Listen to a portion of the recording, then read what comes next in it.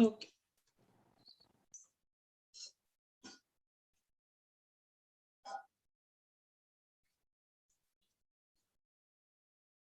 A very good morning to all. Thank you so much for joining us today on this wonderful day of cybersecurity need of the hour. A lot of people have been requesting us to conduct this kind of programs because cybersecurity and this kind of data protection thing, these are the hot skills of today.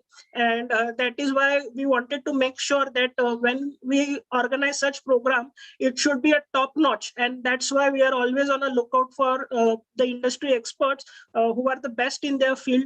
So I'm very happy that CoE India, SkillSlate Foundation and Marcraft USA has been able to come together for this wonderful program where you will be able to understand end to end about what this industry is exactly and what are the kind of opportunities you will be exploring in this industry. So my name is Ameya Agrawal. I'm the founder of SkillSlate Foundation. We are a non-profit organization working to make education skills and opportunities accessible to all. I welcome you all again. Thank you so much for joining us on this Saturday morning and being a wonderful audience. I can see that you have already started writing, I will become a cybersecurity expert. And I'm sure that all our experts present here today will help you become one. So I hand over to Dr. Raghavendra Venugopal, who is the founder of CoE India, to guide us about how we shall be proceeding today and what we have in store for you. Over to you, Dr. Raghavendra. Thank you so much. Well, thank you, Ameya Agrawal. It's been very pleasant for us to come before you all. Well, myself, Dr. Raghavendra Venugopal, as we keep promises to my larger academic community, we always come back for you yet another within a package of surprises. Yes, my dear friends, as Ramai right away said that regarding about the request about the cyber security and need of its hour.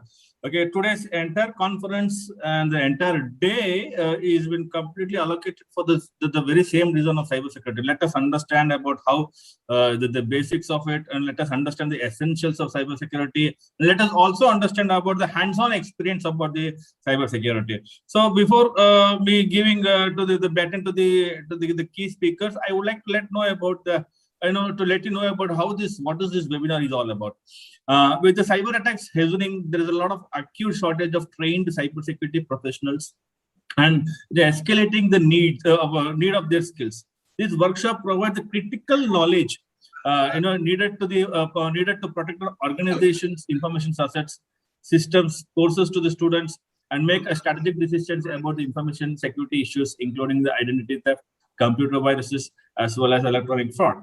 Okay, given to our understanding that cybersecurity is a very pressing issue of this decade, and the statistics indicate the significant rise of data breaches and hacking.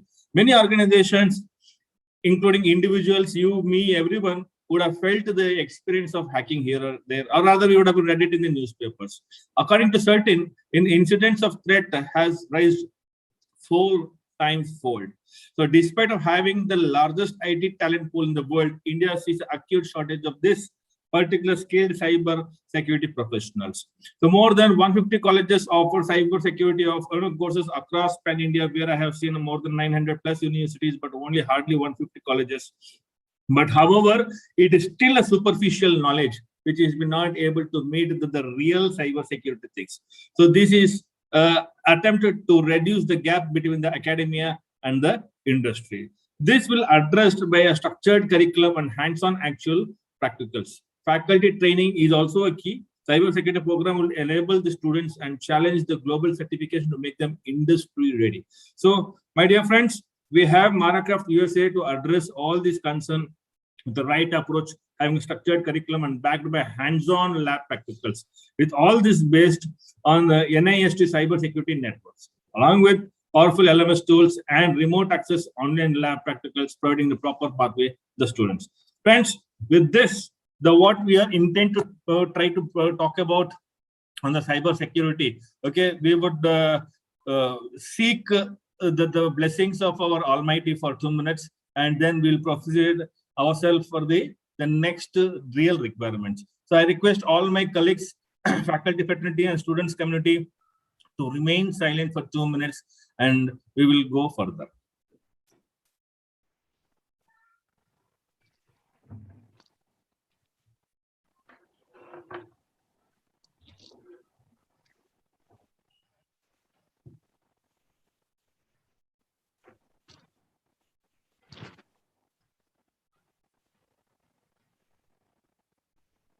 Thank you for the 2-minute silence of prayer for the Almighty. I'm pretty sure that today we will be definitely going to get blessed. Before talking about that, who we are and what we are intent to, why we bring such kind of webinars before you all. I do request Professor Yogesh to speak about who we are and in what association, what collaboration that these activities are been bound to happen. Yogesh, to you. Thank you, Dr. Raghavendran Venugopal. Thanks for elaborating on the agenda of the national webinar hosted today.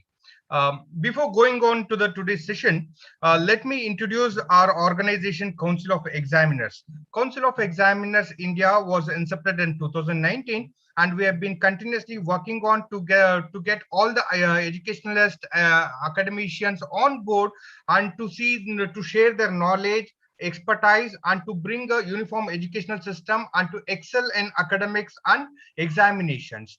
Council of Examiners India has been relentlessly working and has been continuously hosting many sessions for the benefit of educationists with regard to next 2020, that was national examination transformations, decoding of examinations before and after COVID-19, as well as the international debate on examination assessment. Council of Examiners India is a non-profitable organization with more than 300 plus universities, controller of examinations, registrars, VCs on board who share their knowledge continuously. And it is always a knowledge sharing experience is very, very essential. And we from the Council of Examiners India are very excited to introduce Marcraft, who have been our associates, wherein we have been continuously working with them. And we as universities, academicians, we need to be very, very secure with regard to our data, whether it might be our academics as well as our examination. Now, every day morning, we do continuously see that the Facebooks have been cloned, the Facebooks have been hacked. In the very same sense, even the data of the universities, educational institutions might get hacked. In that regard, cyber security is very, very essential, and we need, as academicians, we also need to learn how exactly to secure our data. And apart from that, even for the students, India being the IT capital of the world, it is like we need to train our students in order to make them future-ready professionals. Marcraft is a 30-plus-year-old organization from the United States of America, and they have been continuously rendering their services in training students and the academicians with regard to various computers, IT, electronic systems, and creating the future-ready leaders.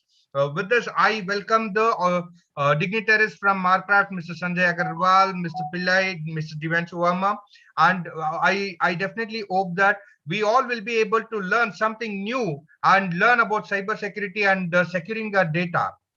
Then I also welcome Mr. Ameya Agrawal, who has always been our backbone, that is SkillSlate, in organizing all our conferences and webinar. A warm welcome to you also, Mr. Ameya. With this short note, I wish all my participants, all academician students, a fabulous morning. And I am definitely hopeful that you all will be able to cherish and leverage the benefits of today's webinar. And down the line, I would also see that you would also be cherish the partnership with this particular cybersecurity, implement it in your esteemed organizations and achieve success. Thank you one and all. Over to you, Raghavendran sir. Thank you, Yogesh. It was a very good that you briefed out about what we are and who we are and what we do. It's time for us to move on.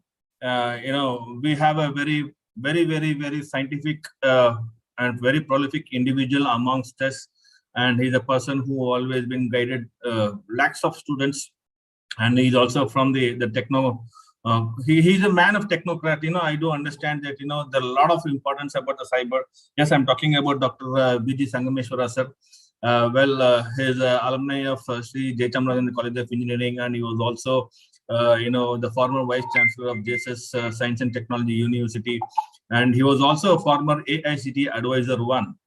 Okay, and he served for 2 terms, and being himself from the area of computer science and information technology, he holds several patents on distinguished computer science and computer securities and henceforth. So, and he is also advisor for Council of Examiners India, so as with Marcraft.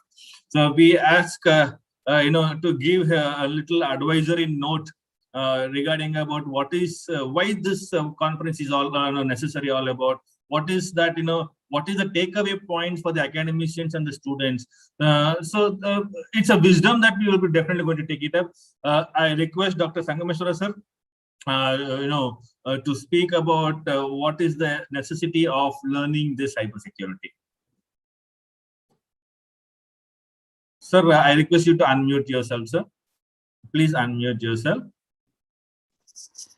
Thank you very much, Dr. Raghavendran Venugopal, for the nice introduction of mine. And good morning to all. The Council of Examiners India and SkillSlate, in association with the Marcraft USA, is organizing a one-day seminar on cybersecurity, the need of the hour.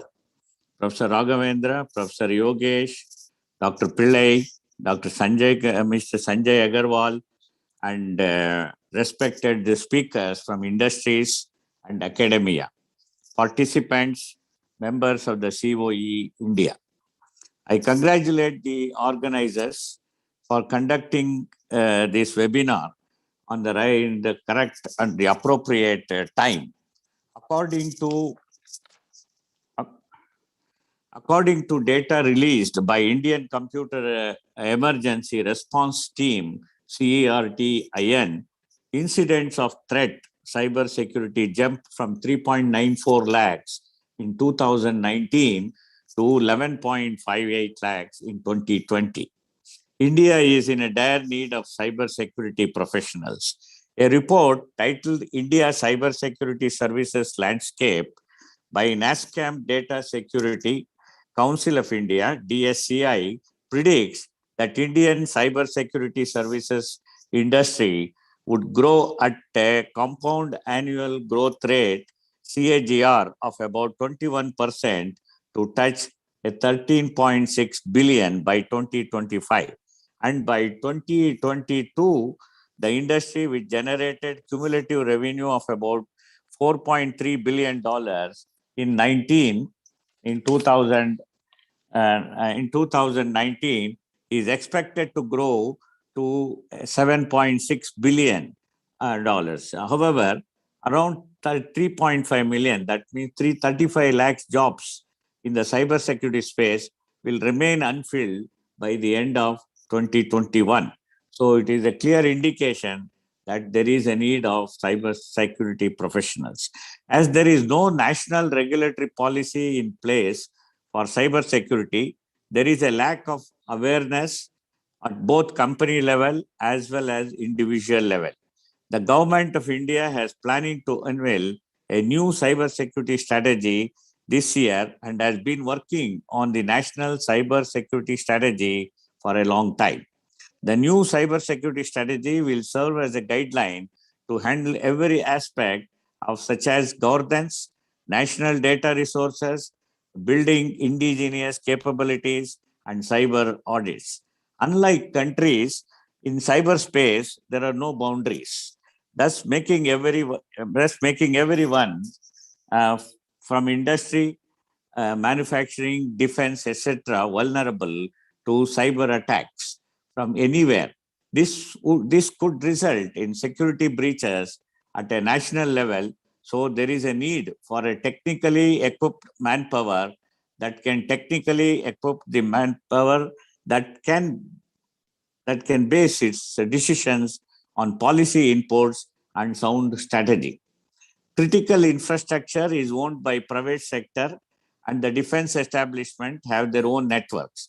However, there is a national security architecture that unifies efforts of all these agencies to be able to assess the nature of any threat and tackle them effectively. There is a lack of national level structure for cybersecurity. How can we overcome these challenges? With India's highly skilled IT workforce, efforts must be harnessed and redirected towards strategic use by the government. Incentives provided by the government to industry would encourage investment from the private sector. With strengthened cybersecurity defenses in India's future, Indian businesses will become more competitive on a global level and create a safer digital India. Only proper mechanism in education system will change the scenario. Most universities do not have their curriculums aligned with the latest trends. This results in the gaps with industry. The same thing was felt about 3 to 4 decades ago with the computer literacy and the introduction of the computer systems. The time has come now to embrace the change and equip ourselves with the right framework, course structure with hands-on practicals together with a remote online support and LMS to empower our teachers and faculty to impart job-oriented pedagogy. We believe that Marcraft USA has the right tools to equip universities and colleges to establish a proper pathway for students ahead. I once again congratulate the organizers and thanks very much for giving me this opportunity to share my views on this. And I wish all the best for this one-day webinar, national webinar. Thank you very much. Thank you, Sangameshwar sir. It was a very good thought-provoking for us. And it set a standard, about this complete webinar. There are a lot of people in YouTube, and I could able to see that how we could be able to build our career opportunity in cybersecurity. Well, we have amongst us Mr. Divamshu Verma sir. He will be definitely putting some light on how we could be able to equip, and it's an opportunity to become yourself as a professional cybersecurity. Now, just now when I could able to see it in YouTube, there are a lot of hundreds of students and hundreds of people asking how I could be able to do. Technically we will definitely speak about as the webinar goes on. In order to meet the demand of the students community as well as the faculty fraternity, I do request Divamshu Verma sir to introduce who you are and and what background that you come from and what could be the opportunity for the the IT enabled individuals. Over to you. Thank you, Divamshu. Thank you, Mr. Raghavendran, and thank you, Mr. Sangameshwar, Mr. Yogesh, and everybody here, including Ananya, Sanjay Agrawal, Rajendra Pillaji. So it's my privilege to talk to you. I am a 23-year in cybersecurity domain professional. I postgraduated from IIT Delhi. In my time, worked 4 years in GE Aerospace and Silicon Valley before I came back to India because of some personal reasons and did my first startup that was also in cybersecurity way back in 2004. So worked very closely with defense, mostly DRDO labs, Navy, etc. Cannot reveal much about that. But my first brush to cybersecurity was when 9/11 happened, and I worked very closely with long back in US with some of the NSAs and others agencies to do the money trail. And this was way back. And then I realized the importance of this field. So coming from IIT, obviously that was a privilege that you get a lot of education, a lot of facilities, which were not those time in other colleges. However, fast forwarding kind of 20 years, now this education is almost prevalent because today it's a world of open source, world of internet-based education. If anybody has an interest to develop a career in cybersecurity, it all takes is to just key in some word how to develop a cybersecurity program. For myself, there are step-by-step guidance. Before I go into that, I'll tell you what I do now. So I was heading you must be knowing Intel, right? Intel Inside. So I was a group head at Intel that our group used to develop Wi-Fi routers, chips, basically, what's called connected home division. So September, I quit and I started my second inning as a cybersecurity entrepreneur. So we have a company called Atneva, which is a cybersecurity product development company. We are focused exclusively on something. One more thing the world has caught the fancy of is IoT. So we work only on IoT security right now, and we work with a lot of government agencies as well. And the best advantage is the lack of big companies in cybersecurity, especially in India, helps even a smaller startup such as us, which are like 10 people team, to get called by the highest office of this country and then told, okay, this is the problem, can you help us to solve it? So that's a good point. But the second point is, if it is not like a simple computer program, because didn't that be easy, every big company or small company would have done that. So it requires a certain kind of discipline or engineering, which is generally missing.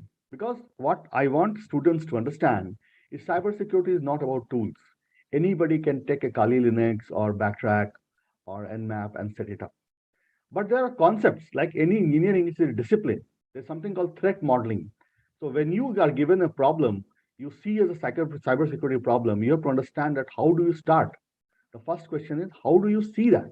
Say if you take a computer science engineer and you ask what is a laptop, he will say it's a 8 GB RAM machine with the processor of this many cores, with a hard SSD and etc. That's a technical language. Similarly, on cybersecurity, there is a stream there. There is a proper discipline. And what students miss, and why I'm telling you, because out of my 23 years career, I worked 16 years with Israelis, which is the kind of #1 country for cybersecurity in the world. Just to give you an example, the population is less than 1 crore, it's around 80 to 90 lakhs.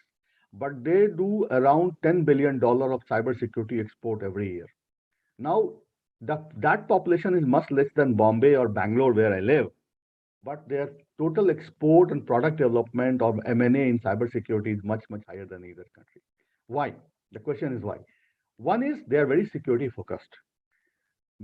I know many of you are in Maharashtra or Bombay. 26/11 happened. That gave rise to a company called Idea Forge, which is one of the known companies that came out from IT Bombay, and then created drones for India. Today they are the #1 drone player in India. So Israel, incidents have happened a lot. So there are many companies which have come out. Many people from Army, the Army training is mandatory there. So they came out, started their own companies, such as Checkpoint. Checkpoint is one of the largest firewall company in the world. It is known. I know the founder very well because we are connected in some program together. Second, there was certain need for Israel to contain a lot of enemy countries like Iran they have. So, and then war was not an option when Iran was building a full nuclear bomb way back in 2004, 2007, 2008. They created a program called Stuxnet. Sir talked about critical infrastructure. Nuclear power plants come under critical infrastructure, which is completely air-gapped system. Now, how do you want to win a war without fighting a war? The answer was cyber weapon. They created a cyber weapon which could blow down 70% of Iran's centrifuges, and suddenly Iran was way back where it started. So what I'm trying to tell you is that the importance of cyber starts with my cell phone is hacked to the highest level of the country and society. Today, the biggest enemy of the world is cyber jihad, right? We know that. Syria, a lot of places have fighting. There are certain cases in India also. So how does the cyber jihad spread? Cyber jihad spread. Nobody visited Syria to learn about the cyber terrorism, like terrorism. This all spread through digital media because today's students and young kids, they can launch into internet, they can get into the content, and there are very few filtering equipments that are even present in our home because the awareness of cyber is very, very less. Parents don't know. So what I'm saying is, right from the kid's age to the highest level, to the PMO's office, there is a cyber in play. Now, if there a career to be built, yes. So when cyber is such an important, it is very important for students such as you, mostly students and faculty members here, to understand and learn cybersecurity as a discipline. I heard about Marcraft. This is what you need. You need to be educated from the best in the industry and as an engineering discipline. Not that I learned some tool, because then you will become a junkie who has no value because you can get caught in 5 minutes or you cannot do a lot of good work. So for my cybersecurity, I am an IIT graduate, as I told you. I have done special courses there. I have been trained by industry to protect the cyber infrastructure in something called red teams, where we test that, what we call VAPT. So my whole specialization is on like lower level, what we call is kernel and IoT based cybersecurity. It's a proper discipline. I have done 3-year course when I was in Broadcom, the other big company in chip design. Then I held the same portfolio in Dell R&D, where I used to protect Linux infrastructure or create products to do that. Now, If I know only script kiddies, I was only script on such small things, I cannot take the job. Coming to the job and career opportunities, let me put one more like fascinating point to you. Today, India ranks #1 in the world in terms of bug bounty hunters. Can you know we are better than United States? Today, Indians at the age of 16 to 22, 23 make close to $1 million every year individually. Individually, I'm saying, when they find a bug in Apple, when they find a bug in Facebook, when they find a bug in Google. Couple of people in my team has made $20,000, $30,000, $40,000 that in the startup which we have, where they have found bugs in Google. And these are all young kids. One guy is in final year in MCA. So since there is a lack of cybersecurity professional, we don't go with degree and all to hire. We say, okay, there is a problem. Can you solve it? Can you hack it? They say yes. We give them opportunity and we hire them. We don't even look at degree. Actually, basically in our company, our CTO is a school dropout from the age of 16, but he has helped country in so many ways. I cannot talk about it because it's an intelligence thing, but he is the most sought after guy, he and me, when there is a problem in certain areas of cybersecurity. Not all areas, but certain areas we definitely have to visit a lot of places in Kashmir, in Delhi and all to work with government. I'll leave it there. But coming to the cybersecurity education, what is very important today is to take it seriously. Start it early in the career so that what is a web? How does the traffic travel? What are the tools can I do to understand the traffic pattern, like Wireshark? Very, very important. But before you know Wireshark, you have to know TCP/IP. Before you know TCP/IP, you have to understand that how a packet traversing happens. Then you come to protocol. Then you use tools. That's kind of a grooming that you need to become a serious cybersecurity professional. It is okay to deface a website, which is a small thing. It is okay to take a password. But if you are given a problem that find how many routers are open in this border area, we did that some time back of an Indian border to understand the capability that if we have to go offensive on cyber, how do we do that? It takes a lot of planning. It is like a battle plan. So we work very closely with Army there to give them check the geospatial map, understand that how do you figure it out, that how do you mark out a particular router. It's a brand there. There's something called ASN number, which we can steal out from somewhere in internet and check it out. So it's a big discipline. You will not learn everything in a day, but if you start early at the age of 17, 18, chances are you will learn faster. By the time you graduate from your college, you will be already having 3 to 4 years of experience based on when you start. So in that way, industry is open to you. Today, right from banks, right from critical infrastructure, right from product development company where I work, such as Intel, Dell, Broadcom, Ericsson, etc., there is a dearth of jobs there. People are looking for that. And last but not least, I encourage many of you to become entrepreneurs as early in your career. Finish your college, ask your colleagues to create a culture of cybersecurity, such as a small cybersecurity club where you can advise the government. Say, today, what we see when WhatsApp privacy policy was changed, India was struggling. We did not have an answer to say that which app to use. Should we go to Signal? Should we go to Telegram or what? However, if I was inside Intel that time, we had a policy that okay, if the WhatsApp privacy policy changes, we will give away WhatsApp and move to particular app. Now, as a country, if we don't have that response, it is a shame on us. And so one of the reasons I moved out with a couple of these reasons, I told, okay, let me now work for India. So we have right now our product is focused on IoT security. We do 2-3 things. We protect your CCTV networks from getting hacked. Today, if you Google it out, the largest hack in the world happened on CCTV called a company called Varakada, which was protecting Tesla, government buildings, hospitals, jails, and they were hacked. So everybody was seeing what is happening. Breach of privacy plus the big DDoS attack. So our product helps to protect that. We are working with 2 airports. We have already installed our product there. We are working with Australia. And with why I'm telling you, we are only 8 months old company. We are not 20 years old company. We are very young. But the demand is so much that they don't shy away to sign up. And today there's a company called Jacobs. You can Google it out. Jacobs is a $20 billion company into critical infrastructure and airport security. We had a call and they were very happy. They said that we want to sign up with your product. Why? Because they don't care about our balance sheet or how many people they have, etc. All they care about is they have a good product. That is the power of cybersecurity.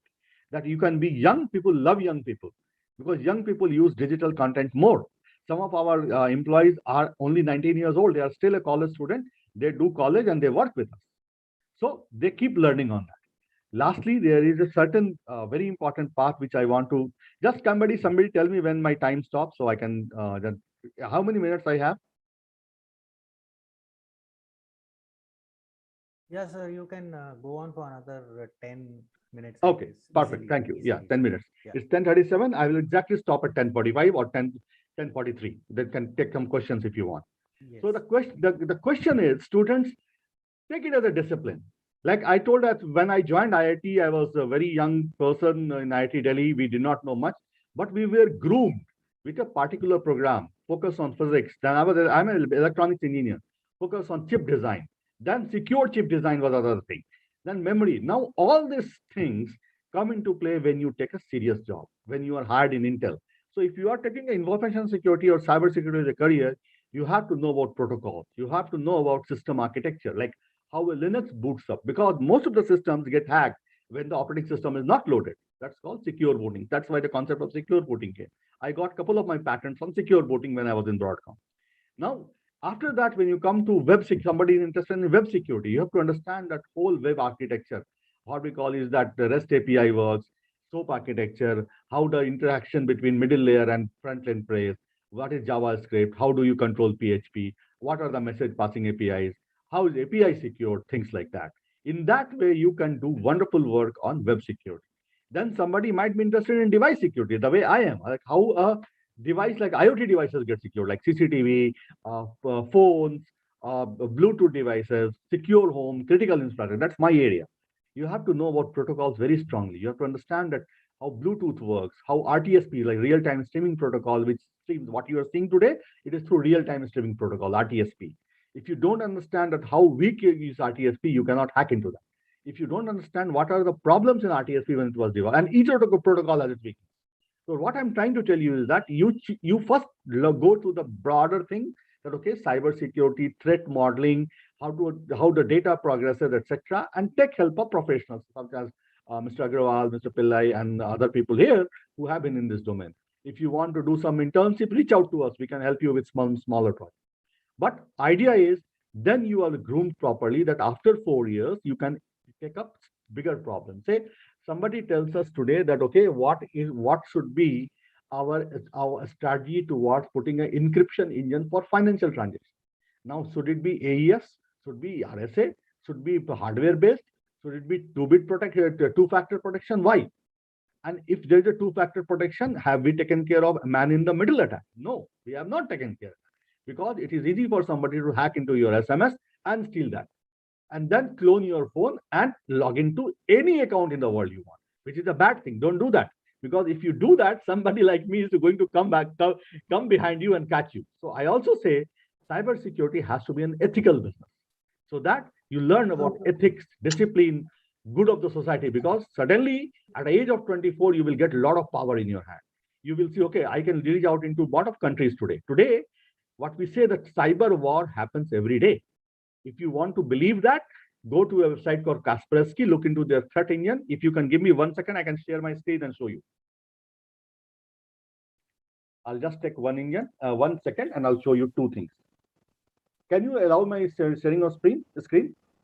Divamshi sir, time is all yours. Okay, there are excited people across YouTube. You could take as much of your time yours. Okay, just let me share my screen. Thank you. All right. So, you know what? This is the threat map. India is today ranked as 11th most attacked country in the world. Did you see that? This is a real-time traffic that Kaspersky, it's a cybersecurity company from Russia. It's not that sane also, I'm telling you. They also have their own problem. We have figured it out. But see that, right? China, it comes out mostly number 3rd most attacked country in the world. So if you want to understand how the cyber world goes, you have to understand this something called threat intelligence, right? So now before you understand that, you have to know that how do you interpret this map, right? They're very important. How many detections per second are happening, so on and so forth. See, this is the number that they are getting, what time of attack. You can see there are a lot of KPIs, what we call is the keep our indicators, which they capture and put into the map. So if you want to work in this area, you have to understand all this. Then only you can do it. The second thing I wanted to show you was, okay, just hold on for a second. This is 1 minute. Sorry, I'm sorry about it. Just give me a second. Did you see this second browser window? Can you see? Yes, sir. We could see. We could able to see. Can you see India ranks as #1 big bounty powerhouse? India takes the top stop of this hacker community worldwide, bug crowd. You see that we rank above United States, and there is Pakistan also. So what I'm trying to tell you is that cybersecurity. Okay, that's all I want to show. I'll come back to the main presentation. Just a minute. Let me remove my sharing.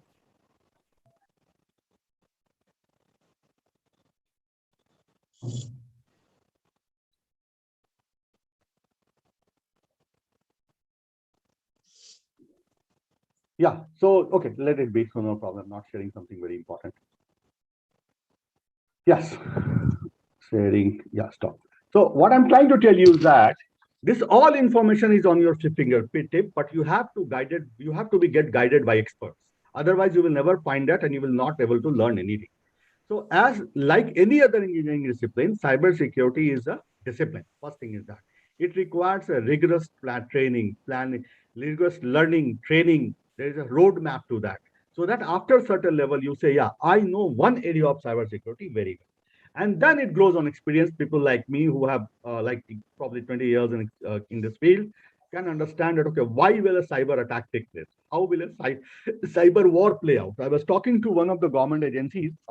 Basically, they were very critical about a lot of Chinese phone in the hand of lower level soldiers in India, and they did not know how to threat model that. So I did a workshop for one of the highest, I cannot take the agency name, but one of the biggest agencies in India for defense, where we helped them to create the threat model to how do you map a phone so that a phone can be certified in India. Today, you can buy any phone and move around. That phone is not certified. Is it stealing data from your app? Yes, it is. Is it also stealing your Aadhaar card and cloning it out? Yes, it might be. So the government is in the process, and it depends upon young people like you to help India to become a cyber power. Now, it only happens when you take the career seriously. You don't say that, okay, I do one thing and then tomorrow I do something. No, when you are into cybersecurity or for that matter, any discipline. The third one is for faculty members. How does cyber today reaches out to the newer technologies called AI ML? Most of the attacks are what we call is a polymorphic attack, what we are dealing with right now. They change their behavior and signature so much that it is impossible to detect them through a signature-based firewall, signature-based tool. So how do polymorphic firewalls and IDS and IPS can be designed? I'm working with one of the government PSUs here to help them design the first firewall in India, which will be polymorphic, because the threats from China are so advanced that it is very, very difficult to figure it out. Now, where will I get the manpower? And then government, if I don't get trained engineers from colleges, I have to say government that I cannot do that, because as an individual, I cannot do all the things together. I need a team of 20 to 30 people. So they are saying, Devanshu, where will I get that? Should I go and hire from Israel? That's the problem, because the talent is not available. And talent is not available because we have not been focused on network security. We have been focused on bug bounty and other things, website. Website, there's a huge talent pool in India. But network and IoT, obviously there are not much. So, and then you take the example of 2611, which we all know. You know, the company called Idea Force started designing drones in India because we had no drones to look into the area that, okay, where terrorists are moving. So it's a right time for colleges and students and faculty members to come together. To tech is a business opportunity. Leave patriotism for one part, even though it's 15th August is tomorrow. I know we all are patriotic, same as me. But first, build a good career. First, learn the skill. First, go ahead and try to understand what are the nuances to create a great cybersecurity career. Learn the skills, learn the concepts. Then you start choose. I'll say take a job or become an entrepreneur. It's up to you. There are enough opportunities in both. I mean, say you start a cybersecurity company, somebody from the neighborhood will call, sir, mera website hack ho gaya. How do you help me to protect that? Right? That's the key. Then you look into the larger problem. Can you work with government? Can you work with big corporates? Say, one of the corporates which we are advising right now had been hacked by ransomware for 3 times consequently in last 2 quarters, even though they have spent crores and crores, hundreds of crores on cybersecurity. So we are helping them to understand that what layer is still weak so that ransomware can breach in, take the data, and they have to pay ransom sometimes. It's a big ransom they have paid. So there are a huge number of problems that are coming up because also in the COVID times, everybody has gone digital, right? So, okay, I think I have exceeded my time. So I'll stop here. But in summary, students, it is the time for you to take this stream of education. Understand that right from your own phone to national to internet, say like problems like women trafficking, right? We know there's something called Trace Lab, which uses something called OS, open source intelligence, to find out missing people in all over the world. So there are humongous problems, and you are welcomed everywhere. There is no discrepancy that he is from which country, color, kind, base, gender. If you are a good professional in cybersecurity, world is open for you. And I'm sure you are in the right hands because you have started early and you will do laurels. So thank you, Jai Hind, and have a great day. Well, thank you, sir. I'm completely spellbound with the way that you have given the stats before, before us. Especially, the students community is completely enthralled. Rather, more than enthralling, it was an insightful. I could able to say that the right direction at right hour, and it's a need of an hour. That's why you have been here and you could able to grace the occasion by putting the opportunities across. And it was wonderful, sir, that we are in the top 11th position of hacking, getting hacked. Well, that itself shows that India could be one of the most powerful horse if we could be able to be more ethical in nature. Obviously, and I'm pretty sure that students, faculties, fraternity will definitely take it as a very serious essence, and they will do forward things required. I'm pretty sure that I could be able to bank upon you if necessarily, if a time comes again and again. So friends, professionals, thanks for Divamshi Verma sir for sharing his time and sharing his thoughts with us. Now we have another keynote person, Dr. Harold D. Costa, to talk about his who he is all about. Time will definitely going to fly, but however, I try to put in a very little essence. He is a president of CyberSecurity Corporation, a CEO of Intelligent Quotient Security System. He is a top 10 cybersecurity company in the country, and it matters related to cybersecurity, cyber forensics, and digital evidences. He is also a senior consultant for the law enforcement agencies, majority on the cybersecurity breaches, especially on the cyber crime investigations too. Well, he is also international trainer on cyber crime investigation, cyber laws, forensics, and digital forensics. Been worked more than whopping 4,500 cases across cyber crimes from 7 countries, and is also trained more than 40,000 cops and 4,000 judicial officers on cyber forensics, cyber law, and digital evidence. And to my surprise, he is also co-authored 15 books on cybersecurity spaces. I'm very sorry, sir, that I might not be that digital person, but I definitely would like to take a book of yours and go through how it could be beneficial for my students' community. Okay. Having said this, Dr. Harold D. Costa will be talking about the spoofing attacks, prevention, and how to protect ourselves by individual as well as for the organization. So here I welcome Dr. Harold D. Costa, sir, to give to share your thoughts with all our YouTube audience, faculty, fraternity, and the students community, sir. Over to you, Dr. Harold D. Costa, sir.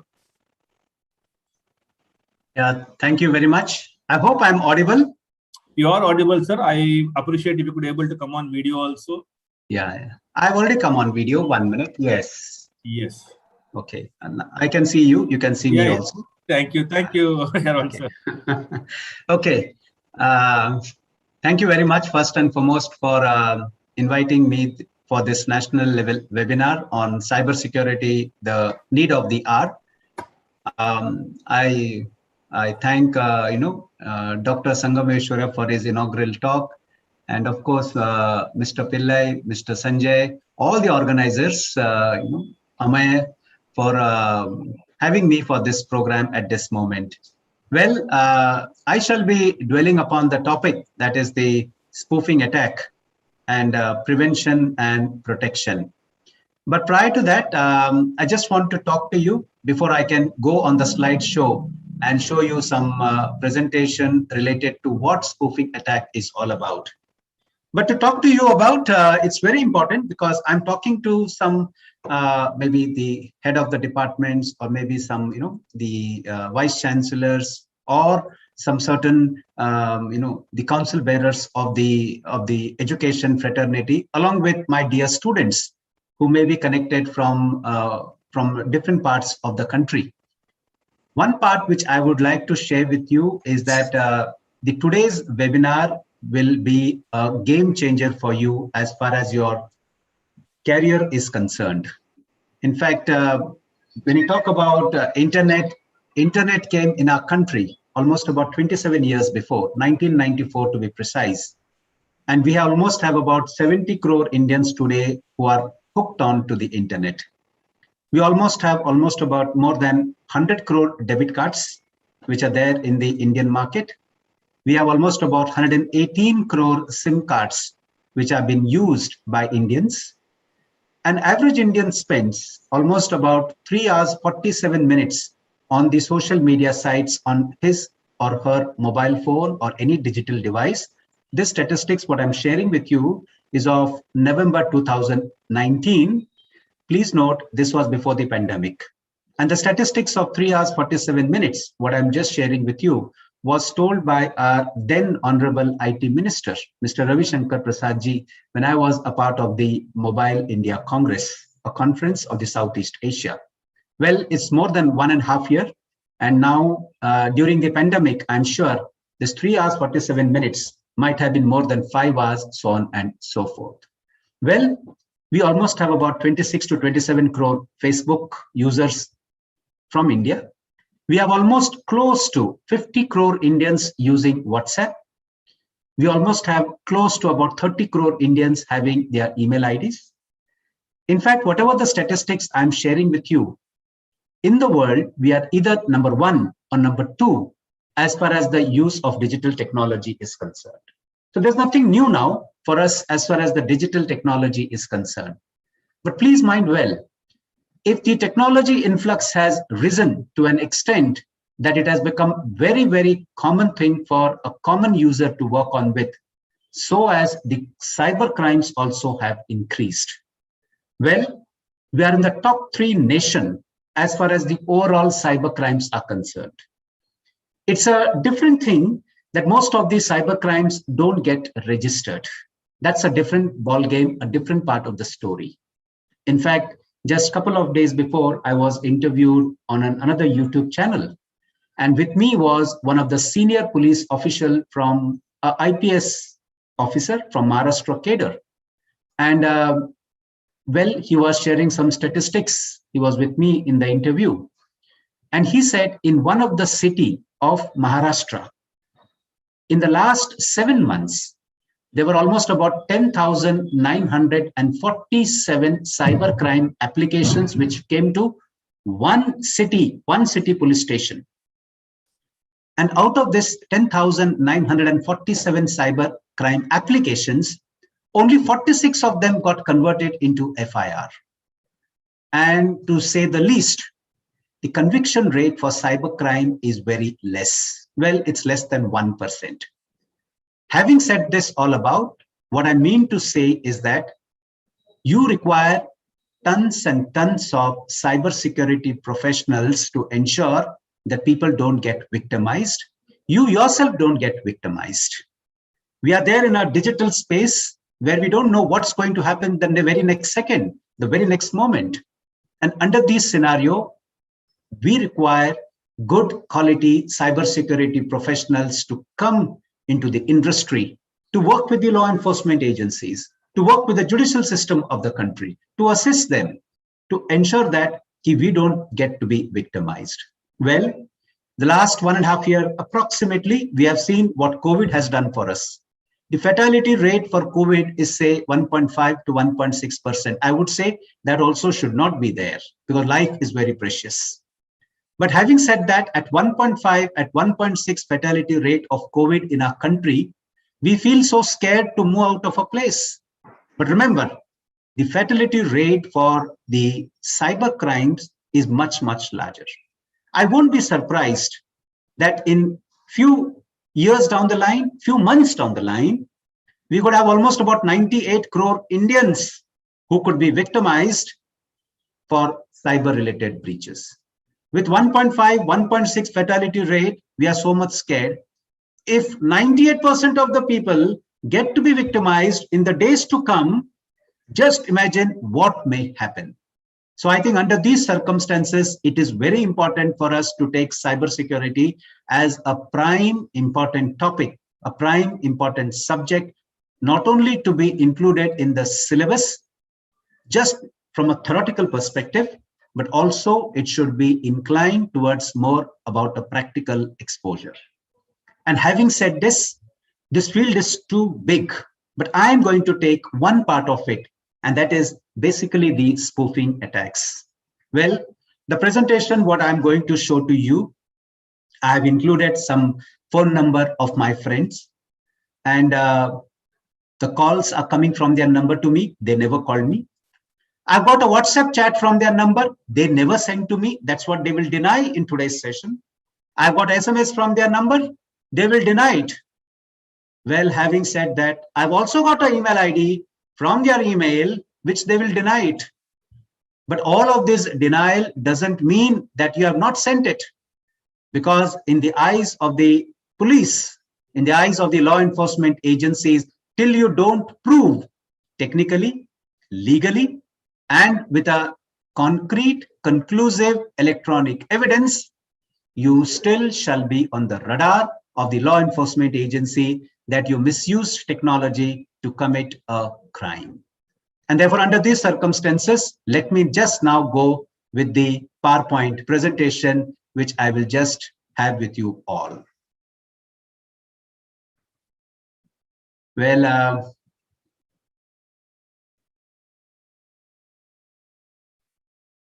I hope all of you all can see this presentation. Yes, sir. Yes, okay, there it is. So we are into the so-called the spoofing attack, prevention and protection. Well, as was been said at the time by the host, well, I represent the Cybersecurity Corporation. I'm a president, and so is the advisor and the senior trainer for the judges, the senior police officials, so on and so forth. Well, some statistics, other than the statistics what I just shared with you some time before. The government data shows that in 2019 alone, India witnessed almost 3,94,000 instances of cybersecurity breaches. Let me tell you, these are only which are being witnessed or recorded. The actual scenario could be much, much larger, much, much larger. I happened to go in one of the states of our country. And when I went up and had a discussion with the chief minister of that state, this was almost 2013, 2014. He said that कि हमारे state में तो cyber crime होता ही नहीं है. So I said that कि it is impossible. So he then called up the Director General of the Police and said that कि, is this gentleman what he's saying, that cyber crime is happening in our state, is it a reality? And so the Director General of Police then said, I'm not much aware, but then I was then guided to one of the police station where I went over there and saw that in about 9 months' time, this one police station in one of the state of our country received 79 applications, and none of them were converted into an FIR. Believe me, this is in one of the police station in that particular state, and I'm talking about 7-8 years before. When I went with the statistics back to the CM's office the next day, he was surprised. And believe me, that state now is in the top 3 states as far as the cyber crime is concerned in our country. What I mean to say that many of them don't see the light of the day for various reasons. Well, in terms of hacking of state and central government websites, data shows that a total of 336 websites belonging to central ministries, departments, and state governments were hacked between 2017 and 2019. Interestingly, yesterday I was there in one of the other interview, and my particular the question which was asked by the host to me was, why the cyber criminals are now targeting bigger corporates? Why they are targeting the government websites and not targeting much the small institutes or the small organizations. Well, I would say that hackers have become more intelligently, more sound in their practices. They know that if they target small institutions, small organizations, there is nothing that they may gain. But if they target the big corporates, if the big government institutions, then they will get a lot of confidential, sensitive, and so-called competitive informations, which could be used by them to sell to a competitor and make a money of it. But in a joking way, in a lighter mode, I would also say that there are some hackers who may not be intentionally doing hacking to misguide people. Well, there are some hackers who hack into big government websites or big portals, who hack into the corporate portals just to expose the people. Well, there are instances just to expose them. Yesterday, the host, he himself was telling me in the interview that he was speaking to one of the hacker, and the hacker told that I don't have any intentions of making money, but I want to expose this organization, how they are making the life of the common people so unsecure.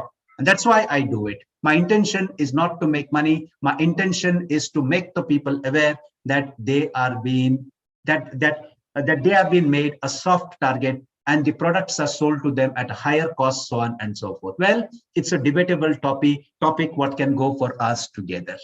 Coming back to my topic, nearly 7 lakh cyber attacks in 2020. This is the IT Ministry of India's statistics.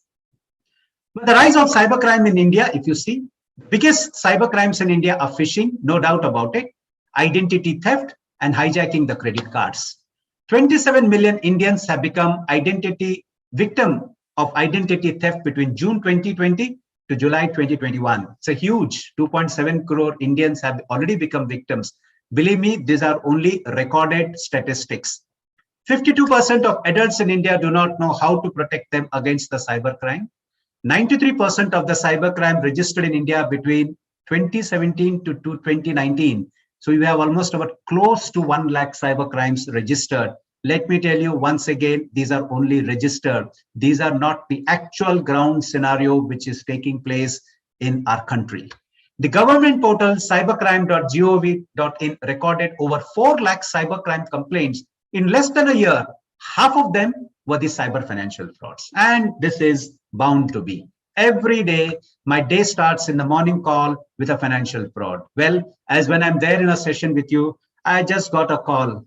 And then that call was from a victim who has lost some money. In fact, in the morning, I got a call. I said, I will call later. Well, once again, I got a call because of this webinar. I couldn't pick up the call. But then there's the financial fraud, money lost either by sharing the OTP or either by downloading a software through a link, which the victim thought that is a legitimate link, but actually resulted in money getting to be lost or withdrawn from her account.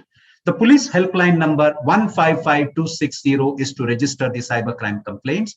And the IT minister, the present IT minister, Mr. Ashwini Vaishnav, informed the Lok Sabha that CERT, when I talk about CERT, CERT is Computer Emergency Response Team. This is a global cybersecurity agency of our country, which is situated in Delhi under Ministry of Information Technology. So CERT issued alert to over 700 organizations to enable cyber threat preventions. Let me tell you, CERT being a nodal cybersecurity agency, a common person cannot approach them.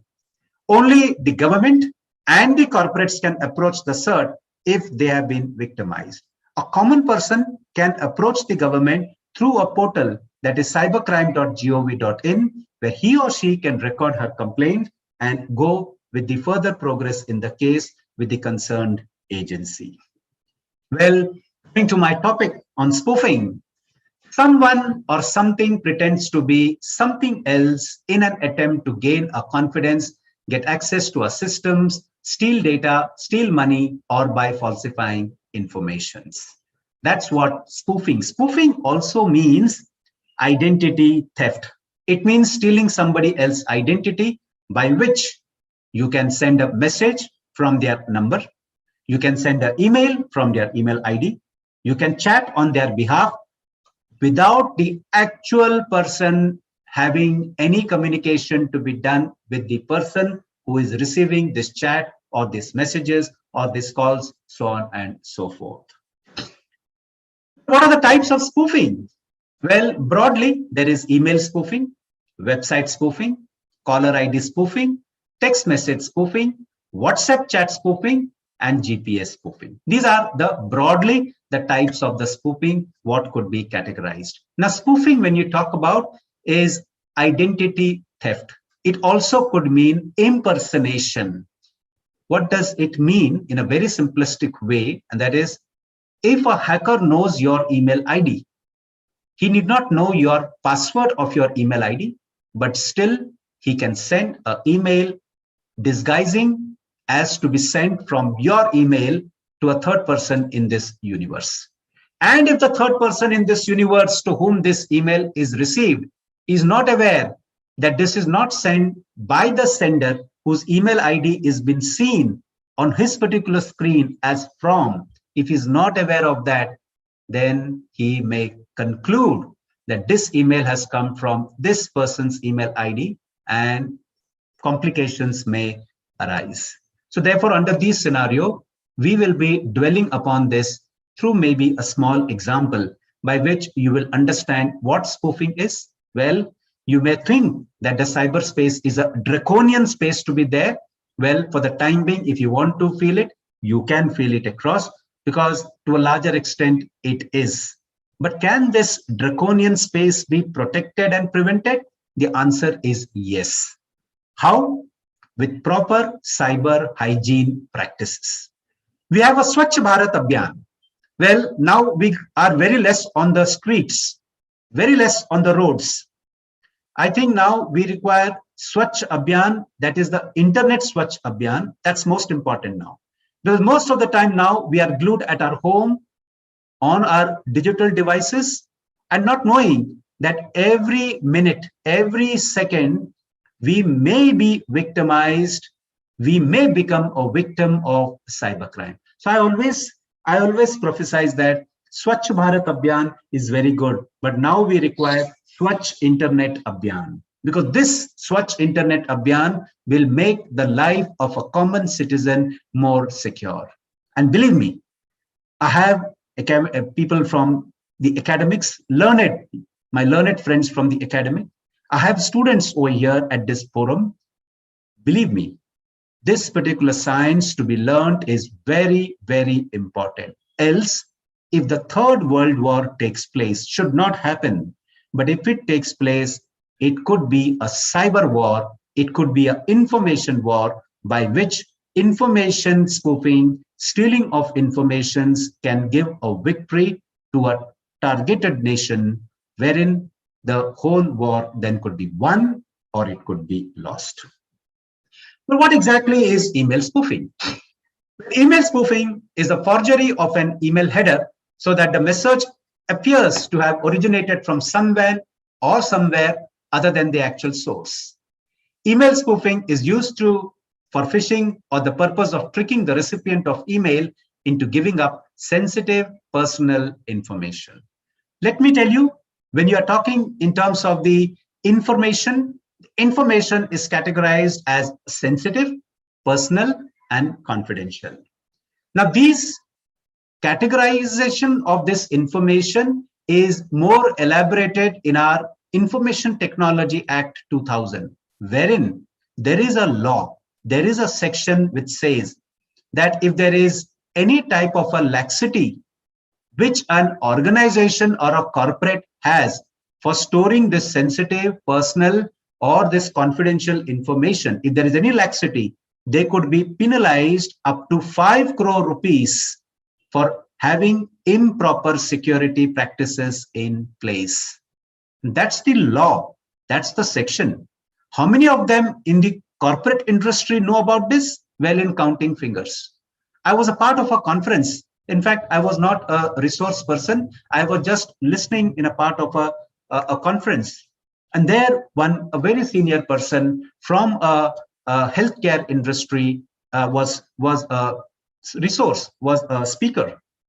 So I asked a question to him that when you have the patient's data with you, and if you want any advice on the patient's data or the patient's report, are you sending this patient's report on a WhatsApp chat or on an email to any of your friend means your doctor fraternity friend?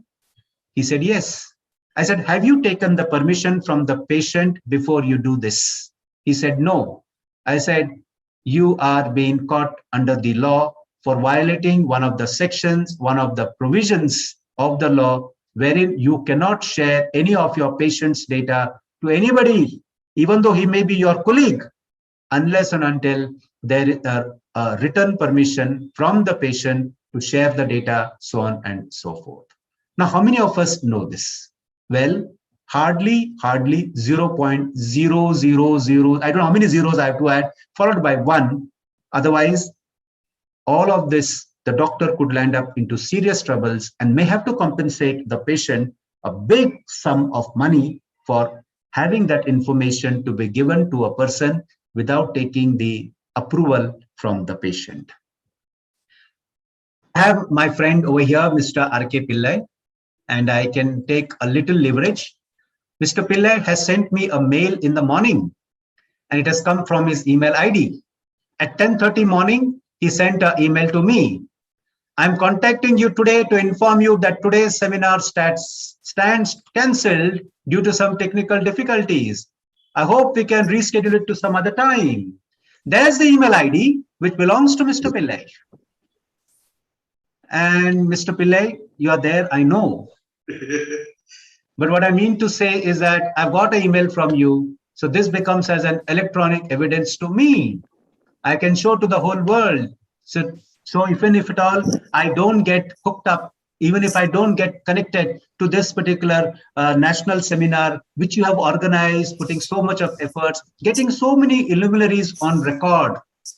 But for me, this is an email which I can show and say, I received an email as late as 10:30 in the morning today, saying that this seminar stands to be cancelled. This is email spoofing. I never knew what is the password of Mr. Pillai's email ID. I just happen to have his email ID. How scary it could be? Yes. A question mark. I think the time has come that we should not run away, or we should just not go away. Go and use technology, because somebody is telling us it's a mad rush. But then what can happen if there are no proper securities in place, or if there are no good cybersecurity professionals in the market, in the industry, who can find out this? And let me tell you, we have close to 30 crore Indians today having the email IDs to be used. And therefore, under these circumstances, a very risky proposition to be there. The second categorization is website spoofing. Now, website spoofing is all about making a malicious website look like a legitimate one. The cyber criminals use spoofed websites to capture your username and password or drop malware onto your computer. Spoofed website will generally be used in conjunction with an email spoof, in which the email will link to the website, so on and so forth. Well, there are many instances of website spoofing, many instances wherein during this pandemic, the victims have been receiving emails, the victims have been receiving chat on their WhatsApp account along with a link, Pradhan Mantri Yojana scheme, where you can apply and you can get 2,000 rupees, 2,500 rupees per month onto your account. And let me tell you, people click on that link and then they are directed to a website which looks like an authentic website with the photograph of our Prime Minister, and people are being tricked. And then they start giving their personal informations, their confidential informations, and then this information is then being harnessed, is being harvested by a criminal to commit a heinous attack. Well, what I mean to say is that when you talk about a spoofed website, there has been a huge influx of such type of websites in the last 16, 17 months of a pandemic, which is still going on with. Caller ID spoofing. Well, caller ID spoofing happens when scammers fool your caller ID by making the call appear to be coming from somewhere it isn't. Well, I had one instance which came from a senior police official to me, which said that there is a call which is going to few of my assistants, and the number is mine, but I never called them. But they say the call has come from your number. Now, this is caller ID spoofing. There are hundreds of VoIP servers, voice over internet protocol servers available on the internet, which could be misused to make such type of calls. All said and done, I'm not saying that VoIP should not be used, or it's not a good concept to be there to be used in any of the industry or by an individual use. But what I mean to say, if the misuse is done by 1% of the people only, these 99% of the people are the big victims of it. You just see, when you talk about the COVID, of course, I'm not a medical doctor. What I read in the newspapers, what I read on the internet is that one COVID patient can affect 8 people. That's what they say. I'm not gone to verify the statistics to verify actually it happens or not. 1 people affecting 8. Just tell you, 1 hacker can affect 100 people. And therefore, under these circumstances, I think we have to equally look upon, if not more, on these cyber criminals or the hackers who are becoming more dangerous to the society, to the whole world, because their particular target segments of spreading this is huge, and many of them could be victimized. Text message spoofing. Well, Mr. Pillai, you have also sent an SMS to me. And the SMS what you have sent to me is the examination to be conducted for the D Pharma first year to be cancelled due to COVID-19. Now, I've just taken a little liberty of making Mr. Pillai the CoE. Order issued from CoE, and that's the number. Which number? It doesn't belong to me. It belongs to Mr. Pillai, but there's an SMS which has come from his number to me. I can show to the whole world if tomorrow Mr. Pillai becomes the CoE or he gets attached to a university, and if he holds this portfolio, well, this message coming to me from his particular number when he's holding that designated coveted post will make me aware, oh, it is sent by the right person, authentic person, legitimate person, and this becomes the gospel truth for me. I'm telling you at this moment, Mr. Pillai may be checking his mobile phone. Has he really sent this SMS to me? But then my particular cause of concern is not there. It is now his cause of a concern. But then if tomorrow, if I take this and show to people, Mr. Pillai will say outrightly reject and say, no, I have not sent it. But the other person may say, you might have sent it and you might have deleted it by now. So where is the digital entry into your phone? But I have got a digital footprint on my mobile phone, which I can show to tens of people and say, oh, he only has sent this SMS to me, so on and so forth. Just look across how the technology misuse can take place. Mr. Pillai, you have done a WhatsApp chat also to me. There it is. And there it is. You know, if you see it across, there is messages to the chat and calls are now secured with end-to-end encryption. Tap for more information. Well, a WhatsApp chat. Today's national session has been postponed due to unforeseen circumstances. Shall update you with a new date by today evening. Regards, so and so forth. And I did okay. And that okay with a 2 blue tick, which indicates to me that my message has been read by Mr. Pillai. I think it could be understood now that where are we sitting. In fact, yesterday or day yesterday, I read that India is sitting on a COVID bomb. That's what I read 2 days before. I would say that India as a country, we are sitting on a cyber crime bomb. We don't know when it will explode. Whenever it will explode, the ramification of this explosion will be much, much higher. And believe me, these ramifications will be across the globe, across the nations. The people may start fighting with each other. we have so much of the of our information which are stored on a server, and most of these servers are registered outside India. Well, for saying we say Rehna Swadeshi, Pina Swadeshi, Khana Swadeshi, but server kab Swadeshi banega is a big question mark.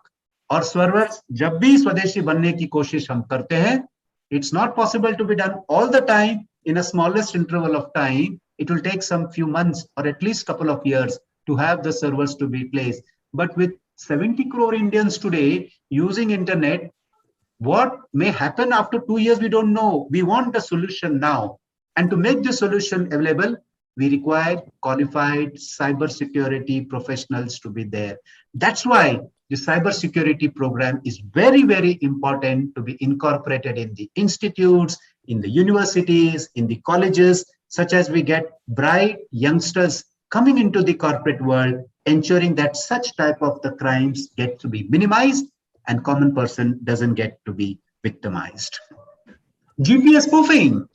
Well, your mobile map location also can trick you. Well, 2019, I was a part of the India Mobile Congress, and it's a Southeast Asia's biggest conference. And I was there in one of the panel meeting.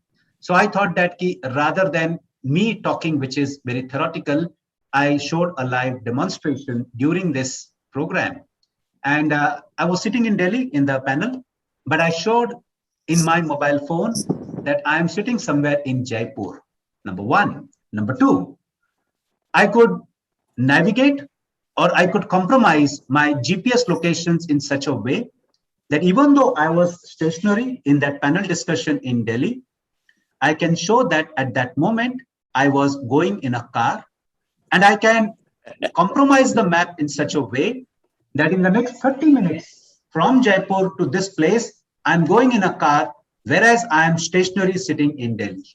And as a result, after 30 minutes, I can program the map in such a way that after 30 minutes, I'd say 50 kilometers per hour in my car, I'm at so and so place. So tomorrow, if any person wants my information, suppose my information is required for some certain legal case. Well, if there are no particular images or if there are no photographs or no video of mine at that particular time in that conference, I can say that on this date, on this particular time, I was in Jaipur. This is my GPS location during that time. This is the location where I was with. And let me tell you, the information what is being provided from the mobile phone is considered more or less to be primary evidence in nature. But actually, it is a spoofed information and not the authentic one. Just see, even the maps which you believe so much, which you go on saying that this is right, is of course could be also faked or it could be spoofed. That's the GPS spoofings, what can take place from one end to another end. Well, now the next part of it is prevention and protection. But I just got about say 30-35 minutes with you. My 27 minutes are over. In the next 5 minutes or so, I would like to protect you, prevent, to ensure that such type of spoofing attacks are being minimized. You cannot completely curtail it away. And if I say that this particular spoofing can be curtailed 100%, I'm wrong to my conscience, which I don't want to be. And I don't want to prophesize that we are 100% secure. That itself is a wrong statement from my side. Well, how do you protect an email spoofing? Well, use a digital signature. Henceforth, whenever you use a digital signature to prove that the outgoing mail was legitimately sent from your domain and that it wasn't modified in transit. If you look on the right-hand side of the screen, there's the email I have. And on that particular email, there is a green tick, a green tick mark. So whenever an email is received by your friend, by your customer, by your vendor, by any of the person whom you know, next to your email ID, if there is a green tick which comes, it ensures that this is not a spoofed one, this is an authentic one, this is a genuine email which is sent from so-and-so email ID. This can be incorporated within your email to ensure that the other person is not being tricked and he doesn't get to be victimized. Website protection. Well, Remain vigilant against the most common types of spoofing. Switch to a browser that gives priority to security and privacy, and one that's less vulnerable to hijacking attempts than common browsers. Check before you submit your personal information like password or credit card number. Check for website is secure or not. There it is. This domain is established, so on and so forth. So I've just given one example. You have something over here written as not secure. So it's not, may not be this particular site is completely secured. May not be, it is so. The other part is that there are some third-party utilities which are available, by which the moment you go to the website, it will show you a green indicator to you, just like what you see in an email, which concludes that this particular website is a genuine one and not a spoofed one. Caller ID protection. First, don't give out sensitive information over the phone. And there is a provision. Put your number on the National Do Not Call Registry, which will ensure that most of these spam calls, they don't reach your device and you are not being tricked of any type of a spoofed calls coming to you. As if I'm calling to you from State Bank of India, your card will get blocked if you don't give me this information. And many people think that it has come from SBI, the call, and they have been tricked, and they give this information, including the PIN number, including the OTP, and then a financial crime is orchestrated and is being committed. Well, last but not the least, I would also like to tell you about the SMS point of view. Well, I had some SMS which came to me from Mr. Pillai's number to me. If Mr. Pillai wants to rebut it and say it is not sent by him, it's simple. What he can tell to the law enforcement agency is that to take his call detail record, his CDR, and in his CDR, if he has not sent that SMS to me, that particular record shall not be reflected in his CDR, which means that he has not sent to me and he is away, that the charges which are there that he has sent to me are levied out and he is free from that part. Who has sent it? That's a part of the investigation to be done by the police, so on and so forth. But at least he has not done it. That gets to be clear. Well, I had some time to tell you about it. So in the emails, digital signature will work out to ensure that spoofed emails could be stopped.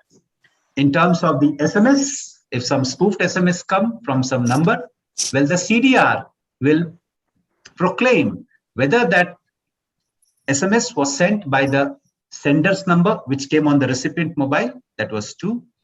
If it is anything which is related to the website, there are a lot of third-party utilities software. One of them which comes to my mind is Komodo, which could be used to ensure that this website where you are been going on, whether it is a genuine one or whether it is a spoofed one. And last but not the least, the WhatsApp chat. Let me tell you, WhatsApp proudly says we are end-to-end encrypted. And that's what, if you see the cricket matches between India and England, WhatsApp is a sponsor of that.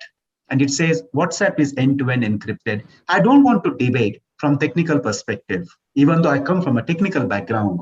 But from a legal perspective, the message which goes to the recipient can modify the message to show it has come from an authentic source. And believe me, even if the police wants to confirm with WhatsApp whether this chat is genuine or spoofed, WhatsApp also will not be able to say, because they shall say that R is a virtual server. We don't store any of the messages in our server. And therefore, under these circumstances, it has to be physically examined by a forensic expert, a cyber forensic expert, to know the truth, whether this chat is a genuine one or a spoofed one.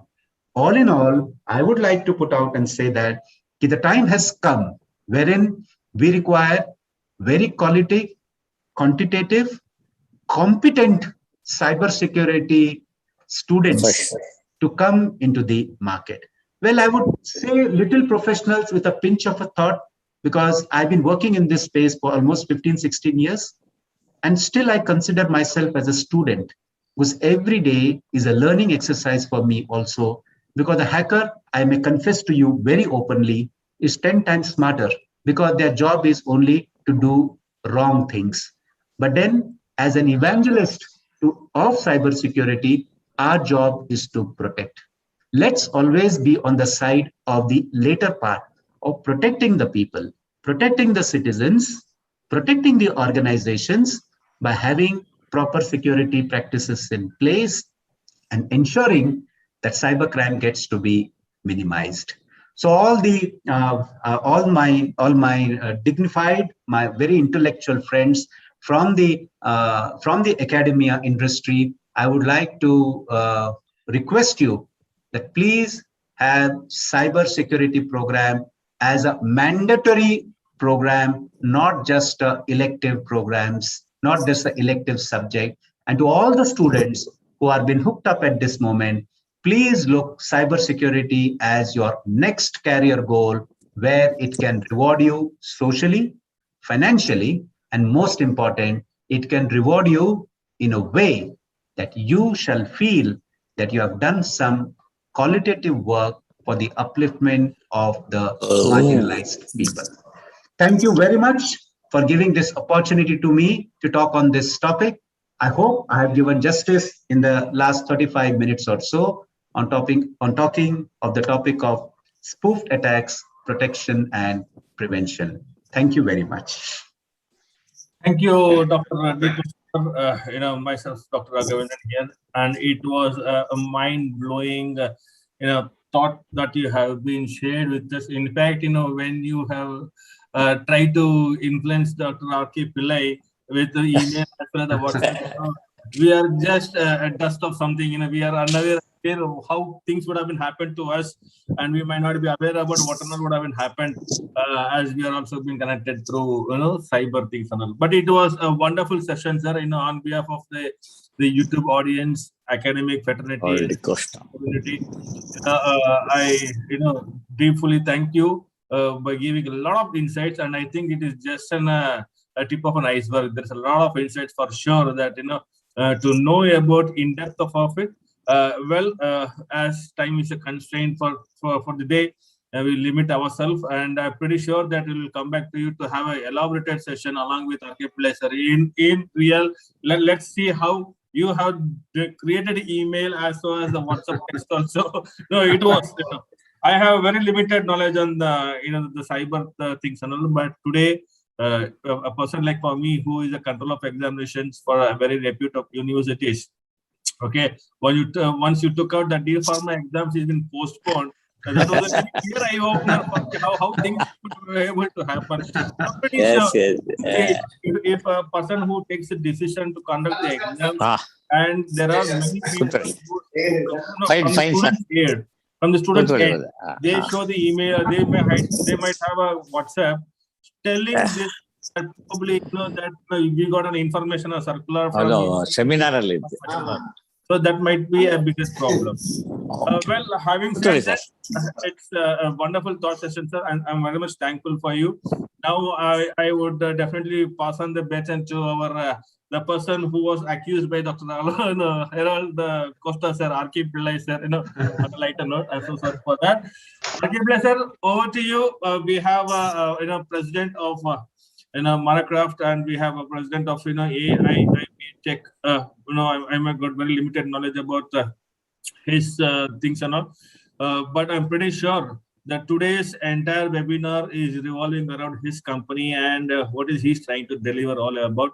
Okay, sir, with short of words, I request you to brief who you are and what the knowledge that you bring in. I would request you to introduce yourself to the larger fraternity of the academicians as well as the students, and let your thought process indulge in us so that we will definitely be keen to learn from you, sir. Thank you. I'm over to you. Thank you, Raghavendra.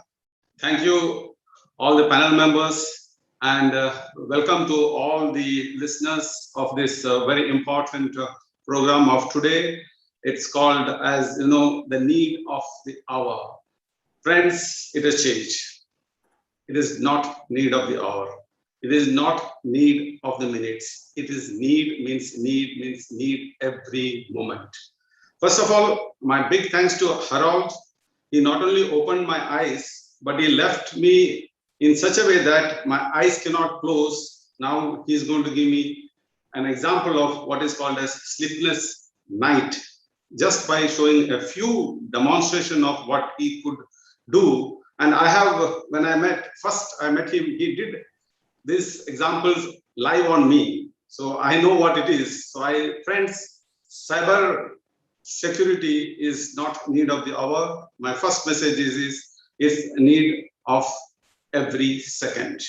So with that, I would start my important sort of a message and a presentation across to all the listeners, to all the professors who are there, to all the industry people, to all the students who are there. And I would like to tell you that.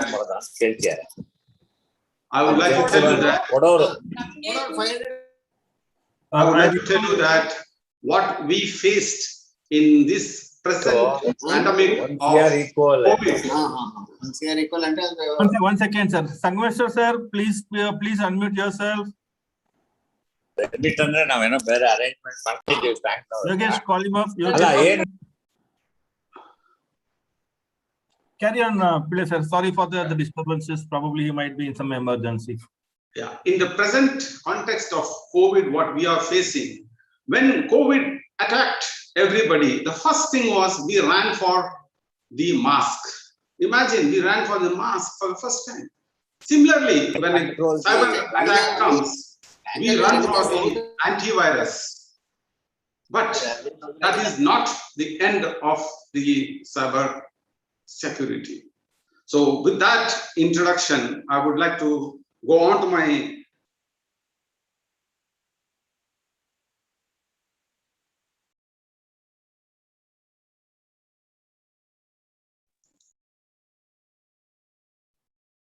Rajan, you have to unmute yourself. Okay.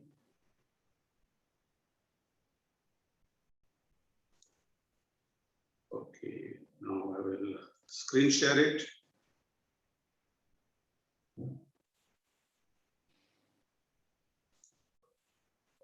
Wait. Down. I will ask Ameya to give me this one. Now I can share the screen, Ameya. Yes, thanks. Yes, yeah, thanks. So you can see my screen.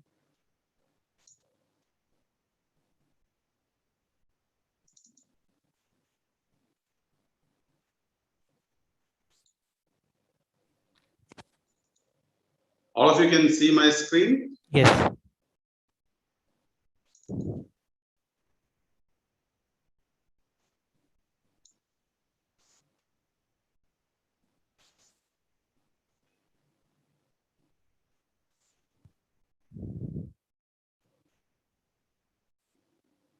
Yes.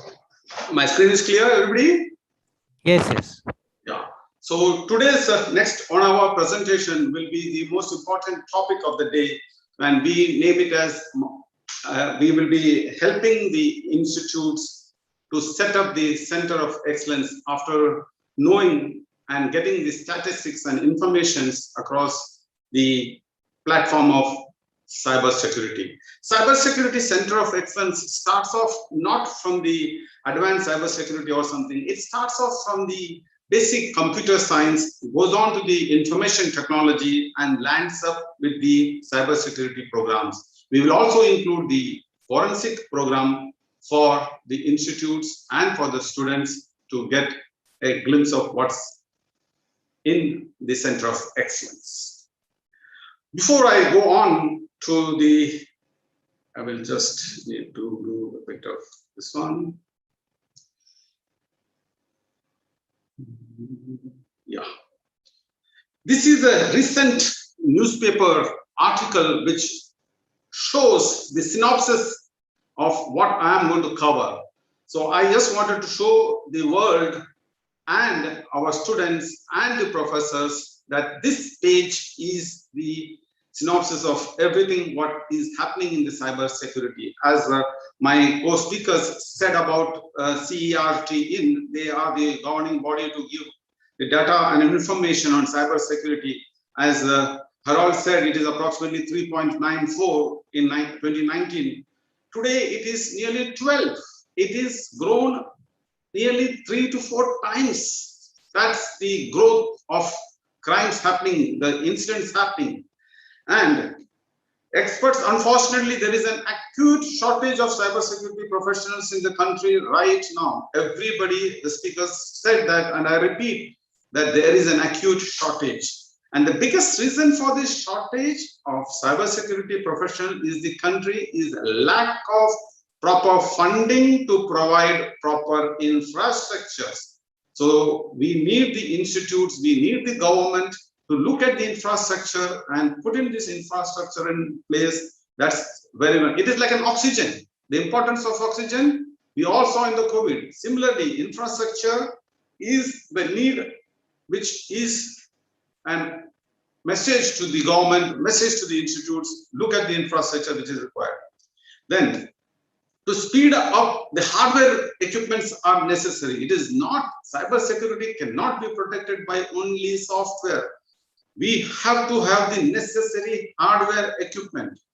People believe that cybersecurity can be taken care with antivirus and software protection. Today's world, hardware protection is required. Government of India has told all the electronic manufacturers, industries to embed hardware content in protecting software. That is going to be the law very, very soon. Then information sharing is very, very important. And I would like to tell you that the next thing is lack of practical experience. There are many doctorates, there are many professors who are teaching cybersecurity in today's Indian institutes who do not have the practical experience. They have completed doctorates, they have achieved PhDs without having any hands-on practicals. So that is going to change. We need to change that. And the available courses do not cover the important concepts and provide superficial knowledge. So to improve the skill gap among the cybersecurity, we need to have center of excellence. And that's where I come into the picture. We need to have center of excellence is the only solution to increase the skill knowledge of the students. Yeah. Next, as I go on, 1 minute. Yeah. Just a minute. All right. So what we are going to do in the next 1 hour, this is the summary of my talk in the next 1 hour. Marcraft brings to you a hybrid platform. In today's context, we need a hybrid platform because of the COVID scenario. There are many students who are not able to come to the institutes, and we have brought in the first hybrid platform wherein we can have a classroom study, we can have a classroom plus remote study, or we can have a complete remote study including remote real practicals. So we can address even that. So how do we do that? We do that with complete laboratory hardware and software with structured curriculum courseware. So we bring to India for the first time a complete laboratory. We set up more than 20 laboratories and complete software and 550 practicals which are directly related to that. The students can add another 500 projects. So in a nutshell, this Center of Excellence platform gives an opportunity to in between 500 to 1,000 real hands-on practicals.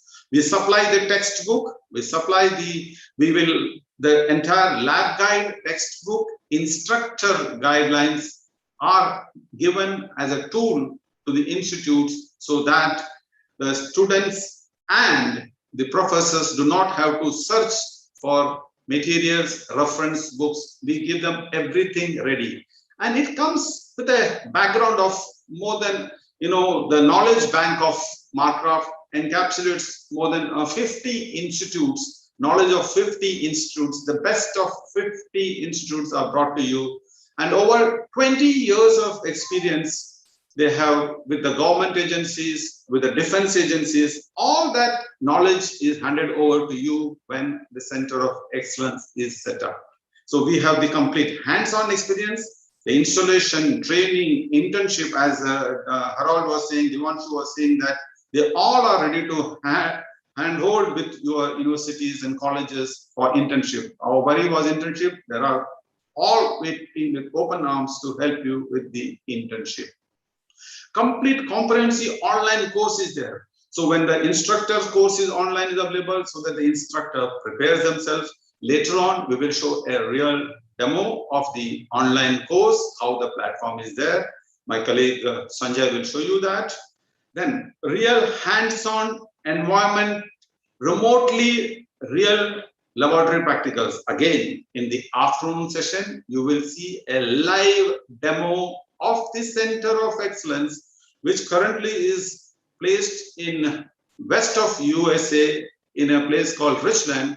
And the Marcraft student in Bombay will be accessing that and showing you real hands-on practicals. He'll be showing 3 to 4 real hands-on practicals remotely about 13,000 kilometers away to show you the remote capability of the Center of Excellence.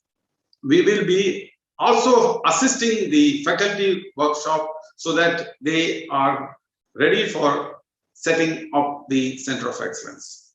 As Devanshu and Harold said, this platform will give the full information of entrepreneur development, because there is so much of opportunities available for the students to, as they finish their course, to be entrepreneurs. So we will also assist them with the entrepreneurial courses. The final line, or I would say the spine of this program, is that our course, along with the institute course, we combine together to prepare for 12 international certifications. So the student have an opportunity to write the examinations and become industry ready. As you understand, there's a lot of gap between a student passing out and what the industry is looking at. Friends, please note that industry requires qualified, skilled people. We say that there are no jobs available. There are jobs available for everybody who are completely with skill and industry ready. And we prepare in our Center of Excellence the students for industry ready. Before I go on to the next one, in the part of my presentation, we'll have some awareness, information, statistics, because the more awareness, information, statistics you have, it will help you to be prepared for the Center of Excellence even much better. Okay, and please note that cybersecurity domain exists in every walk, wherever there is an internet, wherever there is a networking, wherever there is a computer requirement, cybersecurity is a domain which is needed. Cybersecurity is the practice of safeguarding servers, computers, electronic systems, networks, mobile devices, and data from malicious electronics. So every industry requires it. Airport requires it. Like Harold said, that how important individuals are. So similarly, Industry 4.0, it's a platform which is linked with SCADA. We will need cybersecurity at significant rise in data breaches and hacking, as our previous speakers have mentioned that. Poor security practices. Then presence of global pandemic is another thing, and advantages to the cybersecurity people. So that is another thing which is very important. This is another statistics which I extend whatever Harold was saying. I extend the information which Sangameshwar sir also said. So this is just an extension of what they were talking. That global cybersecurity market is valued at 156.24 billion. That shows the need of cybersecurity expertise even much more. Banking, manufacturing, federal, central government, every industry, every walk of life, wherever there is a internet needs the cybersecurity protections. As I said, awareness is very important. You can see the highest number of malware attacks country is Bangladesh is one of the highest. Then government and industry worldwide spend more on the spending. Also is very important. Just imagine the spending, how much it is. The government spends more. Next, lowest number of malware attacks in the country. They are much more safer. We can see from here. Okay. Then most cyber secure countries. Denmark is one of the most cyber secure countries in the world. As you can see, United Kingdom, France, and Netherlands, they are on the. These are the top 12 countries which are having much better facilities. Harold covered and Divanshu covered how India is badly placed. So you all aware of it. Global cyber crime is 16.4 billion a day. It is practically down to $190,000 per second. Imagine. Attacks on IoT devices soared 300% in 2019. It is a dracula of dangerous things which is happening. The other thing which I want to tell you is, when you are attacked by cyber crime, there are triple effects. There are tertiary effects which are coming into the pictures. Like one of the examples is a company which has got attacked, then about 59% of the buyers avoid that company because they do not trust that company. Similarly, the buyers abandon the products and services in favor of competitors. So it's not only the direct effect to the industry, to the individual, to the companies, but then the customers leave them and you are going to have a greater loss. And other statistics, you can see Aadhaar was also attacked. Practically everybody has been attacked. Google has been attacked.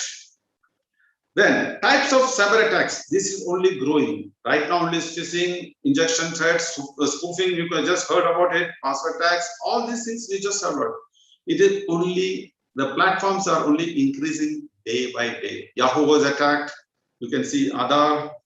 Next, industry. Friends, cyber crime in the healthcare industries is another dangerous threat. Imagine people with pacemakers, which are, having internet connections, people for diabetes with insulins, they are also onto this one. Data, which again, Harold was talking about, and information from a doctor, how it can cause damages. External threat is 51%, internal threat is 48% problems. You can see sources of data breach in healthcare industries. And just a typical example which I wanted to tell you is greatest vulnerabilities in data security is wireless computing, external attacks, the same thing which is important. There are about 4-5 worldwide famous softwares, antivirus to protect. And I want people to be aware of this. Some of them are like Norton, Ameya, Cloudflare, Malwarebytes, Kaspersky are some of the popular security software protections.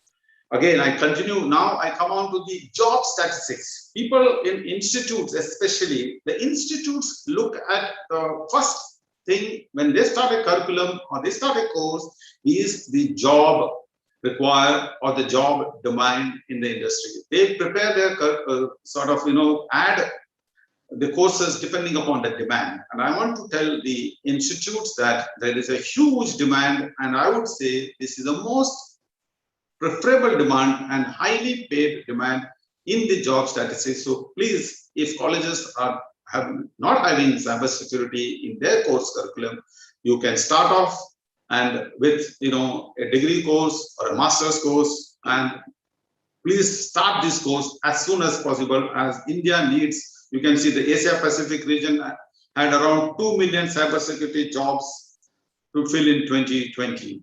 So you can see how important it is. Please start this course if you are not pursuing, and we will assist you with all the information and requirement to start this course.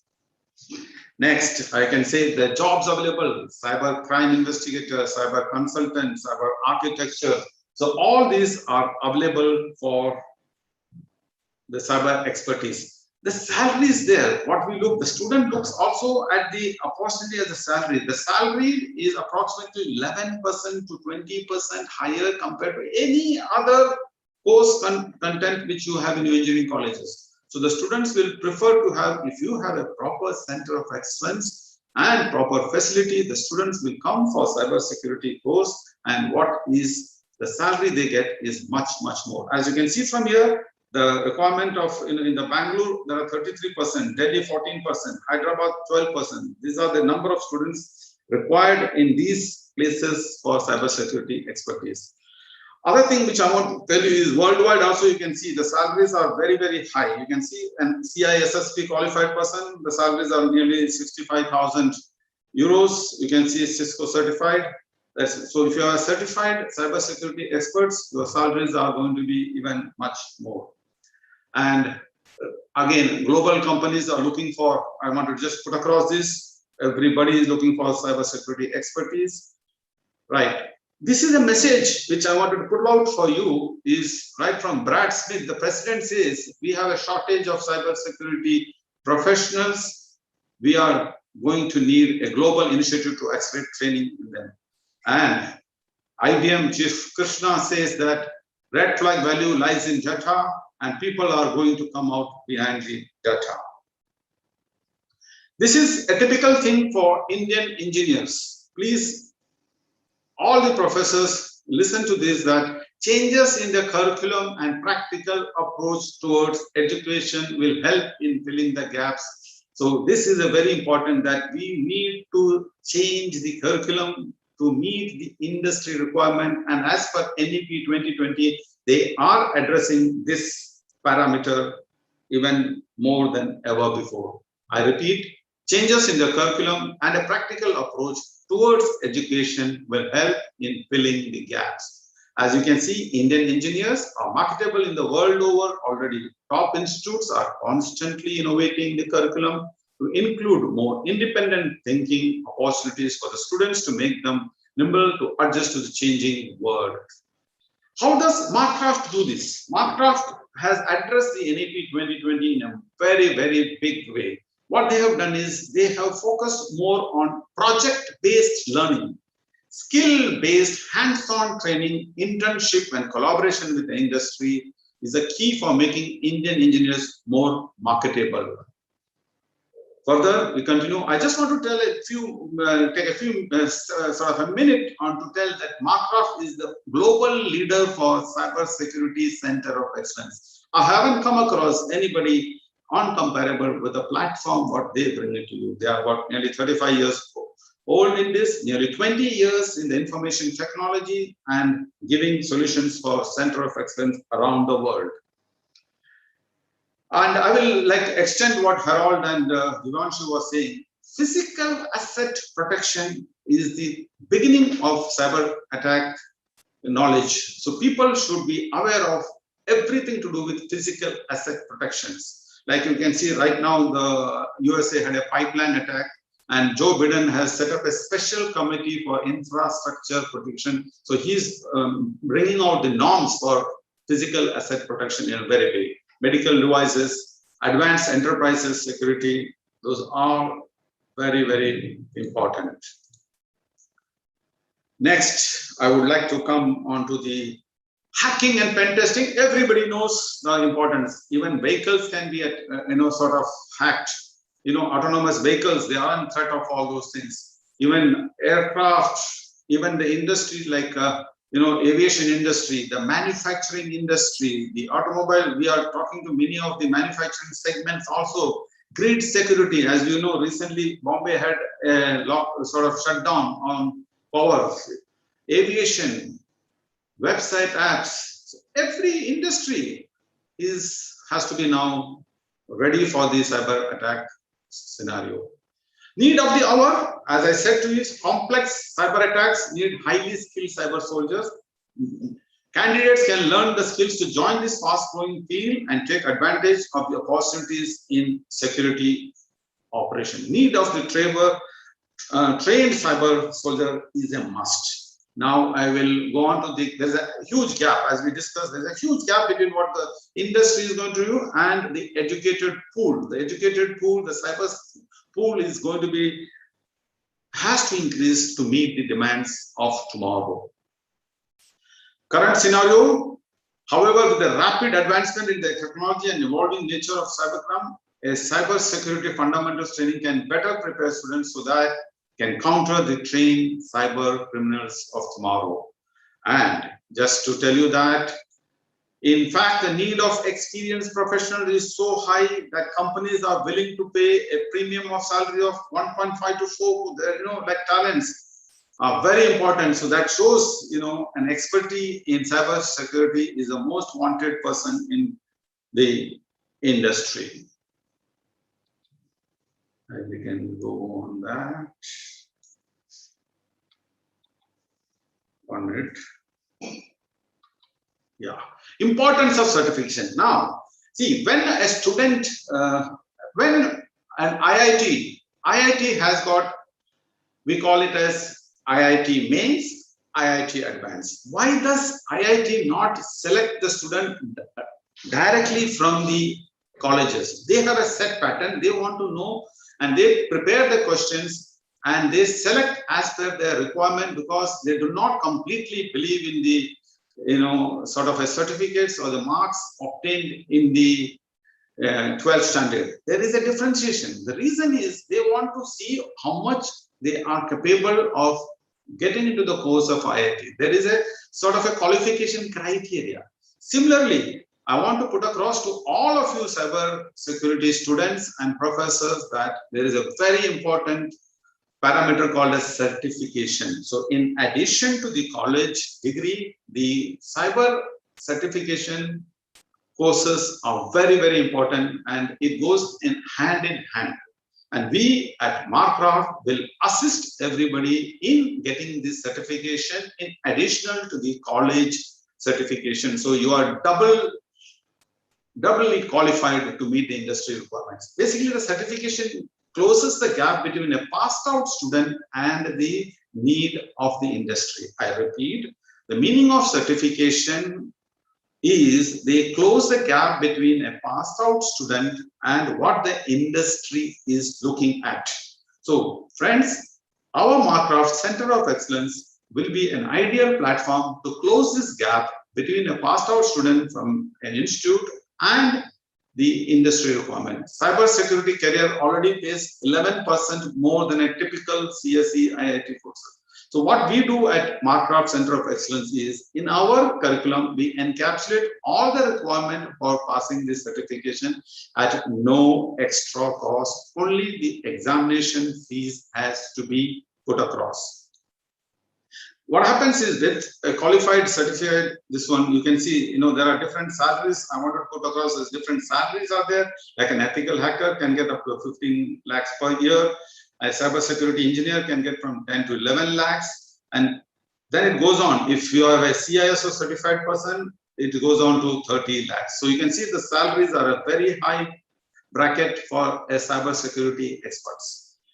Similarly, a person, when he passes out from the college, he can get up to 5 lakhs as a normal things. But if he has a CompTI, CEH, GSC, SSP, CISA, CISM, CSC, these are the various certification which the Center of Excellence curriculum encapsulates, and the salary can go up to 4 times what would have been the basic salary. This is an important slide, important page to understand the importance of certification and how the student will benefit with these certifications. And I've just pulled out few newspaper cuttings, and they have said that certification with practical real-time experience is important. And these are from the Indian leaders who have put across that, please, the students should have certification to meet the industry requirement.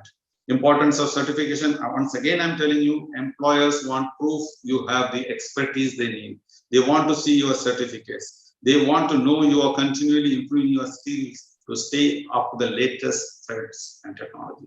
Cybersecurity is a continuous skill development learning platform. I repeat, cybersecurity is a continuous skill learning platform, same like the medical world. Okay. Next. 1 minute. I'm getting a little bit. Wow. My screen is, yeah. How the importance of certifications. You can see what the meaning of exactly the certification when they go to the industry. A student passing out exam 98, 3 6-7 security fundamentals. The meaning of that is the student is very clearly have answered the question papers wherein the security areas covers of 35%, operating OS security is 35%, network security is 20%, and understanding security software. So what happens is when he goes to the industry, this certificate shows his basic knowledge, and that's what the industry is looking at. The certification clearly defines exactly what the student is knowledgeable. And different jobs, like when you have a CompTIA certificate and along with the college certificate, he is ready for these jobs, like cloud engineers, security engineers. When you have got an ACE certificate, he has ready for these jobs, computer forensic investigator, digital forensic, information security. So correlating to your college certification plus the degree of having the 12 international certification, they are double ready for the industry. And just to explain again a bit more into depth, this is, a student who has just got a hands-on experience with the practicals, what they do in the college, his job opportunities has now limited to 33%. But then technical skills, that is, you do 500 practicals, then the opportunity increases to 46%. Now comes the differentiation. The differentiation is when he has already learned all this in the curriculum, and he appears for the examination and he passes that examination, then he is approximately 70% opportunity of getting a highly paid job. These are the various certification courses, and the links are there, which will be passed on to all of you all. And these are the examination fees. So even if a student, when he finishes BTech, if he does 4-5, he will be on an upper platform, and if he does MTech, he'll be even more upper platform. Do not, for example, the 10th one, the examination fees are on the higher side, but that is when he is already got a job, and during the job, he's already learned it with the industry experience. He will be like an auditor in the cybersecurity platform. Now, extending to what I said, cloud and security certification are hot and can get you on top dollar. Popularity of cybersecurity jobs and certifications. So that's another thing which I wanted to explain that. Later on, you can see these are all newspaper cuttings which I have put across to you to show the importance of cybersecurity expertise. City to get 5 more cyber police stations. Complex cyber attacks need skilled cyber soldiers. Top 3 IT firms hiring up to 44%. So all this information will help you to set up the center of excellence. Now, what are the benefits when you set up a center of excellence in your college? State-of-the-art curriculum and hardware designs. 12 cybersecurity certification. The framework is NIST. It is not any framework which is picked up from here or there. They are the world global standards which will be coming to your college. You get the recognition from NIST that you have the curriculum which is the need of the hour. Outstanding instructor support material. We give everything what is required for the instructor and the professors to be aware with the world knowledge and curriculum required to teach the students. In addition to the certification, what we mentioned for the students, we would require and we advise that the faculty member also appear for those certification and empower them with those certifications so that when they teach the students will also feel much better that we are being taught by certified, qualified instructors.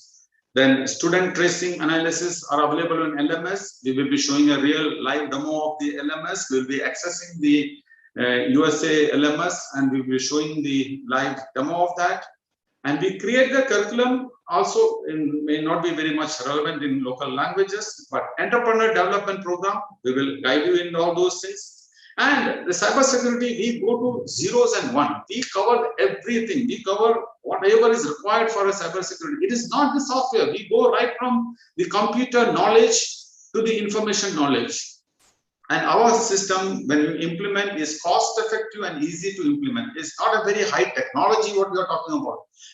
It is as long as the student has a computer knowledge and computer information, he is ready. Even the infrastructure required at the college is minimal. We just need 3 classroom of the area of 2000, this one, and capable of seating a student of say between 30 and 40 per classroom. So it is not a very highly, sort of infrastructure requirement at the institutes. The ROI is an excellent ROI. We can give you all the details of the ROI so that you are seeing the benefits of setting a center of excellence. But remember, the biggest ROI is not the monetary gain, is that you are going to create the need of the cybersecurity excellence. So socially, you are going to create a socially which is required by the world to save this world. So remember, the ROI is not only in the monetary gain, but you are creating an infrastructure for the defense of the tomorrow's world. We need from here, the students only need a computer or a laptop, and other than that, everything is available and we will be providing everything. Now, in summary, what are we going to provide? Once again, the summary which in the center of excellence, it will be based on NIST framework, that is the National Institute of Standards and Technology. They write the frameworks. We have to meet the standards of NIST framework. It is not a curriculum picked up from anywhere. It is not the hardware picked up from this one. They are the global standards. So we will follow the NIST platform. As I repeat, all hardware we provide. You don't have to look out for any hardware. All software will be provided. So necessary simulators, servers will be provided. Fully structured curriculum. The textbooks, as I said you, the textbooks we will be supplying about 189 textbooks are written. You don't have to look out for the textbooks reference book. Instructor guide. We prepare the instructor to be ready for teaching the class with all the questions and answers which are needed to answer the questions. Then LMS support, internship facilities. As I said, 25 lab sessions, 500 this one. MOU arrangement with international universities can also be provided. Next, what are the benefits of the Center of Excellence which you are going to create in your colleges? The information which I want to share with you is that it will, and the Center of Excellence will also partly take care of your computer science course. It will take care of an information technology course and lead on to the full-fledged cybersecurity course and forensic program. With this Center of Excellence, what can you do? You can have certification courses, diploma courses, BSc courses, degree courses, master courses, distance learning, advanced faculty training for the near and colleges, industrial training, industry manufacturing, industry 4.0, you can conduct the courses. Manufacturing, they can come to you, banks will come to you, police will come to you. As you can see, this can go on increasing as you set up the Center of Excellence. And entrepreneurs development program, you can customize your program to whatever is needed for the students who are interested in cybersecurity. How is this platform of Center of Excellence going to extend to you? As I said, we will be putting up approximately 20 stations. The first station we call up Introduction to Computers. You may have already computers, but we will start from this one. Some of these programs you need not select it. You can drop it off and go on to whatever is basically in. As I said, our program is completely customizable and all these programs are rotational. So that's an advantage which the institute will have with the Marcraft Center of Excellence. And you can see on the right hand side, you can see the number of curriculums we are having, and the computers and laptops you got to have from your end. We also cover the IoT. We have the basic coding, which is necessary for cybersecurity. Database is important. And next, networking is important. We cover that for 24 students. You can see that way. The entire program of this, the heart of our Center of Excellence is the Cybersecurity Essential Program. I repeat, the heart of our program is Cybersecurity Essential Program. For the first time, we have brought to you 8 platforms which are unique and only solution available from Marcraft, according to our information, is that this platform, for example, has got critical infrastructure security system devices. Very few of the people look into the importance of critical infrastructure security. We covered that in depth And my colleague Sanjay will show you a video of that, a live what happened with one of our existing CoE in CV Raman Bhubaneswar. We will show you a live running of the practicals of a critical infrastructure security. So the cyber security essential covers 8 modules. The first is infrastructure security. Then comes the local intelligent computing, local area network. Then comes, we go to the network attached to the internet. Then enterprise network for IT network security systems, and industrial system is also covered in our cyber security essentials. Medical networking is covered, ethical hacking is covered. So all these are covered in our essentials. Then we move on, and this can be extended to 24 students, 48 students, 72 students as and when required. So each student's computer can be occupied by 1 student or 2 students as the need grows. And we move on to the advanced program. We have 4 modules for the advanced. This can be the program for the MTech and also the 3rd year, 4th year, this one. How do we differentiate between a 4-year course and a 2-year master course? What happens is the credits and the practicals changes. I repeat, the credits and the practical and the course material changes between 4 years, 2 years, or 1 year. So as I said, this is all modular and all customized. We help the institute to prepare the curriculum as per the requirement for a diploma, degree, master's, or an internship program for their banks and this one. So we customize and we assist the institute to prepare the curriculum accordingly. Then we move on to the digital forensic. We got the full package for the digital forensic, cryptocurrency, and it leads on to crime scene investigation and DNA. This is an advanced, and we help the students in that way. And everything also has got the remote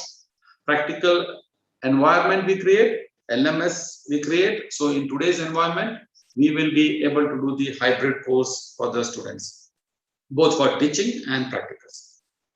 Now we move on. What are the contents in this hardware which I was talking? I want to put across to all of you listeners, the most important, our center of excellence is not comes under simulation, not comes under virtual, not comes under augmented, is not software. It is a real hands-on hardware tools, industrial exposure. I repeat this once again. It is not a simulated or a virtual, but a real hands-on with real hardware, IoT devices, real industrial working platform will bring, real PLC, real SCADA system, real card readers, real wireless sniffers, smart meters, motion detectors, video cameras, Bluetooth. Every tool is real, and these 550 components are brought to your center of excellence. So for the first time, you get a real hardware-oriented hands-on system with 20 modules in your college. Like the NIST framework, and everything is oriented towards NIST framework. As the NIST framework says that identify, protect, detect, respond, and recover. So our platform is on NIST platform. So NIST platform, expanding to what it means is it goes into all these parameters. What you can see, for example, protect means you got AC, IAT, ES, IP, PT, and those are access control, awareness and training, data security, information protection, protective. So this is the sort of categories which we prepare our modules for the center of excellence. And this is our first station, which we call it as CyberSecurity Foundation Station. In the CyberSecurity Foundation stations, there are 8 modules we bring it to you. The first module is Introduction to Computers, Introduction to Networking. Repeat, when we go to the Introduction to Computers, we go right to the resistance, registers, and 0 and 1 in every parameters are covered in our courses. So the Introduction to Computers, Introduction to Networking, and this platform can be also extended to your existing computer course and information technology courses. So these 8 modules cover everything what you are looking with practical experience. These 8 modules will give approximately nearly 150 to 200 hands-on practicals are available in these 8 modules. I repeat, more than 200 practicals are available in this 8 modules for the college Center of Excellence. Next, we will move on to the heart of our program for Center of Excellence. Is another 8 modules.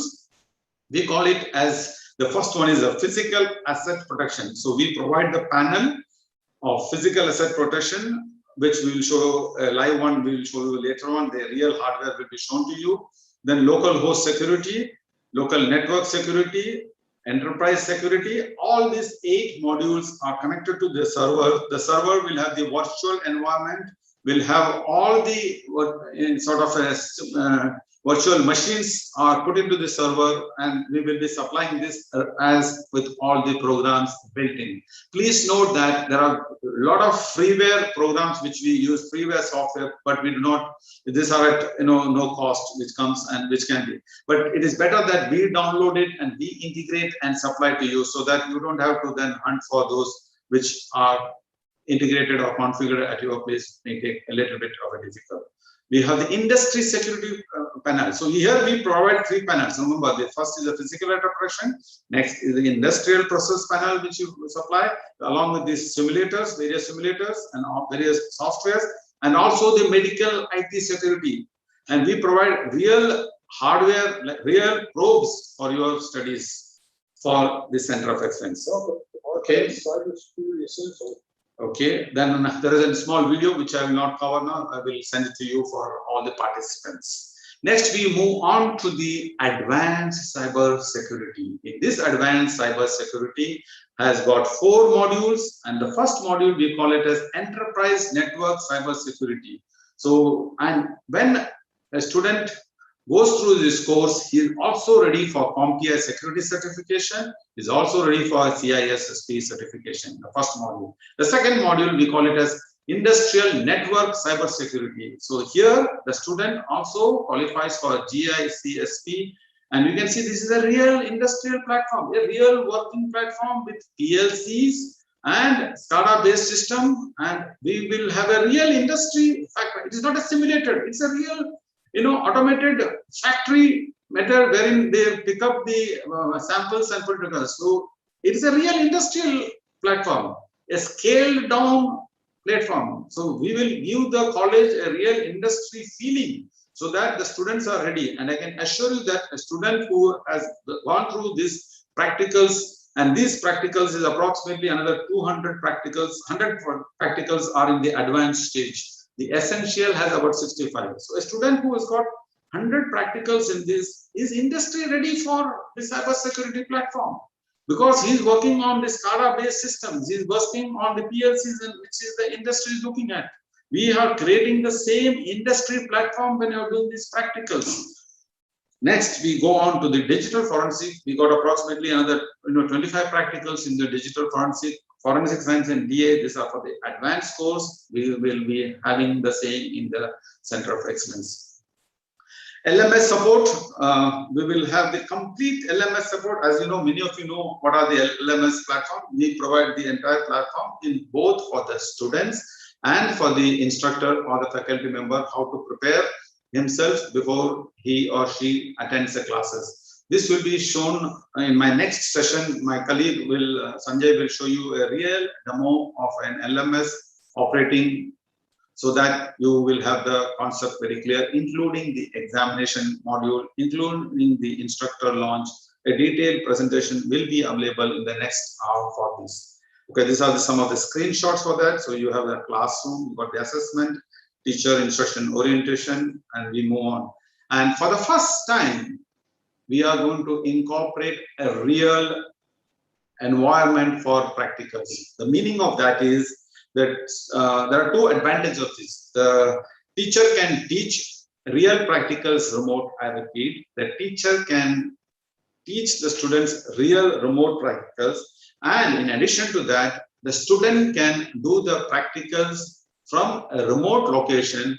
Of the 544 practicals, he can easily do 500 practicals. Some of the practicals may need an instructor or a lab technician to be present in the college, because there needs a physical movement is there, like switching on, switching off, this one, or the servers and some of the things on. But 90% of the 544 practicals for the first time can be done remotely.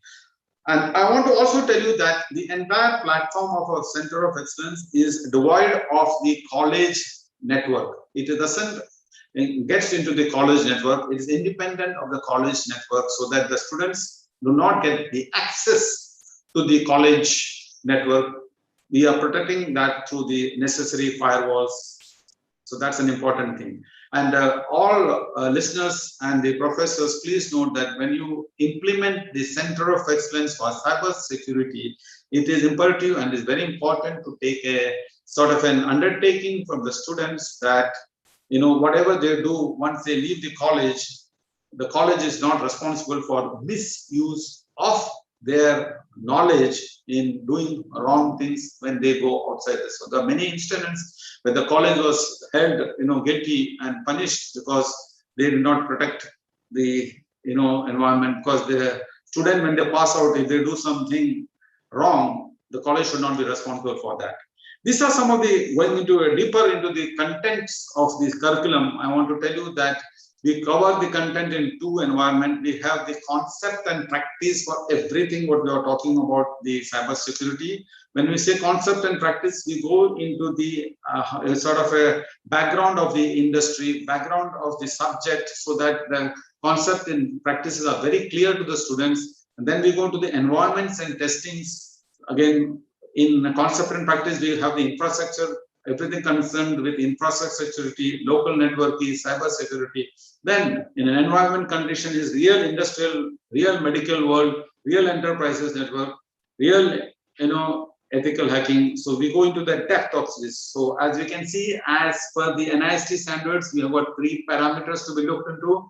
We start off with the inner parameters, outer parameters, intermediates. Everything is based on NIST platform. All this what you see, the smart cards, the cameras, all are supplied by us. The switches are set up in the Center of Excellence. So this is a real example of what we do in Bhubaneswar, and we will show a live video of this.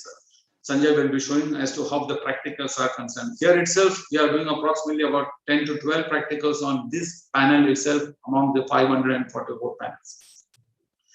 Then biometric authentications, intrusion detections and reporting systems. So we cover all this. What we are looking at this are covered in our course materials and practicals. As we move on, this is the, I was talking about the automation factory, which we will be providing you, is a scaled down real industrial factory, which will be set up in the Center of Excellence. So the student has an in-depth knowledge of the PLCs, SCADA, and how the system has to be set up and protected during the cyber attacks. So all these platforms, what I'm showing you, are taught in our curriculum in depth. I repeat, in depth is covered. These parameters are covered. Then, for example, internet, all these are the accounting software, outbound emails, which we are talking about, electronic banking, executive staffs, all these are taught to you, server security points. All these are in the topics which are covered in the curriculum. As we move on, so different platforms, public and private and public networks. So this protection is also taught to the students. These are the type of textbooks which we will be providing to you. Some of the examples are given to you. Then these are again key topics which are covered. As we go on to the next ones, critical infrastructure sector is very, very important. See, this is a big player, critical infrastructure. As I said, Joe Biden, so Biden himself has set up a new committee to this one, because there is no written norms or written guidelines on this. That is the bigger problem than anything. There is no guidelines for the manufacturers as to how they should protect the industry processing, manufacturing, chemical processing, utility works, wastewater, oil and gas workers. So these are the bigger picture of the cyber attacks. We are not only talking about individuals. Now we are talking about the industries which are important. And petroleum, as you saw, that pipeline was attacked in USA. These are very important parameters, and protection has to come, like even general manufacturing, electrical manufacturing, public sectors. All these are you have to look at it where the cyber attacks could be there. So we teach most of these parameters also in our curriculum. We do the manufacturing segment. We do the, that's what we want to tell you, that we do the SCADA. As you can, the next one I will want to explain a little bit more in depth is that this page is a very important. This takes care of Industry 4.0. As you know, all our industries are now turning towards Industry 4.0. So we teach the students everything what is required in the sensors, what is required in the PLCs. We go to the concept, we go to the hardware, we go to the software, we go to the technology. Concept are clear to the students. It is not that you can put an antivirus and protect yourself, but you should know how a temperature sensor works, how an HMI works, how a sensor works, how a motor works, how it is related to all these are taken care in our studies. For example, heating element. Like a knowledge of a heating element. And house today, most of the houses are now controlled by internets and remotely. So even the heater in the houses can be attacked. So the knowledge of every segment is required. Solenoid valves, pressure regulators, all are covered in our curriculum. We go on to the smart grids, utilities and networks. We have got a separate segment for this one, which covers that. Smart grid utility is very, very important, and we cover this in depth. Interconnected healthcare services, health industry, pharma, what are the protections in pharma industry, health records. We cover these topics also with some of the practicals with real hardwares. The cloud, medical cloud computing, we cover the cloud cyber attacks especially on the medical cloud. We cover these topics also. So as you can see, there are all the topics which are relevant are being covered in the center of excellence in both by practicals and theory and sort of concepts. Penetration testing is covered in a depth. I think about nearly 25 practicals are there itself in the penetration testing. So we will be having the complete information on penetrating testing also. Both theory practicals will be covered into that. Now, just to show you that cybersecurity the concept and essentials, which will give you an challenge the ISACA. This is certifications, and our course will cover all these certifications. And this again is divided into domain 1, 2, 3, 4, and all this technology concept practicals are covered in the course, so that the student is ready to apply for the ISACA examination, CompTIA examination. Next, as we go on to the advanced endorsement, we cover the advanced endorsement also in depth, which covers enterprises, industrial analysis, and pen testing. These are the advanced ones, which I said we just give you the sort of covering the headings what we cover, but later on we'll show you what are the practicals also, which go into that in the second session. What are the practicals in the advanced level will be covered in depth by my colleague.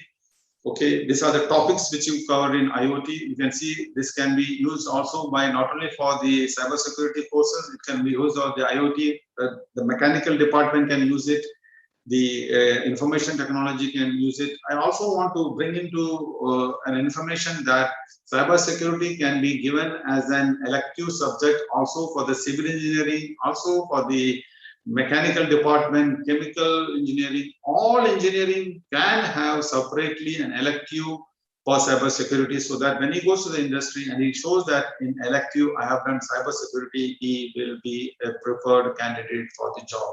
I repeat once again, even the civil engineering department, mechanical engineering department, chemical engineering department, all the other departments can also take elective subjects of cybersecurity, so that when he goes to the industry, he will be preferred over other candidates. Now comes the digital forensic program, which we have, about nearly 12, about 25 practicals are in the digital forensic. As you saw what Harold was talking about, all the spoofing and other things, and how to protect it, all comes under the digital forensics program. The mobiles, GPS, everything comes under the digital forensic programs. And these are some of the centers around the world which we give as a reference, which we can share it to you. As I said, C.V. Raman is in India, is already have this one. And we are talking to various institutes and colleges to set up the state-of-the-art center of excellence. I will now go on to a bit more on the technical aspects of what I was talking to you. For example, when in the Center of Excellence, when we have the intro to networking, this is the typical hardware and configuration in the laboratory, which will be supplied and set up at this. The blue one shows the computer, which are the student computers. You can see these are this one. So all the switches, routers, and firewalls and tablets, all are supplied to you, except the blue ones are to be arranged at the college. So this is a typical networking configuration. Then we go on to the network plus. So this is the network plus configurations, wherein approximately 24 students can work on it. The practical details, the syllabus details, again will be explained in the next session of ours. So I'm just showing you a layout of the diagrams of the Center of Excellence. Okay, then we move on to the introduction to cybersecurity. Again, 24 students can access to that. This has got a Raspberry Pi device, and all the practicals oriented to this are also covered in that. This is the heart of the system which I was talking to you, which has got 8 modules. So the lab will be looking, this is a panel, and these are the other associated hardwares which will come across along with the when we set up the cybersecurity essentials lab group 1, lab group 2, which is called as a local host security. This you call it a physical asset protection. This is the panel which will be set up. Next, we move on to the lab group 3, which is basically local network security information, which we got an hypervisor, all necessary infrastructure, hardware, software, laboratory. So you do not have to, the college do not even have to look out for any additional, programs or business. So it is a foolproof, everything in one basket will be available. We don't want the professors and the college to hunt out for A, B, C, D. We give everything so that, and they all are internationally the highest hardware. For example, we provide the Cisco routers. So most of the things are the worldwide, the best vendors have been selected to configure these systems for you. Next, we can see that, the lab group 5 has got, these are the hardwares which come into the pictures, and enterprise network. Industrial IT security, as I report, this is a panel which will show the industrial process panel, which has got a process simulators, industrial routers, infra switches out there, hypervisors, and these are the, as I said, 500 components which go in setting up the Center of Excellence. Next, we move on to the medical, and we provide a medical kit. A real medical kit will be provided, which is used by us in the day-to-day life, so that you understand the medical cybersecurity concept even better. Hacking tools, everything is as far as the software, all softwares are loaded in so that the students are learning the hacking tools and prepare himself for the CEH examinations. Later on, we move on to the advanced. As you can see, advanced different modules are there. And this has got the virtual machines are given, internet simulators are provided. Again, all these are going into the servers, virtual switch. So you can see one platform, the other platform. Again, in the industry itself, there are about 4 platforms. It takes care of IT, OT vulnerabilities. ICS networks is taken care, industrial process, PLC, as I was talking to you. And we move on to the cyber vulnerabilities. The students are learning about the complete cyber vulnerabilities.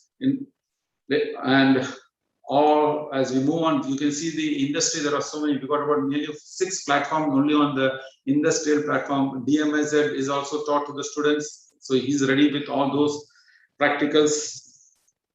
And hacking, we explain again the pen testing, both hacking and pen testing is also there.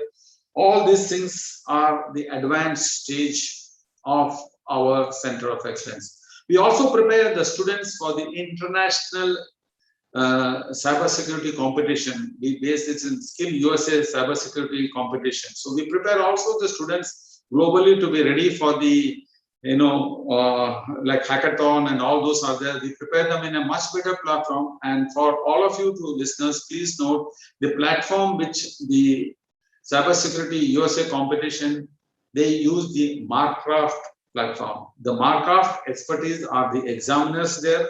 They also write the course content for this competition. So you can see the depth of knowledge Marcraft Center of Excellence will bring to your colleges. And now coming to a little bit of a summary of what I have been talking till now, as you can see that the summary of what I was talking to you all a bit more in sort of an understanding to the professors and who are looking at setting up the Center of Excellence. I want to tell you that the course content we have divided into 4 contents. We call it as the IT Foundation, the Essentials, and then the Advanced, and then comes the last one is the Forensics and DNA. In the IT Foundation, we have got the Introduction to Computer, Introduction to Networking, Introduction to Internet of Things, Basic Coding, Database, Networking, a certification. What is important to note is that I don't think any college in existing, even the best of best college, imagine we teach the students 70 practicals. Only in Introduction to Computers, we got 70 practicals. As I said, in the Introduction to IT Foundation itself, we got nearly 200 practicals. What is important in the industry is the practicals, and we focus exclusively on the practicals. I want to re-emphasize, and the summary of our Center of Excellence is that 30% of our focus is on upgrading the existing faculty members. Then next stage is providing the ideal tools for the Center of Excellence. And the third portion is bringing them to the level of international, of having 12 certifications. So our course content and Center of Excellence takes care of everything in a structured way so that you bring out the students who are industry ready. And as you can see, the heart of our system, we call it Essential, which is what, as I mentioned earlier, 8 stations. These 8 stations give the opportunity to the students to have about 63 practicals. And in the advanced course is another 150 practicals goes in the advanced stage itself. So 150 and overall 544 practicals.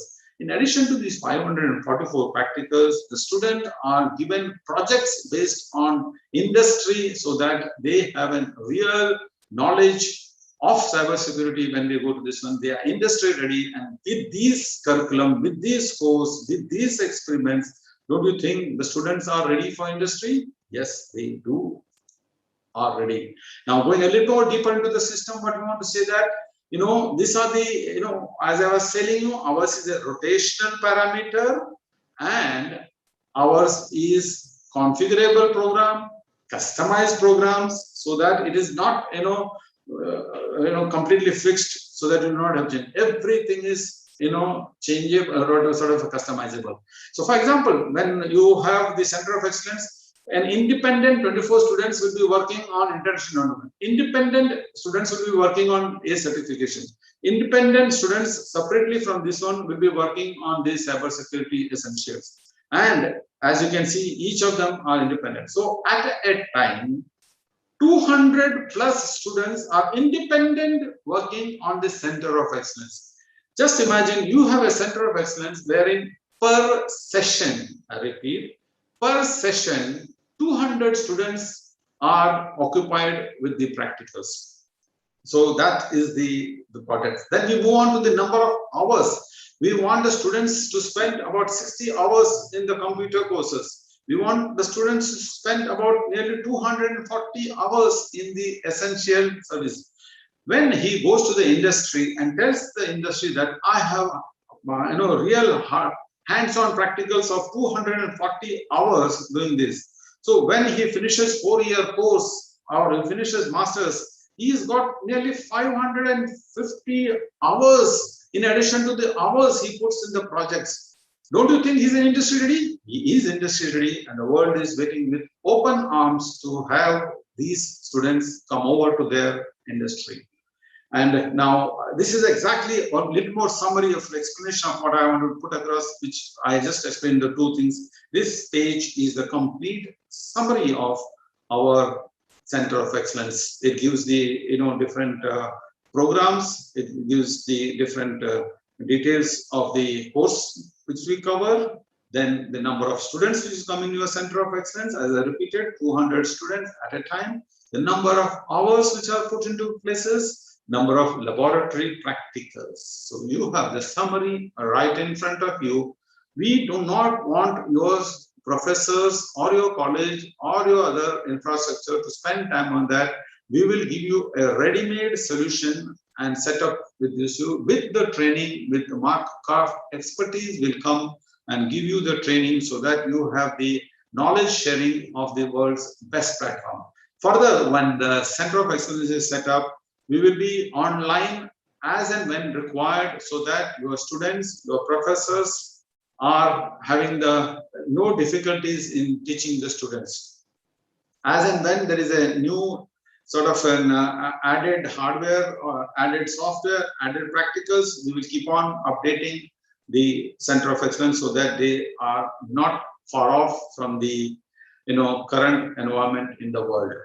This is a vision document which before starting off the Center of Excellence, when you want to prepare, you must take and analyze what is currently prevalent in your college, what is happening and what you want. So we start off with, these are the about 15 parameters which you should look at it.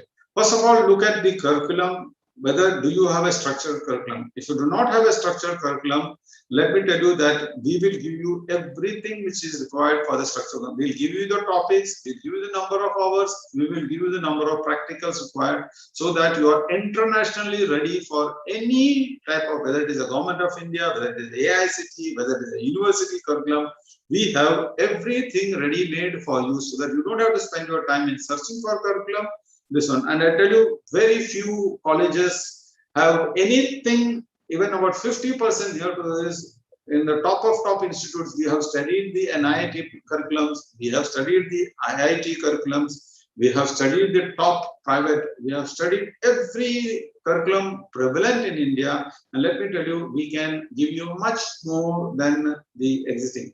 If colleges have an existing curriculum, please pass it on to us. We will do the weightage, we will do the sort of an R&D on that and advise you to prepare a much better structured curriculum and at no cost. Anybody can come to us with their curriculum and we will at no cost give them a structured curriculum to start off. I repeat, any college can come to us with their curriculum and what they intend to do that, we will prepare the structured curriculum with the background of setting up the Center of Excellence for more than 50 worldwide best institutes. We will give you what they have done the best. We will hand over to you the best options available for you to set up the structured curriculum. We will provide you with the hardware. As I said to you, 20 lab stations. We can modulate this. We can sort of customize it. For example, if you want some of the stations not for 24, you want for 48, we can guide you. If you want for 72, we can guide you. So all those guidance will be given to you. So you can write to us to prepare the Center of Excellence. Each institute, we will give you a separate and all the options available for you to choose to meet your exact requirement. Suppose your college has got only a Bachelor of BE program and it has got say 60 students, we can prepare it to you. If you got a college which has got 200 students, we can prepare for that. If you want for multiple facilities, like you want a curriculum also for the computers, also for the information technology, we will prepare you both the curriculum, hardware, software, laboratory, practicals. I repeat, please write to us with what you want and we will guide you to set up the Center of Excellence. We are there to help you to get the best for you. Then our program will give you all necessary simulators which are required for the programs. Some of the industrial events need a lot of simulators. We provide them as in our hardware. Then comes the textbook, lab guides, and instructor guides. As I said, many people spend so much of time in searching for the right reference book, right guides. Leave it to us. We will do it and give it to you because we are going to supply you about nearly 189 textbook comes to you in this Center of Excellence. I repeat, nearly 189 real textbooks. Each textbook is approximately some 500 pages of textbook will be provided to you so that you have everything. Next comes is the lab practicals. As I said to you, step-by-step lab practicals guide is given to you. I repeat, step-by-step lab practicals guide is there. In such a way, the lab practicals are written that when the professor teaches and during his concept and theory and teaches the student say 1 or 2 practicals, the students can then extend it to do on his own the remaining practical. So to tell you in short, if the professor is able to explain even 10 of the practicals, the lab guides and the practicals are written in such a format the student will be able to himself, without any guidance, only using the reference guide and textbook and laboratory guide given to him, they will be able to complete the practicals. And once he completes the practicals, he himself will be able to add on to do the projects and take the industry project when he is doing internship, so that he is, again, my reference is industry ready to get 4 times the salary. So the lab practicals is a vital tool, and I, according to my information, we are the only people who can give you 540 ready-made practicals with the hardware. Next comes is the full-fledged LMS online support. Full-fledged LMS online support. So what happens is, we have prepared the LMS, we have prepared the content, everything will be handed over to you. So you don't have to prepare your study materials, course material, examination modules. Everything is already built in when we hand over our center of excellence to you. So again, so you don't have to spend your time on this. When you set up the center of excellence, what we provide to you, let me tell you, it is up and ready within 1 week. The time frame required to set up the center of excellence is, as once you place the order, within a month or 2, we will install the system and get it ready. And once the installation is ready, you are up and ready to start the program within 1 week. So start to end, once you finalize your program, we can complete the center of excellence setting up in less than 3 months. And I want to emphasize the return of investment to all the prospective center of excellence is as low as 1 and nothing more than 2 years. Return of investment, as far as the investment portion is concerned, is less than 2 years. And if it is less than 2 years, you can see the revenue coming back, and you can set up additional facilities in the 2nd year, 3rd years. So you can also program it, to what extent you want to buy in the 1st year, 2nd year. All are, as I said, we can have a discussion and help you to go from a budget of as low as 50 lakhs to say 1.5 crores. You can set up the center of excellence. I repeat this, as low as 50 lakhs to 1.5 crores. You can set up the state-of-the-art modern center of excellence for cybersecurity. So just imagine a 50 lakh center of excellence will benefit how many students, and their career and their life can be changed, and it is in your hands. And as I can move on to say that, remote access practicals, and this will show a real demonstration about a real remote practical will be shown in the afternoon, as Marcraft student sitting in India is accessing a system in the center of excellence, which is 13,000 miles away. The platform we are creating is same center of excellence which you will be having in your institute.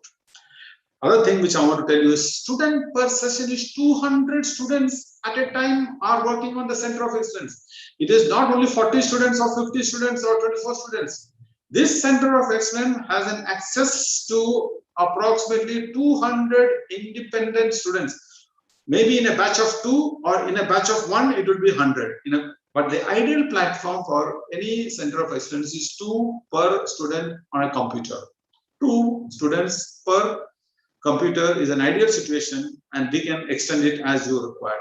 Faculty training is a vital part of our program, because 80 to 90% of the faculty will need their upgradation of the knowledge, because till today there was no structured course available for the professors during their career to be completely cybersecurity.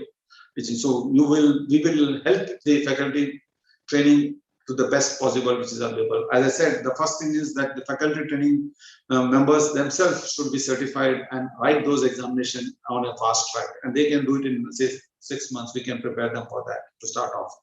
Next, we can also, if any university is looking at an international collaboration, we can assist them in international collaboration in every platform. It can be as far as degree, it can be exchange of professors. You can send your students for PhDs, for higher knowledge.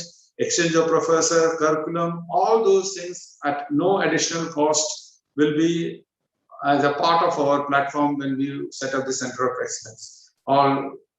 And you can talk to us and we can help you in that. As I said, these are the various courses you can conduct: information technology, computer course, advanced, forensic, which I've been repeating. You can split up into 6 months, 2 years, 3 years, 4 years, 2 years. You can split up. You can have work integrated training, which is a very, very important thing. So this itself can be a big platform.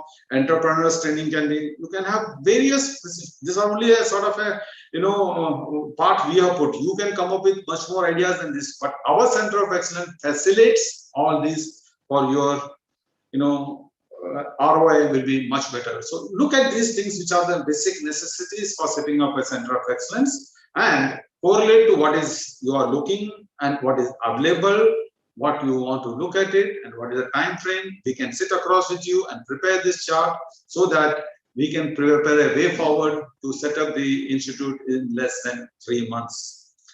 Okay, now having this Center of Excellence, what does the institute benefit? What does the student benefit? Because we might be talking all those things, but really you go to the need of the student, because that is what we want to cover in the Center of Excellence. And we have just tip of the iceberg. We just put down 9 of them. There will be much more than this. As individuals, you can add to that. The differentiators, what an advantage of setting up a Marcraft cybersecurity and forensic by your institute. I repeat, the differentiators and advantages for setting up the Marcraft cybersecurity forensics. Imagine if you can put this in your website, that these are the things our Center of Excellence has got, world's best Center of Excellence in cybersecurity. When a parent looks at your website and he sees all these things available, and when he visits your institute to take admission and you show them the laboratory, show them the facility, I'm sure they will feel that they have handled their children in the right institute. So these differentiators and advantages of setting Marcraft, please have a look at it and facilitate yourself and use this as a tool to set up the added advantage for yourself. We start off with the first one is the Center of Excellence with certifications can get a head start with career opportunity. So your opening statement itself, your opening page itself is the best one. You have a head start. Imagine in any running race, you already got a head start. How advantageous the rest of your life becomes. When you go for your when you prepare your resume itself, your resume has got those names like CompTI, it has got EC Council, PMI, all these names are there, ethical hacker, certified, CompTI certificate. Because the employer doesn't look at the name of the course, what you have done or what your program, they will look at these jargons. These are the keywords. So your resume should have these keywords, and it should be supported with the certification. So you might have the keywords, but the interviewer will look at the certifications. So the 1, 2, 3 will give you a boost on. Then the employer's confidence will also be important. If somebody has got a normal certificate, and an employer would prefer having a certified candidate. So remember that these are very, very important too, and these are the advantages we bring it to your college when you set up Marcraft Center of Excellence. And next we add on, because of this certification, as we explained earlier, the salaries will be much more. Next, certifications are, the whole company benefits it. It said, mutually the individual benefits, the company benefits, because the customer also benefits. Major job requires IT certification. I have been repeatedly telling the certification important. Certification can make a career more fulfilling. He is much self-contented because he has empowered himself with all these added informations and added certifications. Okay. Next, I wanted to tell you that this is the cybersecurity center we set up in Malaysia. And this is also sort of certified from Germany. GMI is a Germany, this one, and they have supported them. And we have got the one of the centers in Malaysia, as I said, we got also in India, we got the C.V. Raman, about another 40, about 50 American institutes are also having the Center of Excellence from Marcraft. Marcraft are ready to talk to the government of India, are ready to talk to anybody who are looking at the best of technology, and they are ready to share the entire technology with the individuals and institutes to help them boost their ranking, increase quality intake and higher intake, gaining recognition from industry. Your NAC standards can improve because you have the world's best facility. So that's another important thing which I want to put across to you. And we have all these documents, which I said to support documents, are available for everybody. It is nothing secret. We will share this in our this one, and viewers, you can take a snapshot of it and help yourself to download all the information which I have spoken till now. Is only contains, maybe a 5% of the material information available. We can't put across everything in an 1 hour program, but you can get to us or download this or write to us, and we will help you with all the informations required for setting up the Center of Excellence.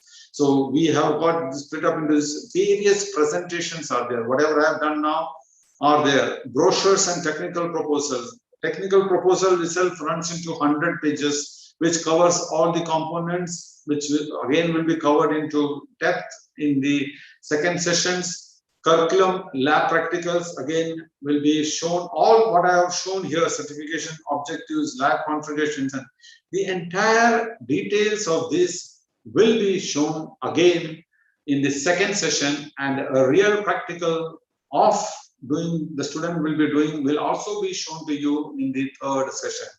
So these are the things which I want to bring across to you.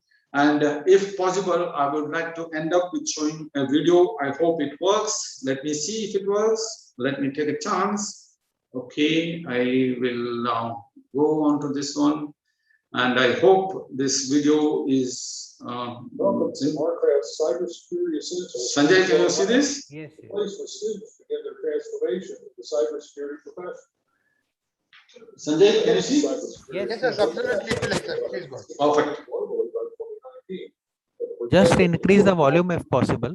Qualified candidates. Yeah. This is according to Michael Brown, CEO of Stanford, the world's largest security software vendor. According to ISACA, an industry authority on information governance, control, security, and auditing, the majority of enterprises say that hands-on experience is the most important qualification in considering a security candidate. The Marcraft CSE course divides the curriculum into 8 distinct modules that can be taught asynchronously. Each theory chapter features a corresponding lab group with hands-on procedures that are performed on a specific subset of the CSE lab equipment package. Lab Group 1 is the infrastructure security and surveillance system. At this lab station, students perform hands-on procedures to explore devices, systems, concepts, and techniques associated with all facets of physical infrastructure security. The Marcraft Physical Asset Protection Panel features an industrial-grade security system that includes remote authentication and access control capabilities, along with remote notification systems and an integrated multi-camera surveillance system. Lab Group 2 focuses on local host security. In this lab group, students learn how to employ tools and techniques associated with securing local computing devices. They work at all 3 security perimeter levels to secure their local computers. They learn how to secure the outer perimeter of the system, learn how to harden and secure the operating system and applications at the inner perimeter, and finally, how to secure the data that exists in the computer's interior security zone. Lab Group 3 covers local network security essentials. At this lab station, students learn to secure basic local area network components. This includes managing users in Windows and Linux environments, configuring network device security, and using network tools to monitor and log the network for intrusion detection purposes. Lab Group 4 covers implementing cybersecurity. During these lab procedures, students focus on tools and techniques used to secure a trusted internal network from a less trusted external network, such as the internet. In particular, students learn how to protect data when it leaves the relevant protection of the local network.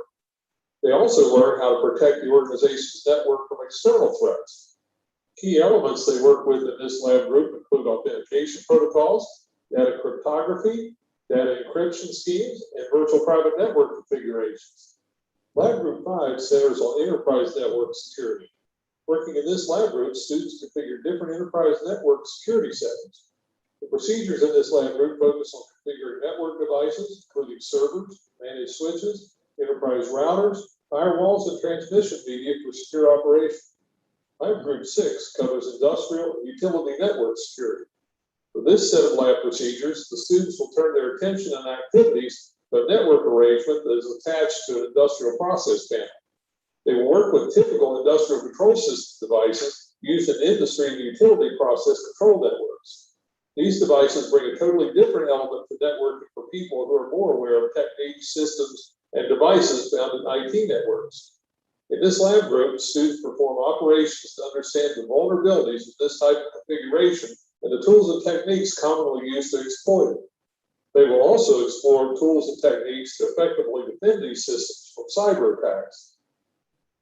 Lab Group 7 covers medical network security. In this lab group, students create and transport patient data while observing legal requirements associated with creating, storing, and transferring medical records. These are significantly different requirements than they would find in the typical business network. Students will also be introduced to the Internet of Things and the vulnerabilities associated with the devices coming online in this part of the Internet. They will operate a handheld medical device to collect data and then use several different types of transmission media to deliver that data to its destination. At each step, they will monitor the traffic to observe the vulnerability of that data as it passes across each media type. Lab Group 8 is the introduction to hacking tools. At this lab station, students use a number of different tools commonly used by professional pen testers to attack and defend IT and ICS systems. Tools the students will be introduced to through these procedures include port scanners, packet sniffers, packet construction tools, network analyzers, penetration testers, and network traffic probes. The components of the Marcraft CSE server rack are the key to the effectiveness of the Marcraft CyberSecurity Essentials Lab. Marcraft has designed the system in a manner where the server and the managed infrastructure switch control the operation of the lab for the instructor. These components are configured so that the system can be easily restored and so the school's network is highly protected from the activities occurring in the lab. In addition to its management functions, the server rack equipment provides the students with hands-on experience with powerful networking equipment they will encounter in the field. Yeah, so that was a brief this one, and with that I would like to conclude, and once again thank you for everybody to be online with us. Once again, thank you for everybody to be participating in that. Thank you. Yeah. You have to stop sharing your screen.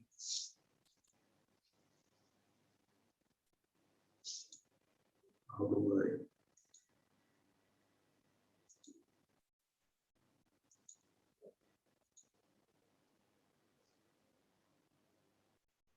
Yeah. Ameya, Ravindra, please. Hello.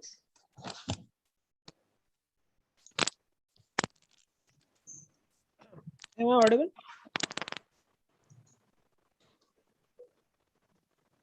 Hello. Yes.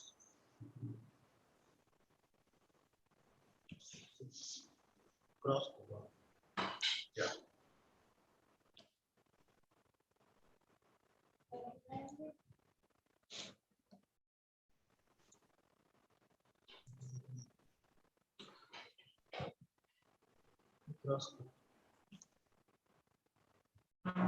Stop share face.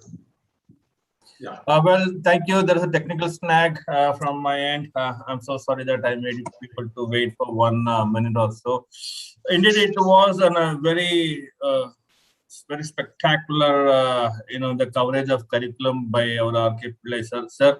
Hats off to you and to the entire company with keeping students, in an eye that there should be an opportunity for the students, and how cybersecurity is the need of an hour. That you've given a very fantastic, elaborative the session today, with the student fraternity, and by large faculty fraternity was also been enthralled with that. I'm pretty sure that the takeaway will be enormous for the students community for sure. So I urge all the audience viewers who are looking into this. I urge you all that by end of the day, we shall be sharing the contact number and the email ID of Marcraft.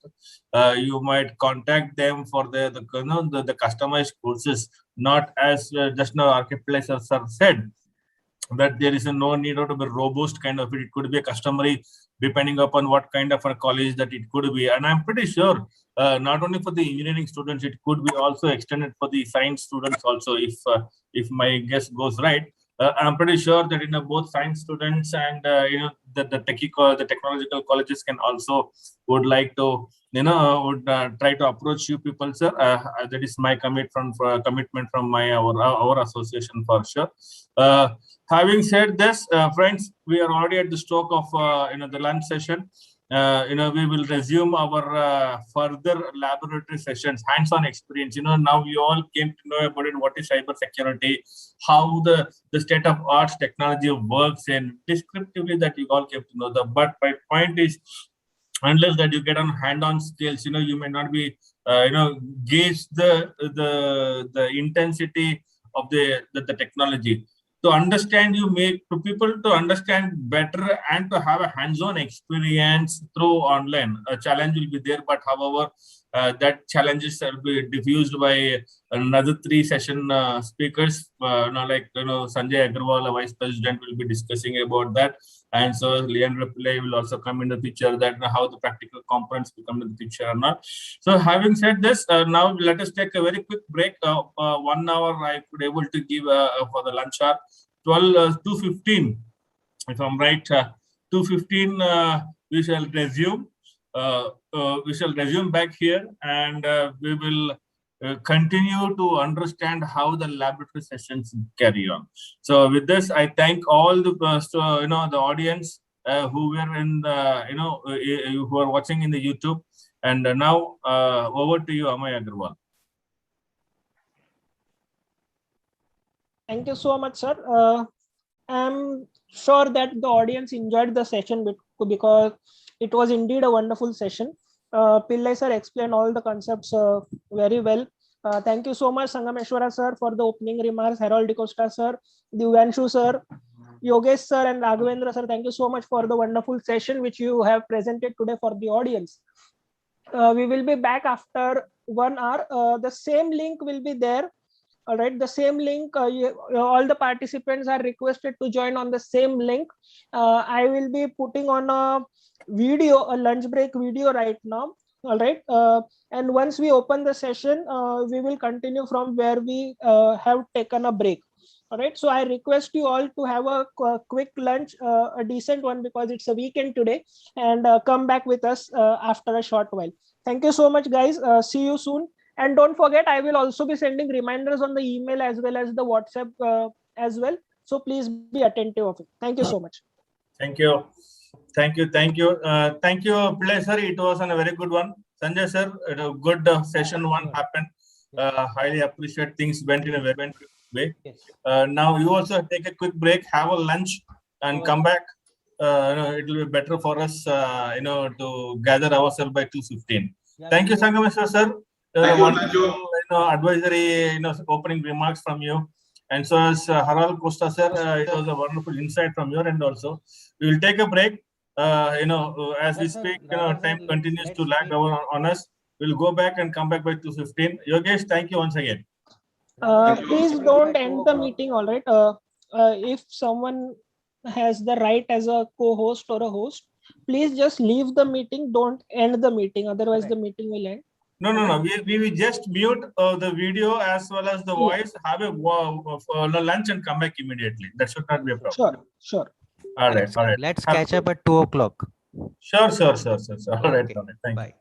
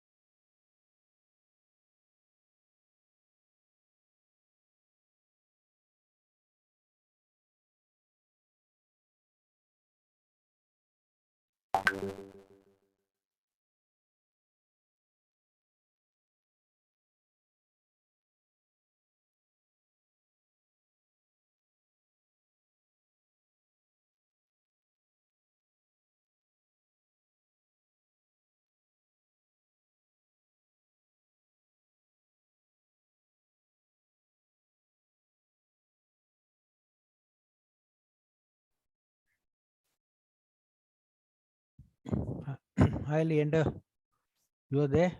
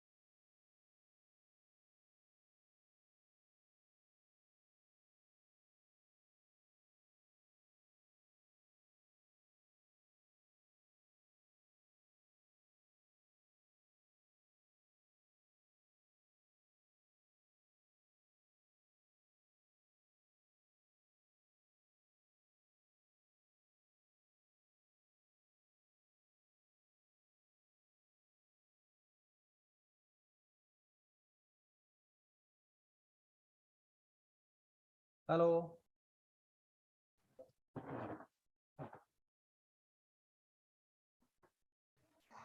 Hello. Good afternoon, Sanjay sir. Good afternoon, Yogesh sir. How are you? At Yeah, I'm lunch? doing good. Great. Raghu sir also is there. Oh, Good afternoon, sir, Raghu sir. Good afternoon. Good Good afternoon. afternoon. Good afternoon. All Ameya? good? Good, good. Ameya, are you Had your there? lunch? All of them? Yes. Ameya ji, please allow Teji madam. Yeah, Teji Yes. madam has joined, Sanjay sir. Teji madam Yeah. is there. I have made her the co-host as well. No problem. Thank you. Thank you so much. Yes, yes, yes. I hope everyone had their lunch. Yes, yes. Good afternoon, ma'am. Teji ma'am, how are you? Good afternoon, everyone. I'm good. How are you guys doing? And I hope the workshop is rocking today. Yes, yes, yes. It's very good. Absolutely. It is, in fact, very much rocking. By end of the day, we will definitely come to know about what is the footfall analytics from Ameya. I hope the YouTube audience also had their lunch. We will just do a quick check to welcome all our new speakers right now. And once we are good to go, we will start our post-lunch session. All right? Yes, Ameya, what happened in the morning session, we actually started by 7 to 8 minutes earlier.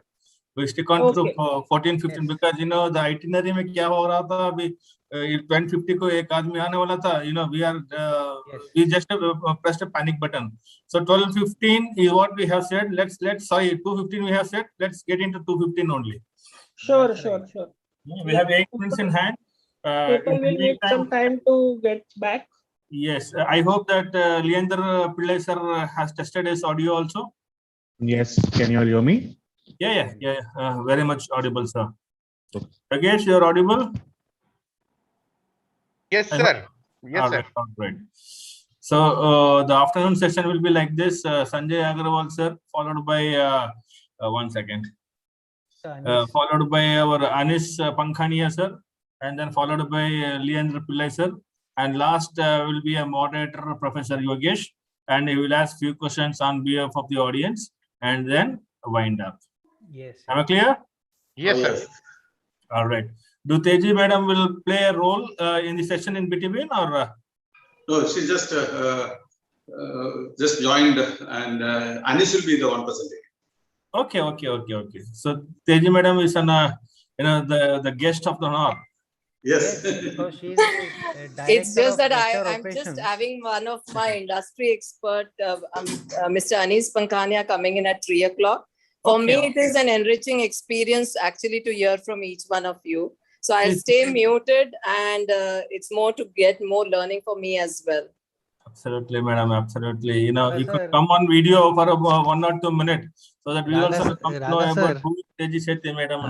Yeah, give me some time. I will definitely come on the video. Give me some time. Pleasure is mine. Raga sir, Teji madam is actually director of talent hiring specialization in Capgemini. So she is basically involved with all the human resource at a very, very senior level. And she is the one who basically looks into the industry gaps and the student scenario, the real student scenario. The industry academia gaps. Exactly. So let me do a correction. I'm heading the campus hiring only. So there is a lateral hiring which is managed by another leadership team. I head the campus hiring team at Capgemini, working with pan-India colleges to attract the right talent pool for our campus hiring. Pleasure is mine, ma'am, that I got introduced to you today. We will definitely walk together as the days come. Sure.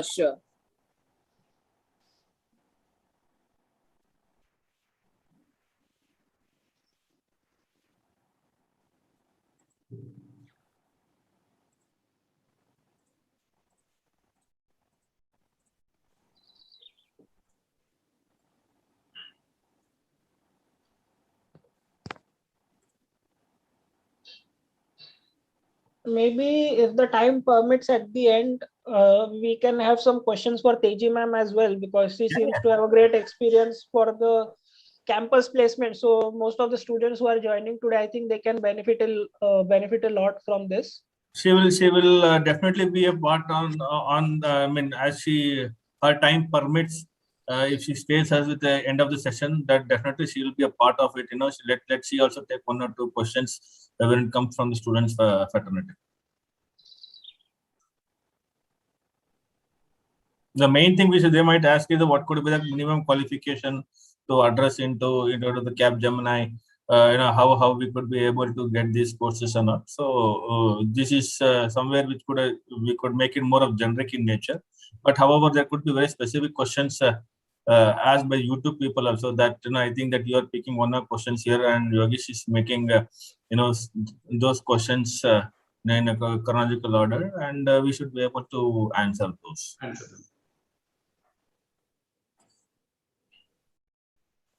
Sure, Raghavendra. I'll leave it for the end, not very specific right now. Let's see how it gets structured as we close the session. All right.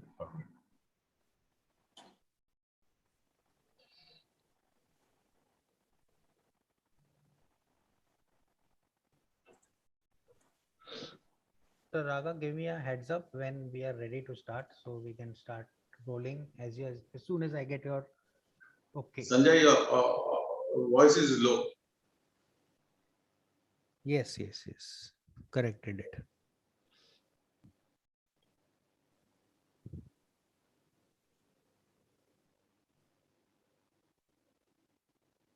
Today I was giving supplementary exams results and all. In between I had a quick lunch and then gave results, and immediately I'm back here. But a busy. Kind of, sir. We will stick on to the dates of results, irrespective when we conduct some exams could be a different matter, but results on time is more expected. Yes. This is a supplementary exams, and from 16th onwards, the students will start getting registered for the new academic year. So it is a very vital for us that we have to declare the results by today, by end of the time. So I ensure my team, I shall be coming in between. Within half an hour, I'll put my keys and password. So immediately we should be able to declare results.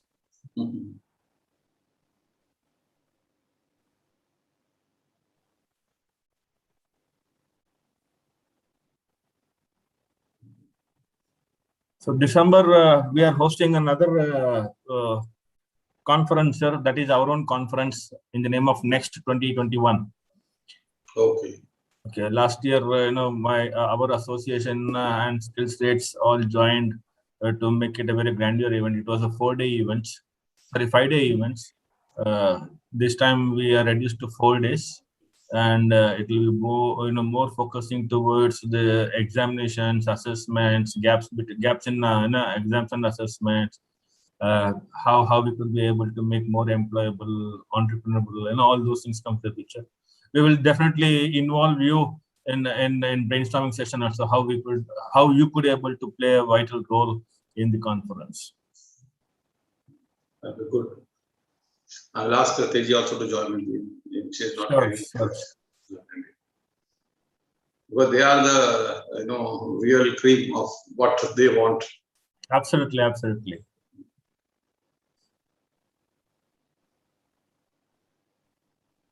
Good to go. We have only 1 minute. This one, I hope that Ameya? Yes, sir. I hope the timer is visible on the screen as soon as. Yes. All set.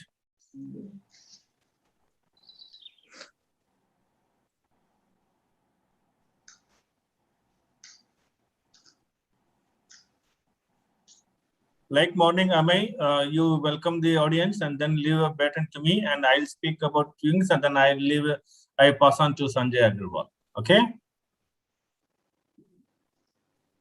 Yes, sir.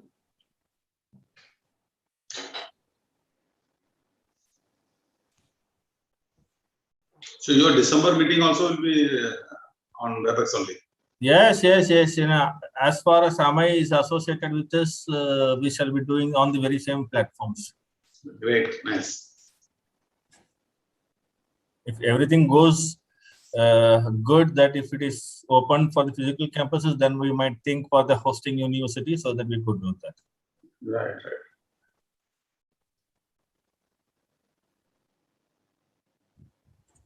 Great, Ameya, you can remove the screen now so that. Sanjay, तेरा आवाज बहुत कम है. Yeah, I'm able to hear. Is it audible now? Yeah. Yes, Okay. you're audible. So welcome all guys, welcome all the YouTube audience. We are all set to go. I hope you all had lunch. In the comment section, I think some of you didn't have your lunch. I'm sure you must be excited for the session that you are not able to leave this screen and kept this open. So very warm welcome again everyone for this post-lunch session. To those who are joining for the first time in the post-lunch session, this is a national level webinar on cyber security need of the hour, organized by Council of Examiners India SkillSlate Foundation in association with Marcraft USA.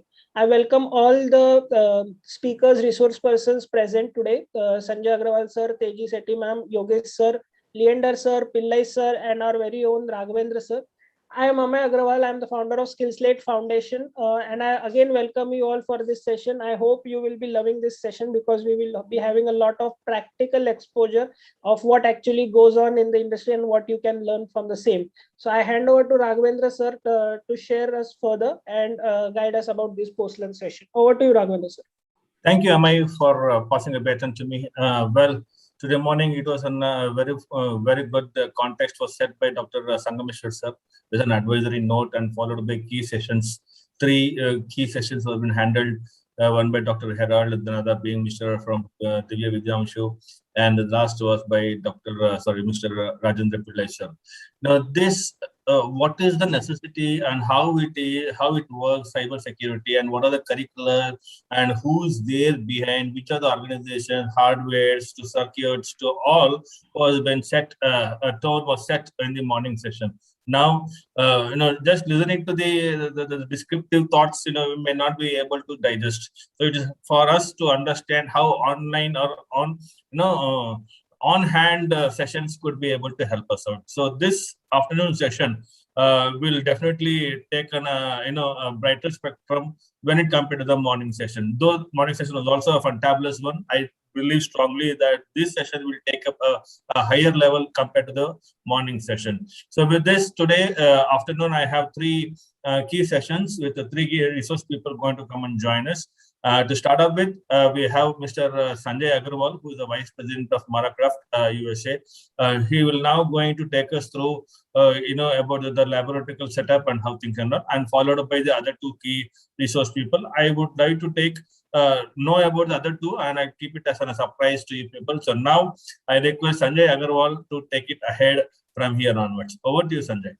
Oh, thank you, Dr. Raghavendran.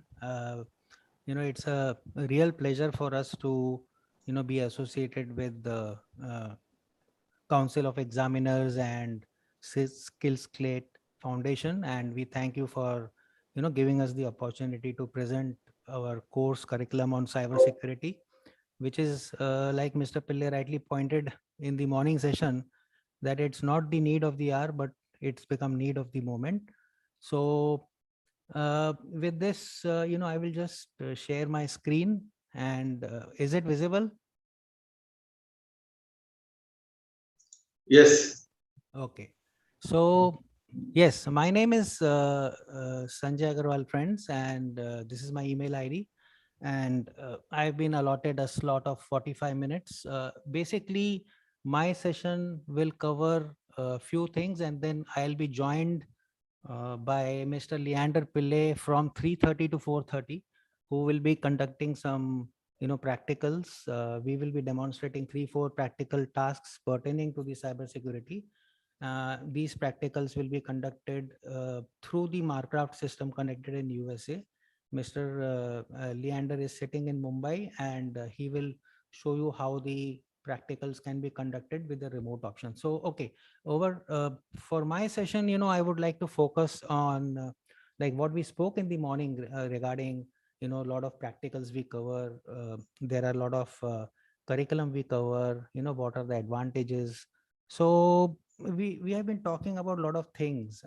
So here, I would just like to spend some time on my agenda is basically I will show you some real setup pictures, what we have done with some universities in India. So I will show you the Marcraft installation setup. I will show you a video of the physical asset protection, which we were talking about in the morning, physical asset protection is very, very important for cybersecurity. Then, I would like to take you through various curriculums. Most of the curriculums which the colleges and institutes and universities are having right now. I have done a sampling of the curriculum, and 80 to 90% of many institutes follow these curriculums. We will discuss those curriculums. We will see what are the gaps. We will see how Marcraft has structured their curriculum based on their NIST framework. We will talk again on the certifications and objectives, because these are very, very important. I don't see institutes covering any of the certification agendas in their course structure. So I hope the faculty takes note of this session, because I think this session is particularly very, very useful, not only for the students, but also for the faculty, principals, and the decision makers of the universities and colleges. We shall discuss about the Terra, which is the online remote application, and I shall guide you maybe about 2 or 3 minutes on our LMS program, and which will be followed by a speaker from 3 to 3:30, and Leander will be then guiding you out on the practicals. So let us start, friends. What I want to show you today is basically, I'll just show you some of the existing setup, how a center of excellence has been established, and then I will show you a short video on the physical asset protection. Okay, now for that, I will just switch on to my screen. So if you see this, these are some of the pictures which I wanted to share with you on the center of excellence, which has been established by Marcraft USA at CV Raman College of Engineering at Bhubaneswar, Orissa.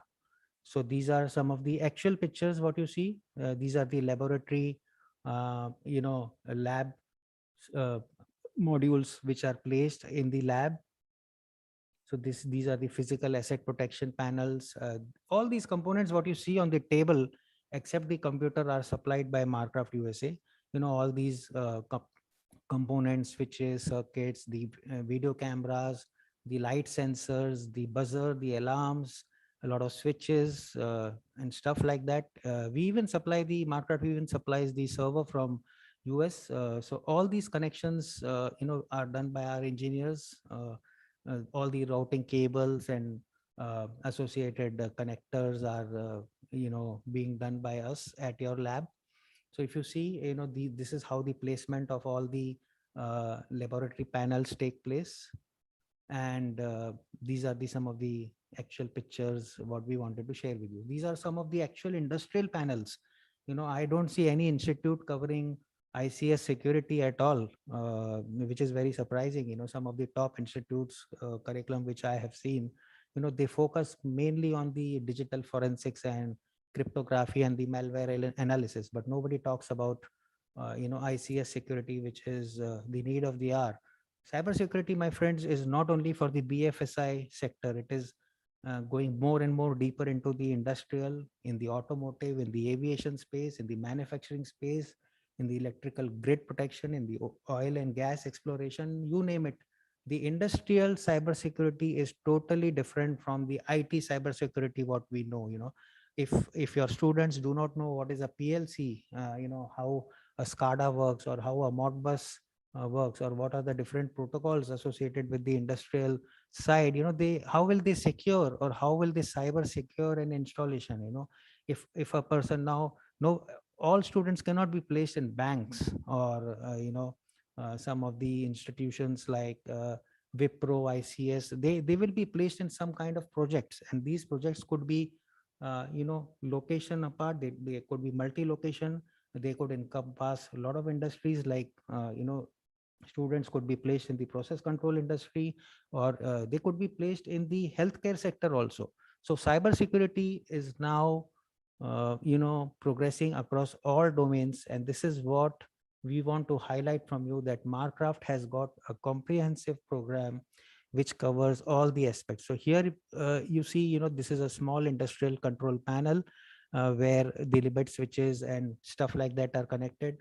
So we teach the students how a process control industry works, what are the manufacturing parameters, what are the different electrical hardware devices, and then we inject a fault into the system, by way of injecting a fault, and by doing an ethical hacking exercise, we stop the conveyor belt and we allow the process to get disturbed, and then we teach the students how to prevent that attack, and how to prevent the attack, how to protect from getting repeated attacks, and things like that. So there are a lot of practicals what Marcraft covers. So if you see these are the PLCs what we supply.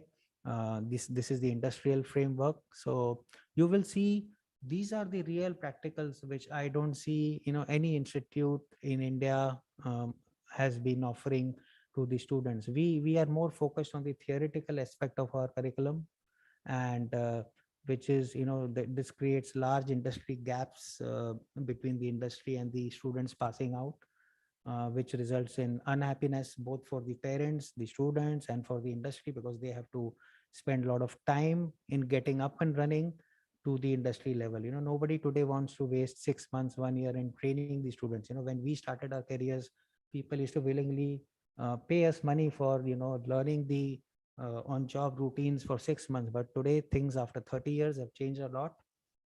People want ready-made engineers with minimum downtime today. So friends, these are some of the systems what we wanted to show you. These are all the hardwares what you see are supplied by Marcraft, and these are associated with different labs, which I will cover separately. So I just wanted to begin my presentation with something which you find it more attractive to watch. You get a gist of what we are doing. Now I would just show you a 1 minute small video as to how what are we talking about, what is the student going to do. So let me just show you one small practical out of the 544 practicals. Now this is basically for a physical asset protection panel. So here what you see is basically this is a student on behind. Student is working on a physical asset protection panel. Now what is his job? He will try to enroll the access control proximity card. He will fill up data into the proximity panel, and he will configure the access control card. So what the student is doing, the entire panel is supplied by Marcraft.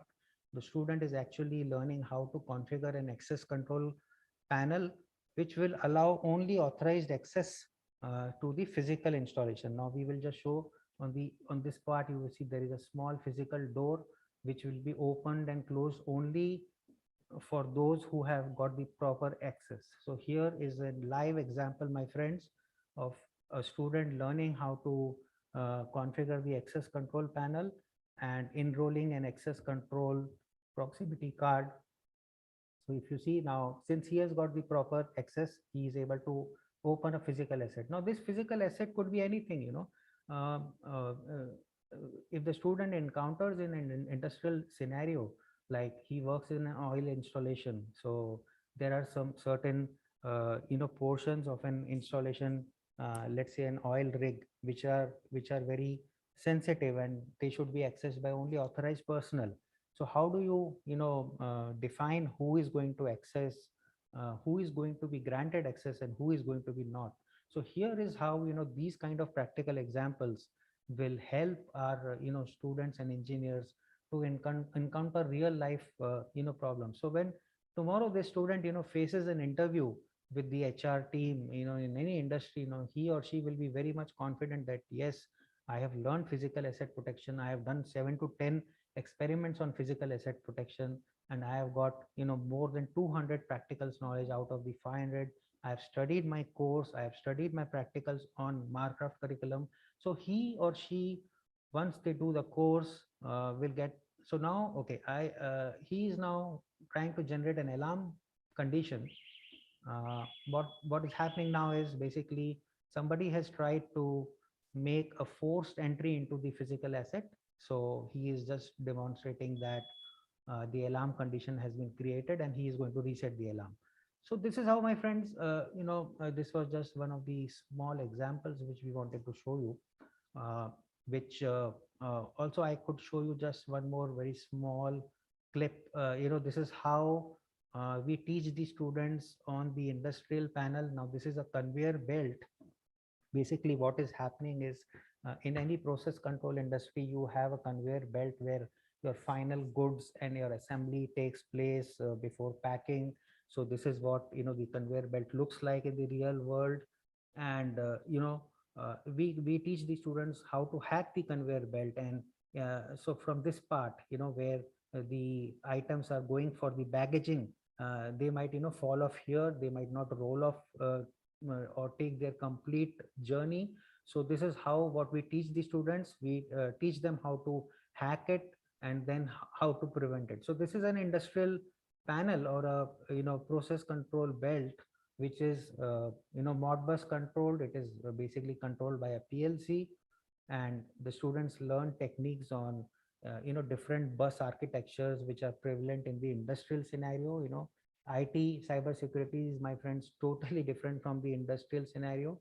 And a student who is only conversant with your OSI layers and your application protocols, TCP/IP, those things are only for your financial security and your internet security stuff. The industrial security works on a complete different protocols. So Marcraft is possibly the only company which covers in detail all those protocols. Okay, friends. So this was what we wanted to show. These are the real pictures and installation videos of one of the institutes in India, and we are using it successfully for the past 2 years.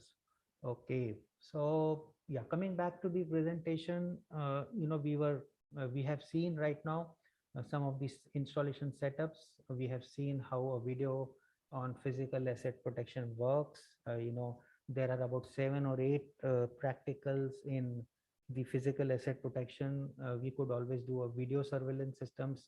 We can connect a camera on the panel, and we can allow that camera to record what the student is doing. So basically it gives you a security kind of a surveillance. Then we could have a remote access control, remote monitoring, configuring your PC access for various notification, and also your IDS, IPS kind of stuff on your server room. So these are about 8 experiments just in the physical asset protection, and we are just talking about one lab station out of the 20 lab stations, and we are talking about just 7 experiments out of the 544. Yes. So okay, now what is our next program? We will now browse to the curriculum. I would just like the faculty to and the students. Hello, Sanjay sir. Am I yes, audible? yes. May I please request you to be a little louder? Yeah. Okay. Now, as we move on to the objectives, we would like to focus on the curriculum. Now, this curriculum, we have taken for the BTech Computer Science Engineering with specialization in information security. These are the commonly run program with the current institutes. Many of the universities in India are having a set pattern in the curriculum, which most of the colleges, except maybe some of the autonomous colleges, are following. So this few 7-8 slides will give you a very good view as to what is the current scenario of cybersecurity courses in the Indian curriculum structure. So, okay, yeah, I think many of you are aware that, network and communication is one of the most important, courses which are covered. And the theory is very good. In fact, some of the curriculum and the theory which I have browsed for many of the universities in North India and South India are quite good. They cover almost all the fundamental concepts of computer protocols, architectures, OSI, TCP/IP, and all those things. But sadly, what are the practicals which the students are doing? I don't see any practical coverage. Most of the times the practicals are left for the students to cover from the reference guidebooks, and these are some of the indicative experiments which the students are expected to cover with very little hands-on experience. So this is what, network and communication modules, if you are having in your college, if you are covering in your course, we have 40 hands-on practicals with our Marcraft certification course. The program is called as DC 4002, which I will show you. So this, you have to see, when you're teaching networks, you're teaching communications to your students, whether your students can, be ready for this CompTIA Network Plus examination. As Mr. Pillai said, that not only your college degree, but also the certifications, what the students will earn in these 4 years will be very, very important. It will give an added boost to their resume. So please check up, whether your course objectives are aligned with some of the certifications. So for example, I don't see many colleges network and communication chapters, aligned with the CompTIA Network Plus. The students who are doing the current courses might find it difficult to crack this particular examination. And if they don't get good scores in these examinations, they may not be awarded a certificate, which means that they will have to reappear the exam. So Marcraft takes care of all these issues. So this is one of the courses, which is covered by our institutes. We move on to the network security. This is also one of the, sometimes this is offered as an elective subject, or maybe it is in the main course of the CSE and IT BTech degrees. So here also a lot of theory is covered. We talk about VLAN, we talk about DMZs, DDoS and DOS attacks and other wireless securities, web securities. But again, there is a gap between the theory and what the students are doing in terms of practicals. Please check up, what are those practicals which you cover, and if you feel that you need help from us, from Marcraft, we have got ready-made 55 hands-on practicals which cover the entire network security curriculum. So this is one of the second courses which I would like to present. Now moving ahead, we can go into, I see many of the institutes covering digital watermarking, steganography, biometrics, and stuff like that. These are very basic tools. Some of the steganography experiments we shall be conducting in the later part of this session. Mr. Leander will be showing you some experiments based on steganography. Then there is a fourth course which is very popular with our university curriculums, is cyber forensics and investigations. Here also the theory is covered, pretty good theory is covered, but please check whether your institute is covering practicals, and we are covering more than 25 practicals in cyber forensics, steganography and biometrics. So our both courses are covering more than 25 to 30 practicals. So the green ones, basically, we will be sharing this presentation with you.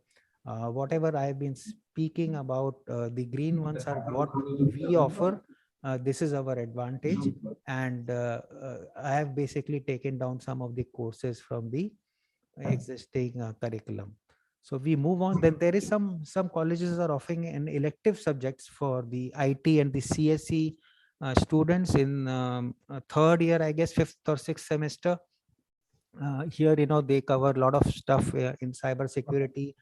Again, cryptography is given great importance. I do not know why. Basically because we expect our students to do jobs only in the BFSI sector, and there is no talk of industry, there is no talk of manufacturing, there is no talk of defense, there is no talk of medical right now. So all what you see is basically we are preparing our students to work in banks, work in legal, work in crime scenes and stuff like that. So here cybersecurity courses, our Marcraft CS 1000, the essentials program, the one which I shown you on the physical asset, we cover total of 63 practicals in it. This is a very comprehensive and in a very popular program across the world. Any college who wants to start a center of excellence, I feel that the CS 1000 would be a very good beginners program to start with, which gives you lot of information not only about the basics of networks and internet security, web security, network security, but also then we go into the deeper aspects of the industrial, the medical, and the ethical hacking kind of stuff. So I feel this Marcraft CS 1000 program would be very useful for the colleges. Then we move on, one of the other elective subjects which I found is Internet of Things, because of the advent of IoT, AI, ML, and other courses which are very popular in most of the institutes. So these are some of the course objectives, which I found that fine, they have been taught about IoT applications and IoT platforms. This is again theoretical. I do not know whether colleges have got actual hands-on experiments, whether you are working with IoT devices, whether your students can create a weather app. Can your student create a small weather app with the knowledge what your institute is teaching them? Whether they can, suppose a student is based in Mysore, so whether he can create a small weather app using an IoT and show it to his classroom or his teachers that I have created a small weather app and which shows me the temperature every 2 hours in Mysore and the weather pattern and stuff like that. So these are the practical things what Marcraft will teach their students, and we cover in detail 25 lab practicals in the IoT course. Moving ahead, friends, we move on. This is one of the very popular courses which I found, information security analysis. Some colleges call it information security management. Now the course is pretty good. Many colleges are covering SQL injection, penetration testing, and ethical hacking, incident managements, and IDS, IPS. So you see Metasploit, exploit frameworks, and open source tools, freeware tools, Wiresharks, and stuff like that. So this particular 3 pages I have covered in detail, because this is where you will find that most of your curriculum today will be structured based on these 3 slides. So here is what I have just marked in portions of green. You have to just compare whether you have got any hands-on practicals covered. So these 3 pages, the ones we have marked in green, these are the courses from Marcraft which will cover the practicals, and you can have as many as I think 150 to 200 practicals in these just 3 slides. So just imagine that you are running a course on security analysis, and if your students are able to perform 25 or 30 or 40 experiments in their 6 semesters, 7 semesters, how good will their project look like? They will be easily, today even getting an internship is difficult, because there is so much competition in the industry trying to get the best interns. And definitely when somebody takes internship, they also would want to know what kind of college you are coming from, what are the courses your college teach, and things like that. So I am just speaking from my practical experience. So faculty members and the students may please take note of these things, that hands-on practicals should be given priority. So if you have password tracking, our course will cover more than 20 practicals on password tracking and working with exploits and stuff like that. So again, these are the 3 important slides, because the course is vast. I couldn't compress in one slide. So information security analysis management are basically the important courses which are running by many institutes in India. Yeah, so there are some other courses like malware analysis and cryptography.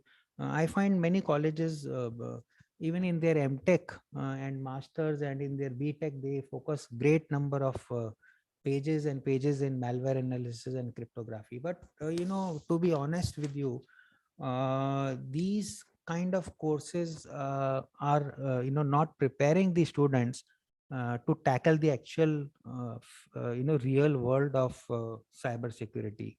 Now what is the requirement? The industry require thousands of pen testing experts, system analysis, computer security incident response team members. Your industry is looking for an agile team headed by an member who knows the subject in and out. Like in the morning session, Mr. Divyanshu was talking. You need to have real grasp of that knowledge. And the knowledge will come only if the curriculum is backed by hands-on practicals, because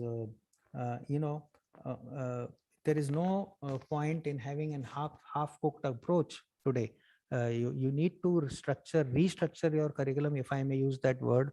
You need to remove those portions which are not prevalent with the current trends. You have to find out what is available in the industry, what is the industry doing, what are the specializations. Some of our curriculums don't change even 2 decades, 3 decades.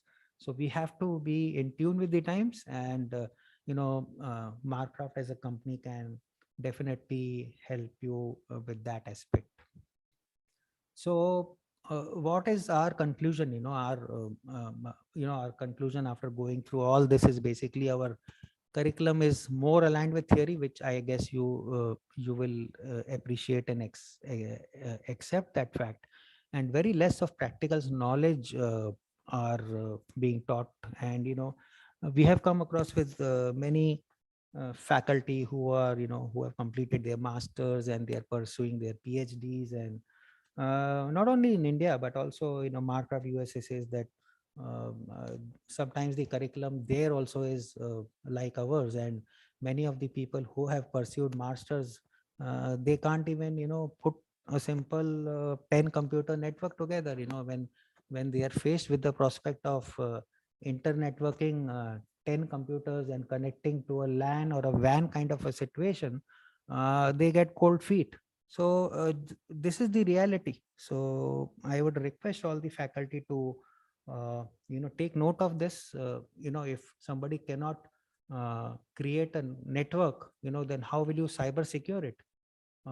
Forget about pen testing and all those things which are at a much later and an advanced stage. So the conclusion, my friends, is that how many of us can work in an hands-on environment today? That is where Marcraft will come into picture, and Marcraft can really help you putting up a proper curriculum guided with hundreds of practicals. So we move on. Yeah, this is what the curriculum, basically this is the current situation. So we move on. You also need to see, your curriculum, whether your students, like what Mr. Pillai was repeatedly telling, whether our students, based on the existing curriculum, can give these examinations. Please ask yourself, in an honest manner, where can your students with your existing college curriculum in cybersecurity challenge these below examinations with confidence, and whether they can clear these examinations. So, our program is vendor neutral and it prepares the students for the certifications as below. You can see these are about the most famous CompTIA certifications of A+, Network Plus, Security Plus, and System Analysis Plus. This is for the advanced. CYSA Plus and Pentest Plus are followed in the advanced criteria. CEH is basically the certified ethical hacker. So these are the 4 certifications which are very, very important. But for achieving these certifications, you need to have a proper curriculum. You need to have a proper, practicals knowledge for that. So these are again, another of the 5 or 6 certifications. Many of you might be aware about CISSP. So based on your current college curriculum, can your students crack these examinations? Please ask yourself. And, we can say with confidence that if your student can, appear for these examinations with confidence and they clear about 4 or 5 certifications or 6 certifications in their BTech 4-year course, or they're a master's 2-year course, the output will be much better. The industry will at least, welcome them that, okay, this is a person who has done a certification. He knows his basics, he knows his networks, he knows his LAN, WAN. He is not a person who knows only TCP, IP and OS layers and stuff like that. He knows something deeper. I can put him on the project of industrial, I can put him on a project of medical stuff and things like that. So certifications are very important. Please check up whether your students can, with your existing curriculum, give these examinations. Because I have not seen any course, course structures in India currently, they are not aligning themselves with the curriculum. Okay, so yeah, so we have been talking about NIST since morning. Why are we talking about NIST? Because this is the global framework, National Institute of Standards, basically an American framework organization. So here, identify, protect, detect, respond, and recover. The entire Marcraft curriculum is based on this particular framework. The advantage of this framework is that uh, the, the student who does his course and practicals based on this framework, he will be globally employed. There is no restrictions. It is like, you are having a global certification. These certifications, what I was explaining here, these certifications are done by global bodies. Anybody, if you have a CompTIA Security Plus, you could be valuable not only in India, but also the student go in US, UK, Singapore, anywhere, and get cybersecurity jobs very easily. So this is what happens. These certifications are based on the NIST framework. So we have to have a course which our course curriculum should be based on the NIST framework, because when you go in the industry, the industry keeps on talking about the NIST. So it should not go as a bouncer for our children. So it is better to be prepared now. And what are the objectives of the NIST? The areas like physical asset protection, industrial cybersecurity, IoT, medical devices, offensive, defensive hacking are being identified. These are the critical skills which are defined by this NIST, and at least, I know that first three, what I was talking about regarding the curriculum, no college has covered the first three in depth, what Marcraft covers. So you can see the gap here is that our curriculum is not following the NIST. It is not designed to prepare our students for the future, or even today, why cybersecurity is the need of the moment. So we need to prepare our students passing out with the proper framework, the proper guidelines. We should make them more employable, right from day one. So these are the objectives of the NIST, which we can have a separate presentation on the NIST itself. It runs into a different domain altogether. It's not the right time to cover this. Okay, so moving ahead, what we want also the faculty and the college authorities to look at is that is your course covering ICS security?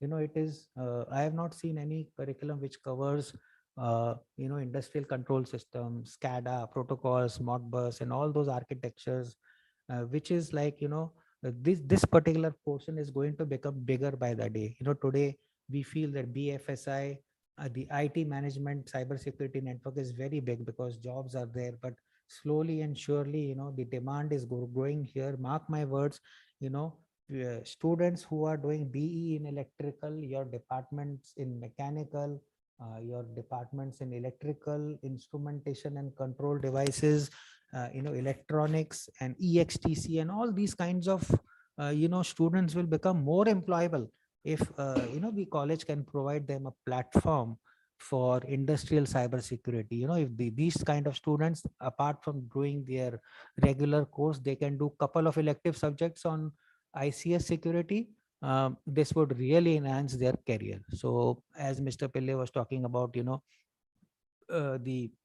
American president in just July 28th, I think, he ordered the cyber infrastructure security organization from USA and the NIST to develop a critical infrastructure performance goals. The problem today is that there are no framework or guidelines. Even the NIST guidelines were developed during President Obama's regime. That was done, I think, in January 2014. So you see that we are talking about a very young framework. This is the right time for us to adopt this technology, adopt these frameworks, so that we are not left behind in the race to build a cyber security career for our students. Now, as Dr. Herald was talking, that we need to protect so many instances of crimes happening. So if we give a proper course, a proper curriculum, a proper practical, and a proper framework, our students will fare much better in the industrial scenario. So this is basically the curriculum, I wanted to cover. Now what we can do is basically, I will just browse. I will take about, I do not know how much time I'm having. I guess about 5 minutes or so. So I will just browse the curriculum and the practical guides, and maybe when Leander starts speaking, maybe I will just take 5 minutes off to explain you some of the LMS and stuff like that. So Dr. Raga, can I take 4-5 minutes more? I mean, I do not know.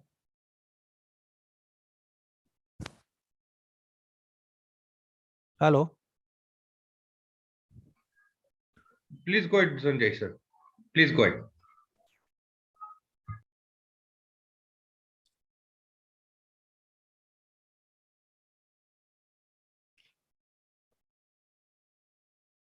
Okay. All this data will be shared with you by way of a link, what Mr. Pillai was showing the link. I will just quickly browse towards our essentials program. And here you can see a sample of the curriculum what Marcraft has developed for this particular field. I will just show you the index because there is not much time, which will give the faculty members and the authorities a clear idea as to what we are talking about. You see, we are talking about the NIST frameworks. Detailed explanation is given. Then, we talk about the infra security, the video what I showed. So this is in one textbook. You have got the entire infra security covered. Video surveillance system. We are talking about the local host security, basically protecting your own laptops, computers, hard drives, CD-ROM drives, memory devices, stuff like that. Then we move on to the LAN. So this teaches about the security for LAN, network topologies. I'm sure you would be covering in your curriculum, no doubt about that. But the interesting thing is everything is covered under one platform out here. Then we move on to the for users connected to the internet. How do we if your students are browsing through external websites from your college network, how do you protect it? So all these things will be shown to you. So this is the theory what I am talking about. And now I will show you, after the professor is teaching the theory, each chapter he can then correlate with the practicals. So we will just go to the lab practicals guide.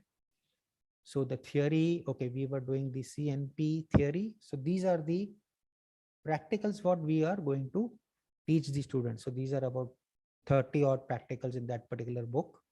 And each practical is described in detail. You don't have to worry. You don't have to be an expert. A basic knowledge of computers and explanation is more than enough in teaching our students infrastructure security. So you see, I had shown you one of the experiments from this particular lab group. So these are remote access control, which I had shown, they were remote monitoring, security notifications. So these are the actual lab groups and their lab procedures. So you see, these are the actual hands-on practicals what our students will be covering. So we are talking about 30 odd practicals here. So same way, managing local machine certificates, whitelisting, blacklisting, and all those encrypting, hashing. Now we will show you steganography, hashing, and couple of experiments so that you get an idea as to what we are talking about.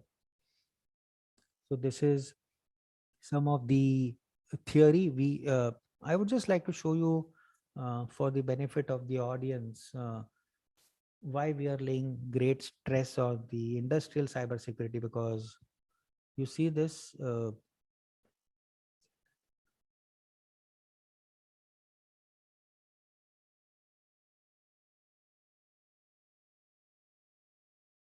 you see this lab guide for industrial cybersecurity. We will teach the students PLCs, basics of PLCs, basics of communication, how to write a ladder logic, introduction to SCADA HMI systems. Because unless and until the student knows what are these things, how will he cyber secure them? Then comes the projects and DCS systems. How do you protect them? Then we talk about the IoT vulnerabilities in the next chapter. So you see, we are talking about at least 70 to 80 pages of basics and fundamentals and stuff like that. And then we move on to the other chapters, which now gets into the little bit deeper understanding of how your ICS system can be attacked, what are the different viewpoints, what are the vulnerabilities, how do you exploit these vulnerabilities, how do you protect them, how do you compromise these SCADA systems. So these things are described in lot of detail. So we are talking about, if you see, if I scroll down, we are talking about more than 30 such practicals. So just imagine if our students can have an hands-on experience on 30 experiments, hands-on on the industrial cybersecurity, how confident will they feel? And it could be a game changer. Now many of the colleges, they cover forensics in a big way. Mike. Many of the colleges cover the forensics in a big way. We would request them to have a look whether you have got some practicals what Marcraft is having. So if you see the digital forensics, these are the practicals what Marcraft is doing, and these are all practicals. Means we are going to supply you all the hardware tools and the associated accessories with that. Okay, these are not just simulated practicals. The student will actually be doing a fingerprint tracking, and he will take all those evidences into question. So these are this is what I just don't want to take too much time, because you could easily, when you open the link, you can get all this information. Okay, so we have the advantage or the conclusion from what we have just seen is that we have tried to provide all the information in one lab book and one theory curriculum guide. These two books are for the students, and we have got a separate instructor's guide also, which I will just show you when we have the time for the LMS. So you don't have to refer many reference books, like that I have seen many curriculums where suppose introduction to IoT, you have got references of 4 books or 5 books. Now the student finds it so difficult to cover his course. So where will he have the time to read 4 or 5 books for a single IoT? So it becomes a challenge, because where to find good material which will cover your theory and practicals is quite difficult. So if your college is having 10 elective courses on cybersecurity, you are asking them to cover 50 reference books, which is quite impossible in today's scenario with so many distractions. So what we are trying to say is basically Marcraft is a single stop for all your curriculum and practical needs. You don't have to refer many practical books. Okay, now this is the Terra is a very useful feature which will allow your center of excellence to be accessed by your students who is not able to come to college. He can access it from his home or hostel or anywhere he is there in the world remotely. So we have got this, you see this box.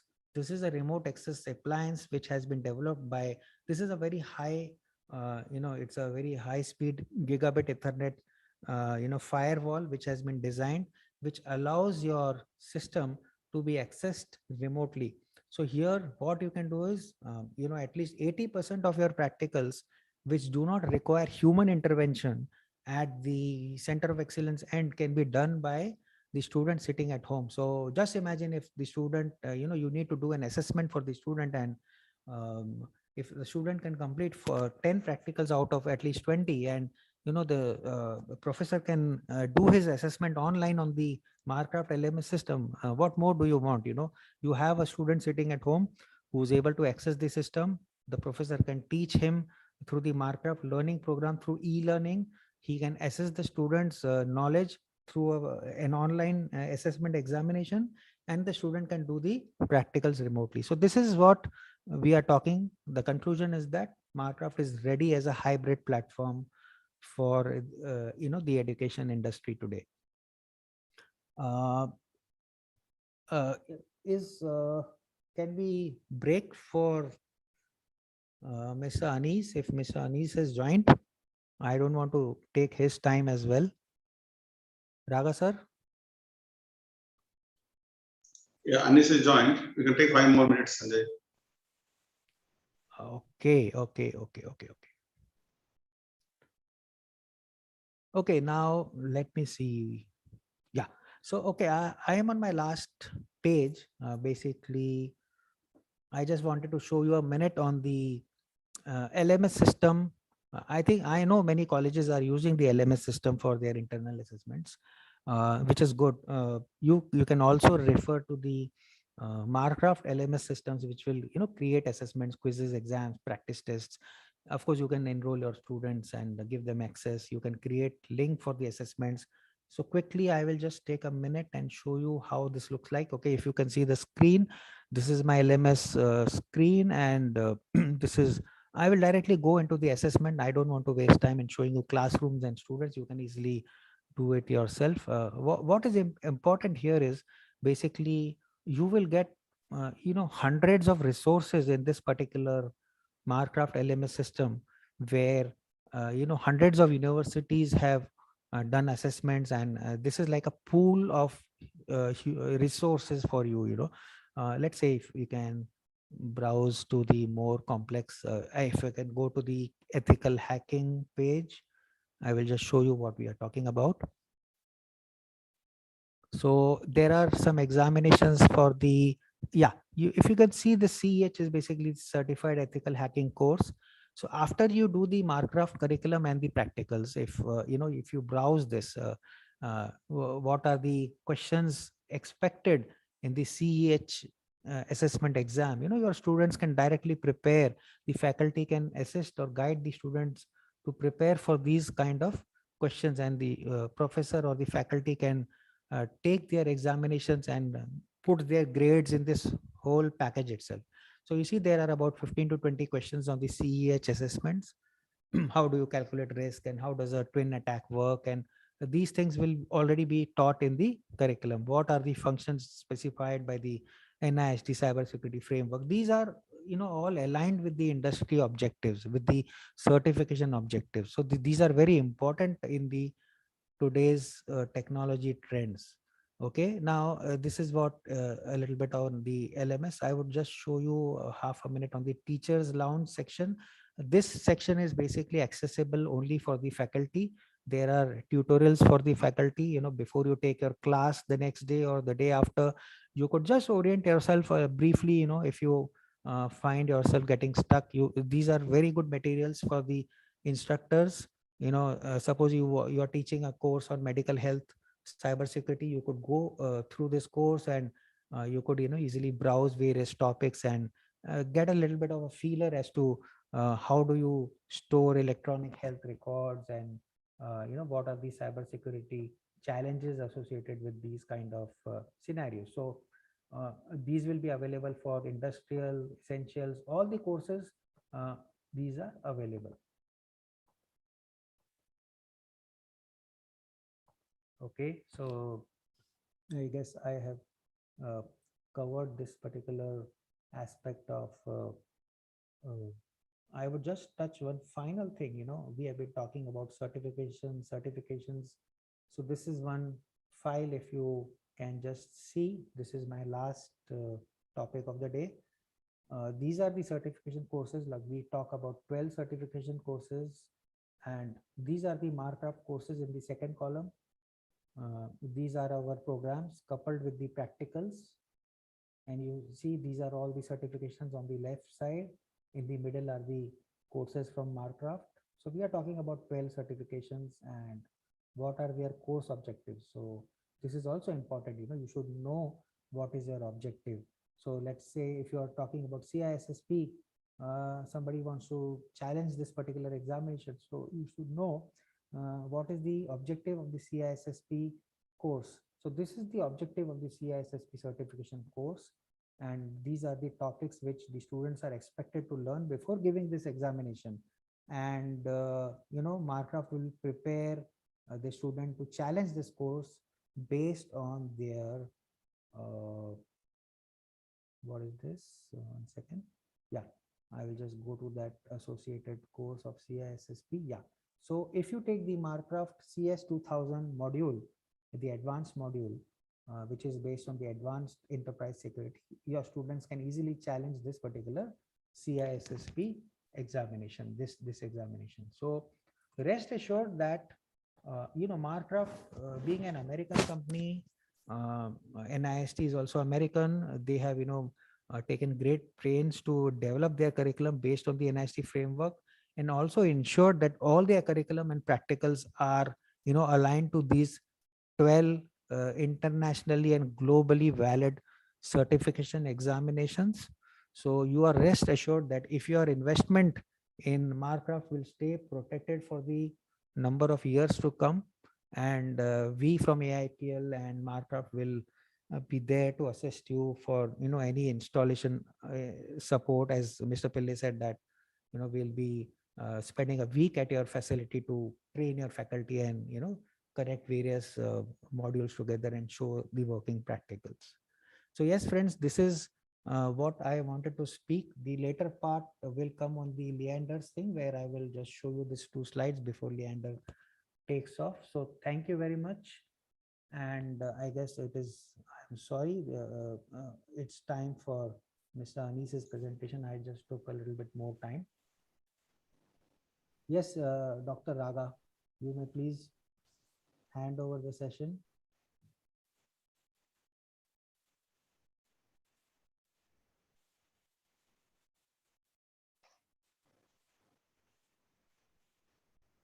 Hello. Dr. Raga, you are on mute.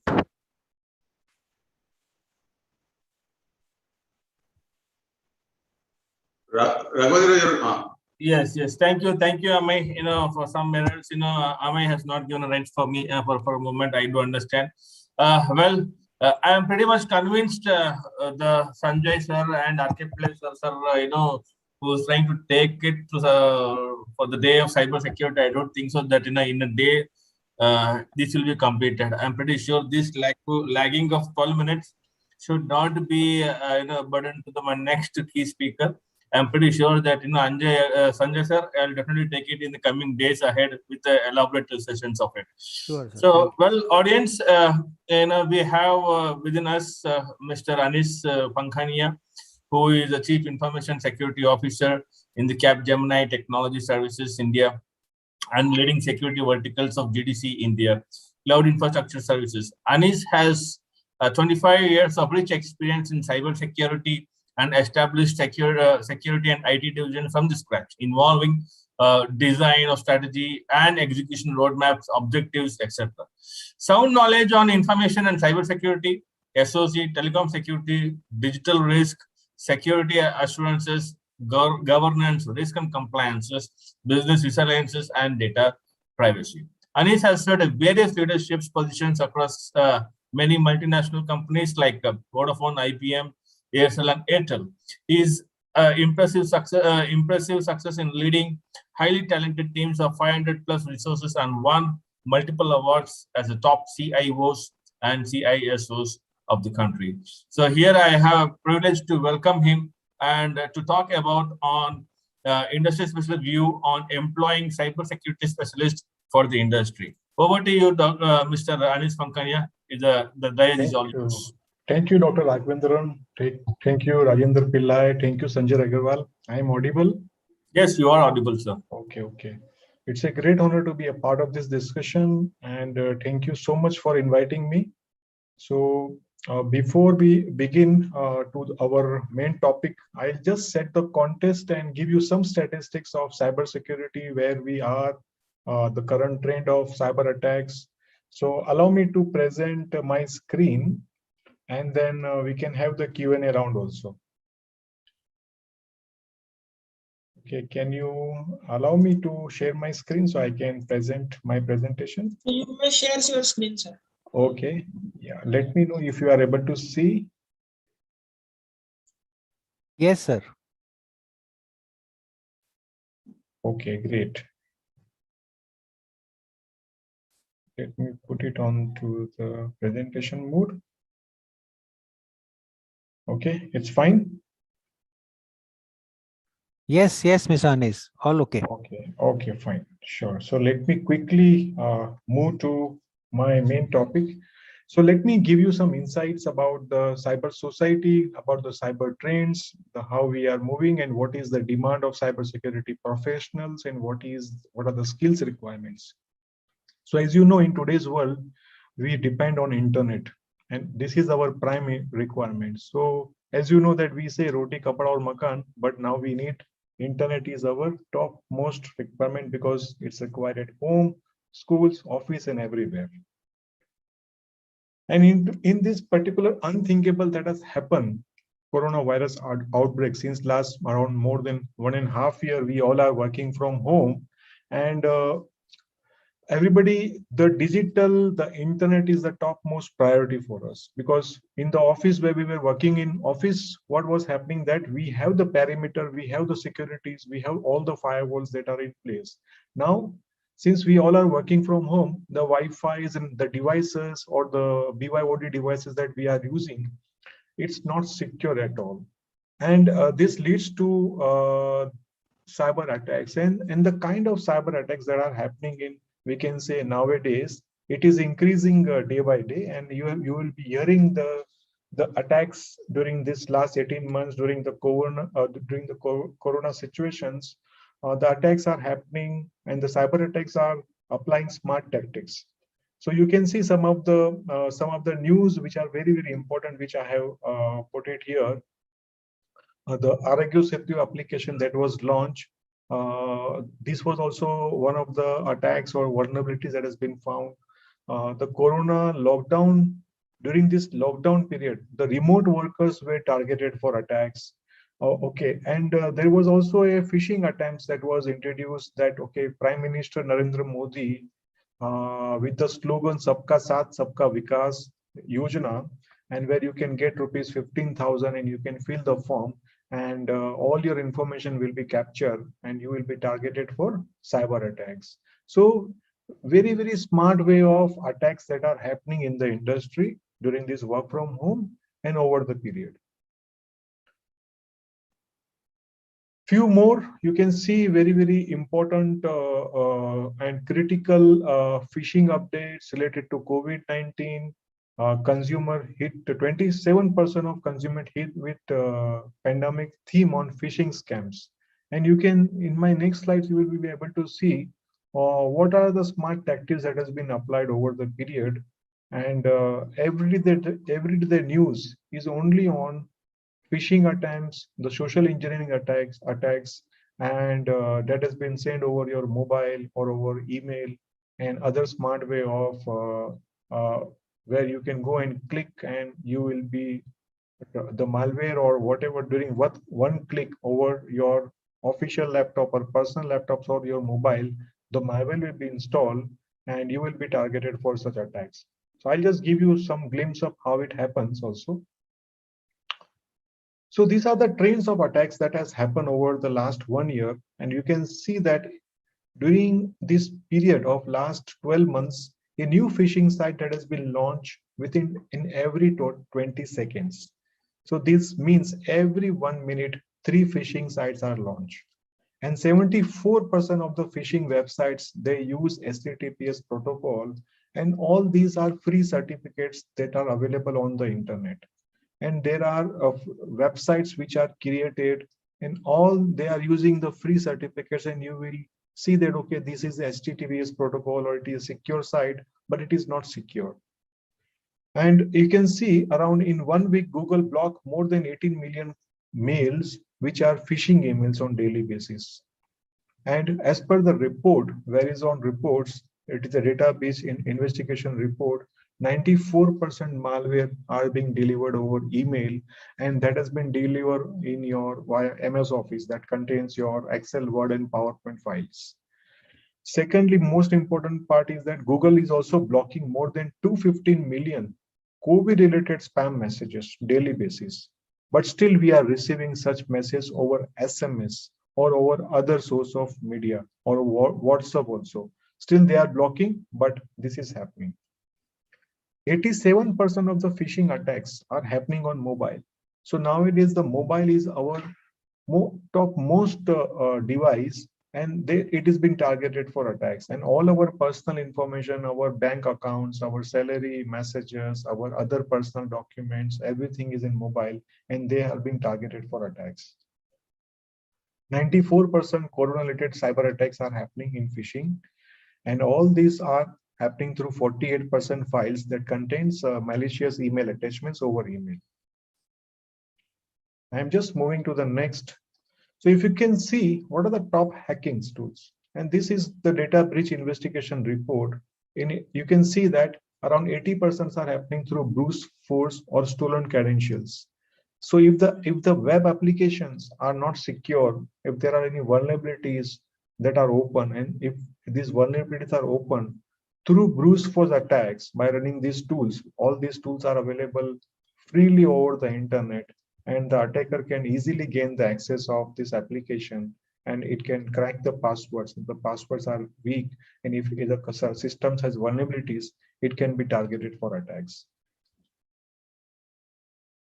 This is one snapshot which I have attached, and this is the research from the checkpoint also, if they have seen. This is the CV email that has been sent during the pandemic situation to the hospitals, and you can see this email which shows that there is some CV which is being attached, and it contains the malicious file which has some malware. So every day, and this being sent especially to the hospitals as a requirement of a health manager or some other hospitals vacancies that are open, that is a requirement, and anybody can open and try to open that CV. It contains malware. Some of the typical scam messages we used to receive, still it is getting continued, that if you have received a new message regarding coronavirus guidelines in your geographical area, if you can click. So this is a phishing site that has been created which contains some malware. Or we have issued a new communication regarding COVID-19 restrictions and how to protect yourselves. Very, very smart way of tactics that has been applied over the days. It may be on your online websites, it may be on some fraud website that has been created.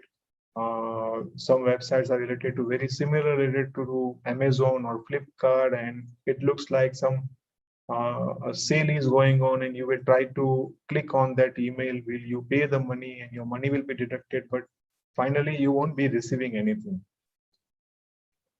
Another news, you can see that there are some data breach which has opened. Around 15 billion stolen credentials are available on darknet, and all these are being on sale at the price of $22. So darknet is where they have their own community, and you can go and you can buy the credit card information, you can buy the stolen credential information in a very cheap price. So this is also one of the service that has been provided by the attackers. Very important, most of us don't know what your device know, but better than me, my device know.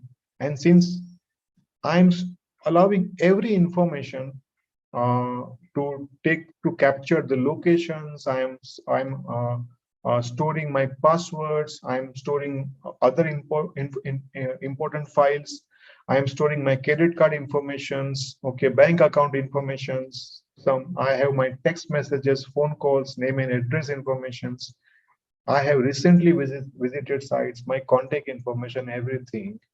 And all these informations are available with Google as well, your current locations. And every month you will be also receiving that what is your last 1 month history, where you have visited, where you have gone. And if your mobile is compromised, all this information is available with the bad guys, and they are using it for all these personal informations to target you through other means of attacks, because they have all your information, so credit card information, bank account information.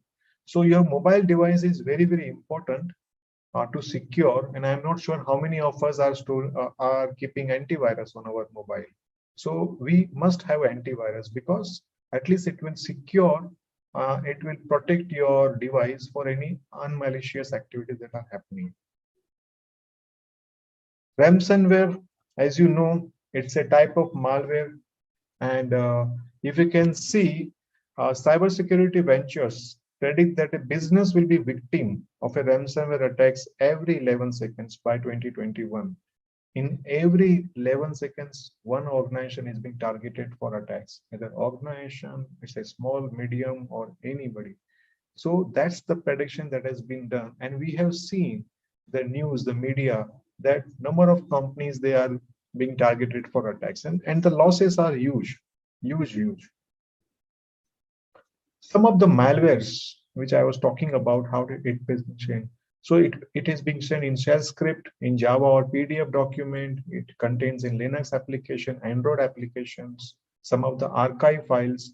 Some of the malwares looks like it contains in JPG, AVI, EXE files also, some ZAR files. So there are different way where the bad guys create the malware, they put it into the link, or they will try to, I can say they will try to, you feel that, okay, something which is legitimate attachments, but that is not legitimate. And that's the way we are targeted for phishing or social engineering attacks is happening. And there are many sources. It's happening through your browser, it happening through your mobile, through SMS and other source of PDF documents. So I have put one slide where we should avoid, or we should be very cautious while such words where we see that, okay, there is some Netflix offer, or I am receiving some Netflix subscriptions, or some cashback offers, or some coronavirus maps related promotions codes, or some remedies or testing or miracle is going to happen. Nothing is going to happen, because all these are phishing emails that has been sent. Or some of the smart way of doing is that some relief package where you can go and pay the money, or some safety tips of corona that is available, or you can donate, put your donation, payment related to donation. So all these are happening nowadays, and all these are malicious or phishing sites that has been created, and the money will be deducted from the account, but it is not going to the right person. So we have to be very cautious while we are moving to that particular sites. It is very important sites. You can see the variety of attacks that has been changed in last 5 years. So you can see last 2015, the malware was the top variety of breaches over the time period, but now the phishing is into the #1 position, and another is the use of stolen credentials, that is the passwords, and it is also shown into the DBR report also.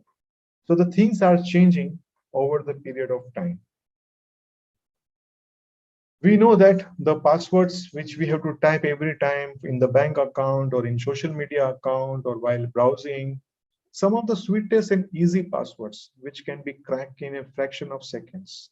And you can see that people are still using such passwords, 12345, 1234567, and all these passwords are easily be crackable within a fraction of milliseconds, not even seconds, milliseconds. So just is an important slide that we always secure our password with a strong alphanumeric more than 15 characters for the infrastructure for our social media accounts also. And you can see this is the cybercrime, the report from CERTIN, how the cybercrime is increasing over the period. We have the data till 2019, and I am sure that this will be double in 2020 and 2021. And it is going to increase because we are on digital platforms. Our infrastructure or our mobile is not secure, and we are always targeted for phishing attacks. We never know which link is legitimate email or legitimate link or legitimate website, but we always be targeted for attacks. And all these cases are being registered into the CERTIN and to the cybercrime police, and these are increasing over the day, every day. Data explosion, again, you can see that by 2020-25, there will be 200 zettabytes of data that has been managed. And this is from the Cyber Venture, very important slides which they have predicted. And the amount that is going to be spent on cybersecurity is $1 trillion. From 12 billion investments to it is going to happen by 2025 to 1 trillion. So we can see that amount of cybersecurity investments that is going to happen in next 4-5 years.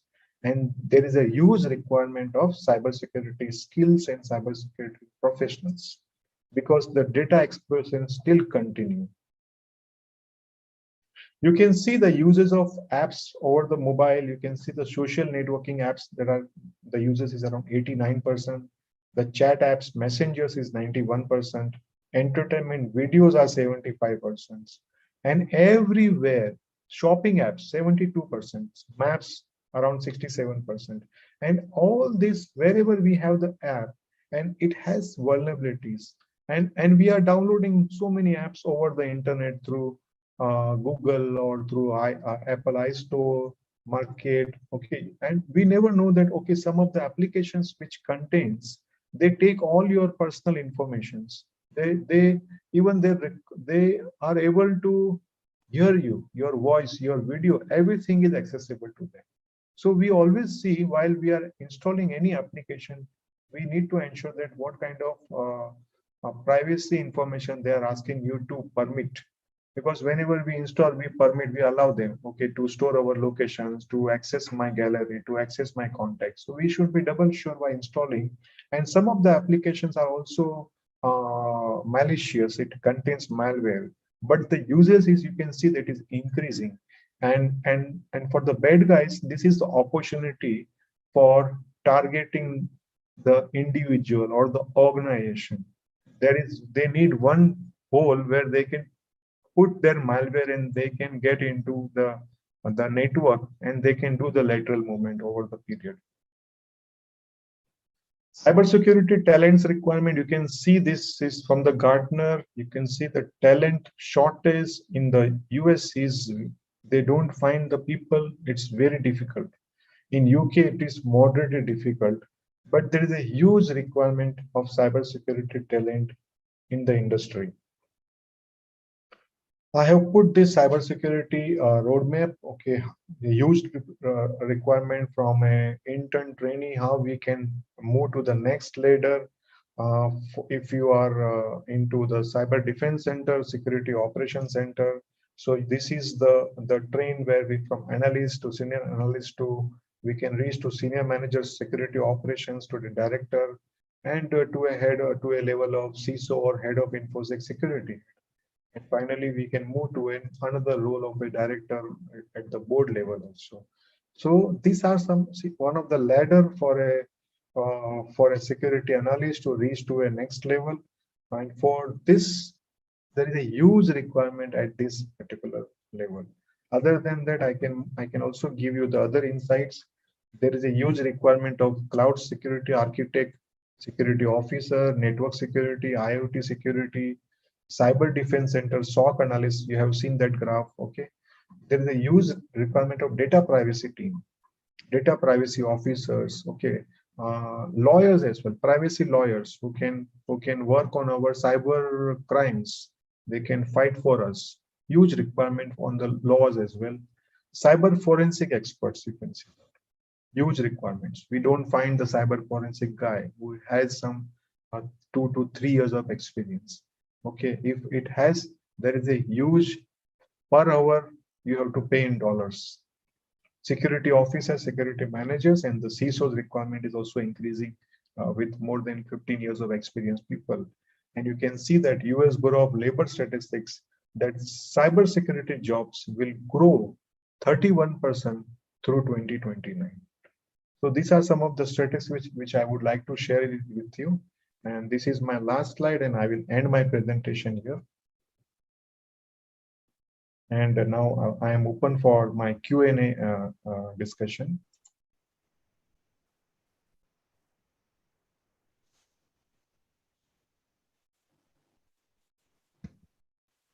Let me know if the slides is still visible. Yes. Okay. Yeah, Raghavendra. Yes. So Your mic is off.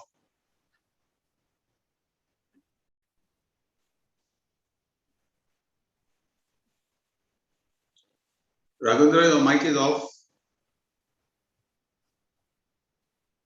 yeah, he's on mute. Yes, Pillai sir.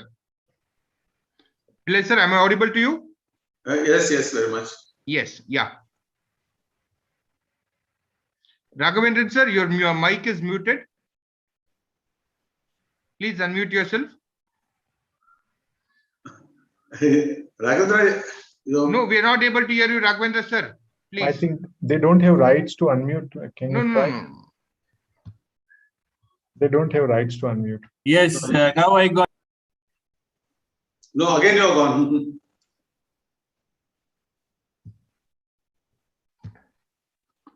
Amey? Thank you. I hope that I'm audible now.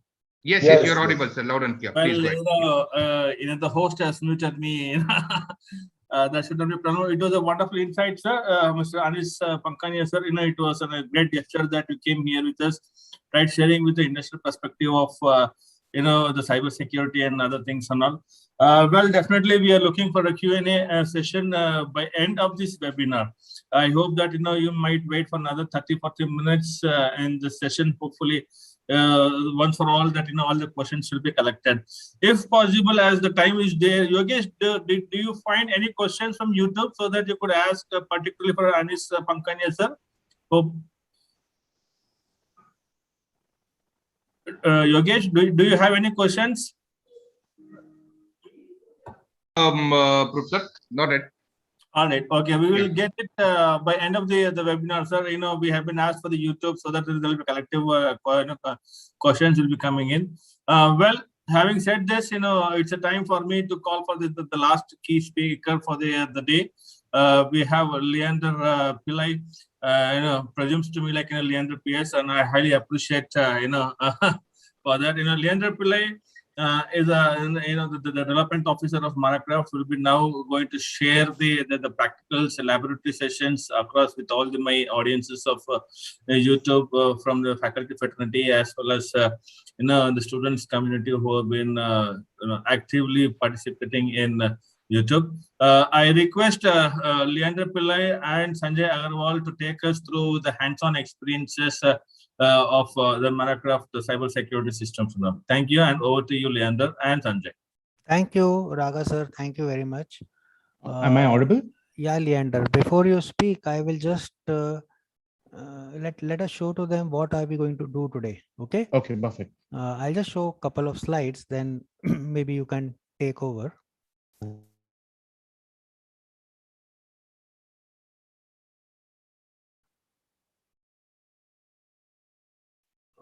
I guess this is visible. Okay, so coming to the last, but not the least, possibly the very important reasons why we are here is to show you some of the practicals which the students can do in case they are not able to access the physical, experiments in the college or in the laboratory. So with today's scenario, this is very important that the college authorities provide a platform for the students so that the students who are missing their classes, who are missing their practicals in a physical manner, they are not left behind in this race to complete their assessments or their examinations or their practicals. So today, we were discussing about the Terra. If you see this slide, now this is how we are going to conduct the experiment. Actually, we don't have the Marcraft system in India. We are going to physically access it. The Marcraft system is in USA, and using the remote access appliance, Leander is going to show you 3 or maybe 4 experiments. Now these experiments are picked up from the CyberSecurity Essentials program, the CS1000, which is one of the most popular and one of the most exciting programs to have. This has got about 63 practicals. and we are going to show about 3 of them.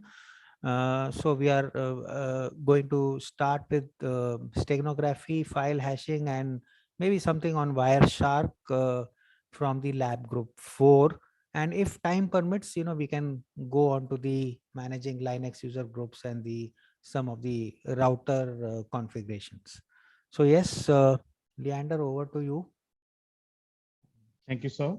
I'm going to be sharing my screen. Can all of you see my screen? Yes, we are able to see your screen. Okay, perfect.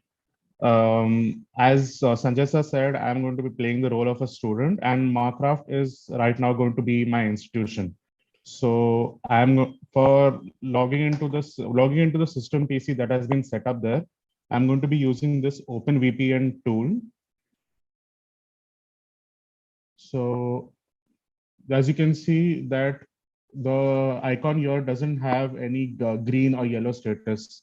So Marcraft has sent me a config file known as CSE Marcraft Lab. And when I'm going to connect to it, I put in my credentials and I log in, and I will get a confirmation down there saying that I'm connected to the Marcraft CSE Lab.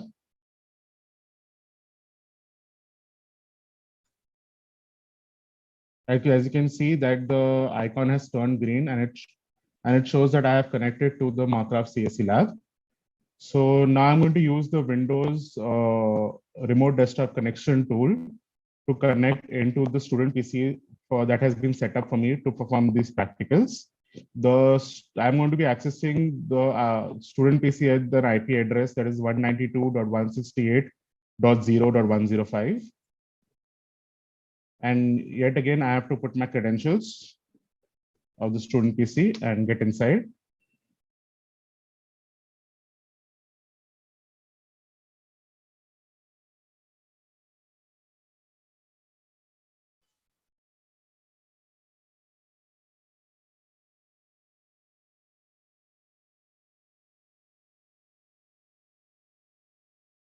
Okay, now I'm inside the student PC that has been set up in USA for me. As you can see on the screen on top, I am at 192.168.0.105. Now, I would like to give a brief introduction. Now, cybersecurity is based on the concept of CIA, that stands for confidentiality, integrity, and availability. The experiments I'm going to be performing for you today is going to show each of these concepts deeply. So I'm going to start with the steganography lab procedure. That is, I'm going to show you confidentiality. So for the steganography procedure, I'm going to be using this OpenPuff tool. So now you have heard of cryptography, where cryptography is a method that applies an algorithm to a message that renders that message unreadable. In contrast, steganography hides the existence of data. Steganography involves taking any data file, finding the data portions in that file that are unused, and inserting data in that location, thus hiding information.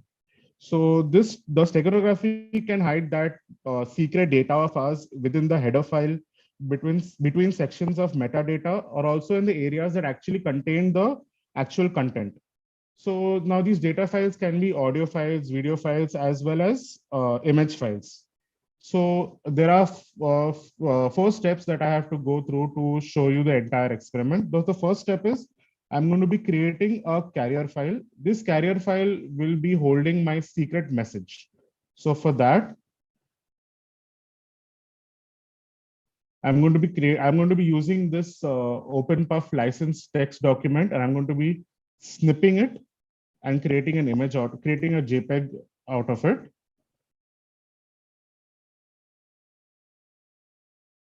Okay.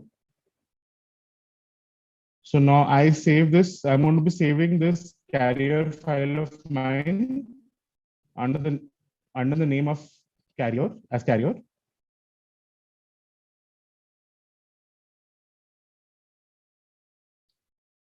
I'm going to be saving it on the desktop. Okay, next. Okay. So as you see, the carrier file has been created here.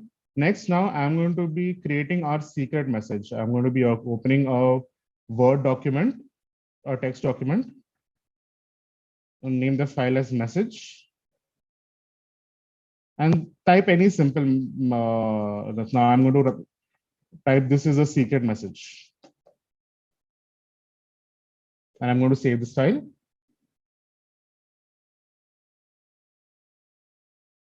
Okay, so now I have my secret message and also I have my carrier file. So now I'm going to go to the OpenPuff folder and open the OpenPuff tool.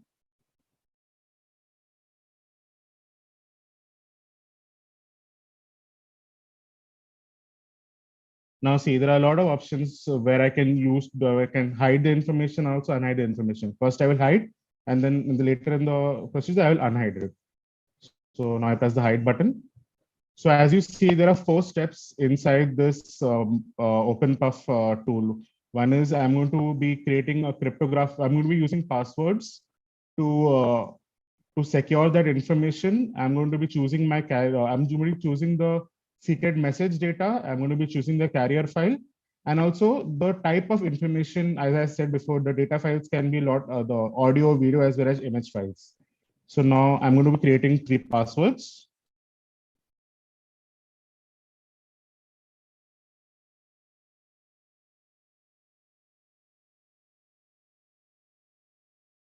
As you can see that the password cannot be any simple password. You need to have complexity requirements to to have 3 passwords properly. So now if I try press, you can see that there are certain requirements, like it should be the length and how much that I need capital letters and such. So I'm going to be putting the 3rd password in.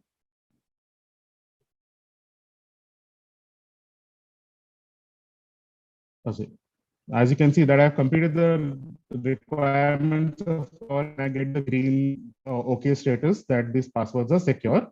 So then now I'm going to be selecting my secret message. So I'm going to be browsing the desktop and I'm going to be selecting my message text.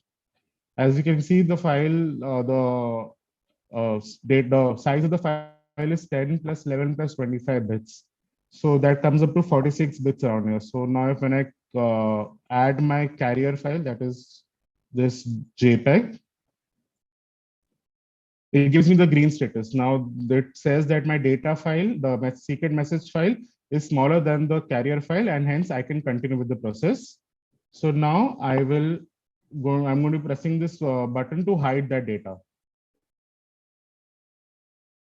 Okay, yes. So first, I'm going to be creating in the desktop, I'm going to be creating a folder, which is going to be my destination folder for these files.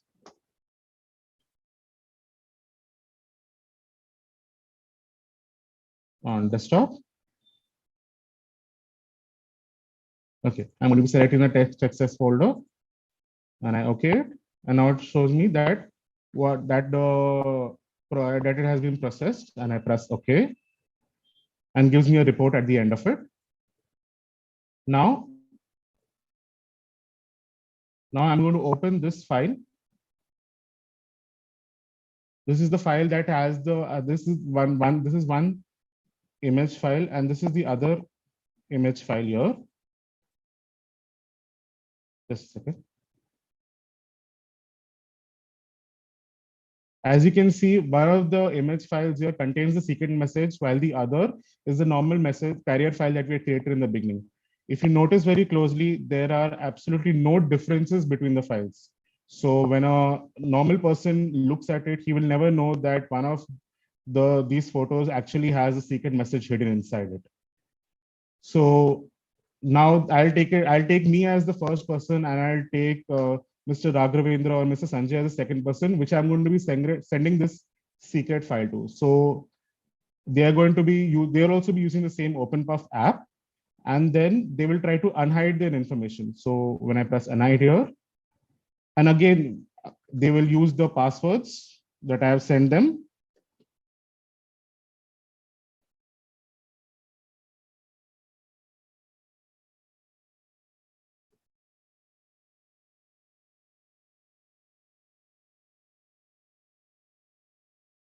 Okay. The passwords that I'll send them, and I will be selecting the carrier file.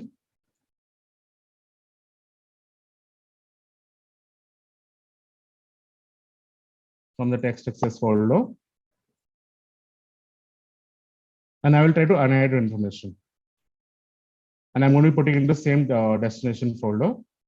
But now, as on purpose, I have put a wrong password. So it shows that a person who was putting now, if I send it to a person who I didn't want to get the information, it gives a wrong password notation here. So I'm going to be putting the right password to now to check. Passwords now to check.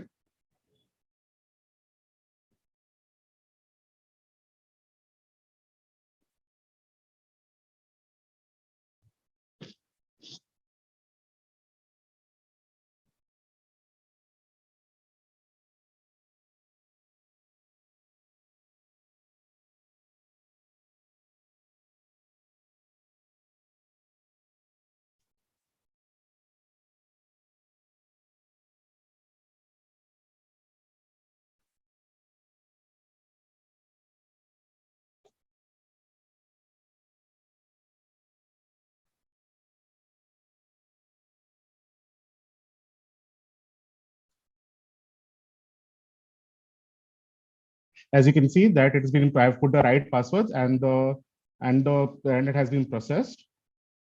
So it shows that I get a report that the image that I had put contained a hidden file, and the name of the file was known as message text.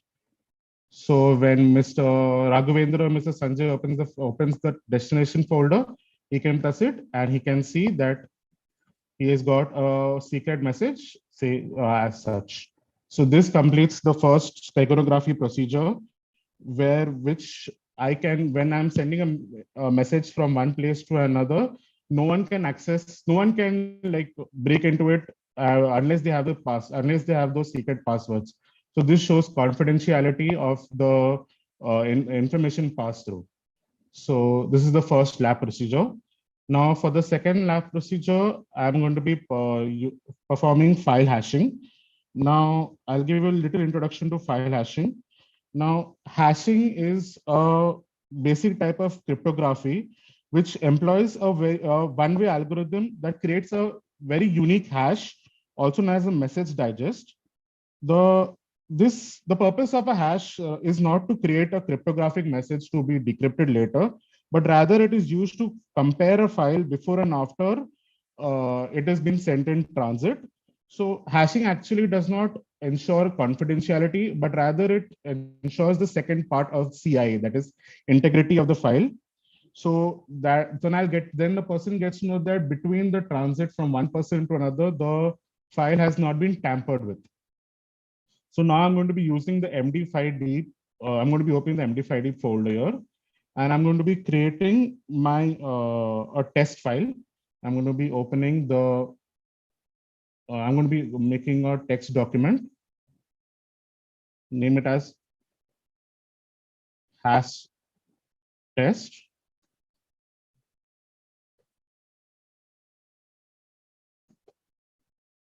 Okay. Now I'm going to be typing a very simple message known as this is a hash test. And notice now I'm going to be putting an exclamation mark at the end of it.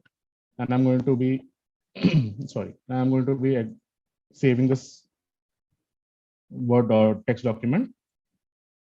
And I'm going to be opening the command prompt.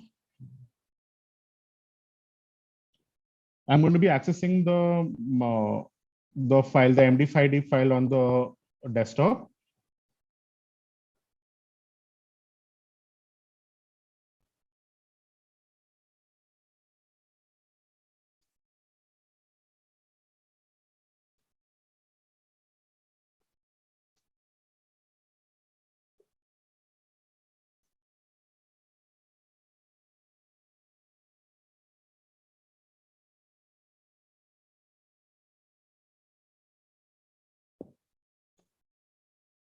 So now you can see the directory has been changed to the MD5D file on the desktop.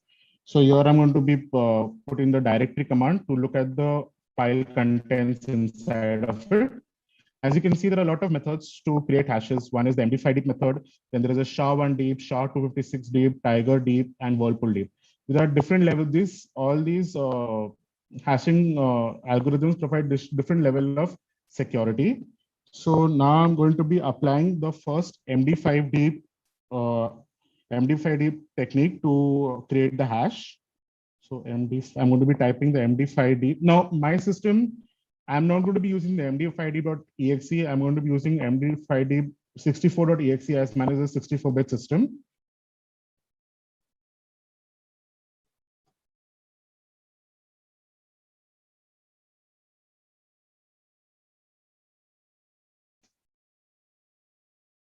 .txt.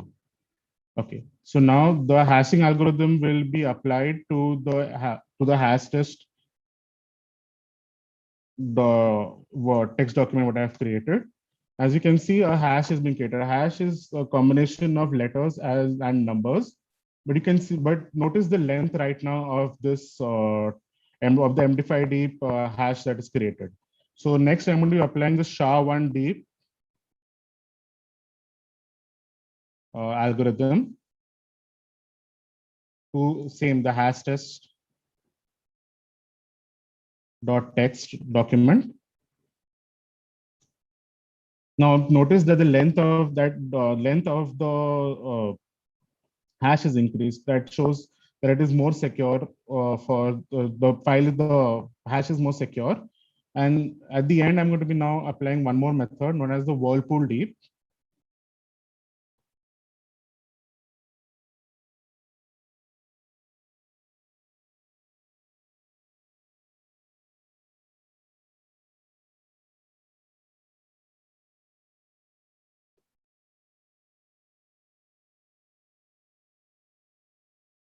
Now see the length.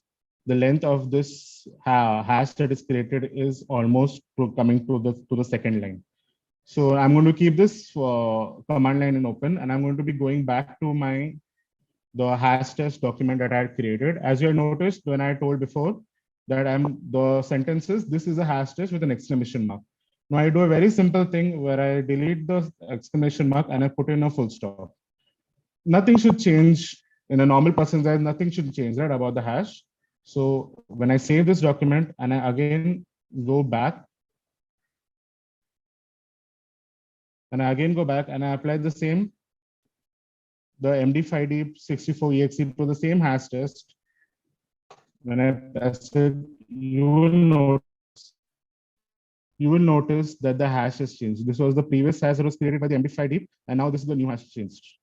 New hash that is being created just by changing exclamation mark to a full stop. You can see that the entire hash code has been changed. Same if I apply for the rest of the methods like SHA-1 deep. You can see again that the hash code has been changed. And again for the Whirlpool, you will notice that the entire hash code has been changed. It's not like only one letter or one number has been changed. The entire code has been changed. So such if someone during transit tampers with the file, when he can change the important information to something that is wrong, I will get to know once I compare the hash code to that was created before to the hash code after transit, and I'll get to know whether the file has been tampered with. So such common use of this file hashing is also used with downloads from the internet.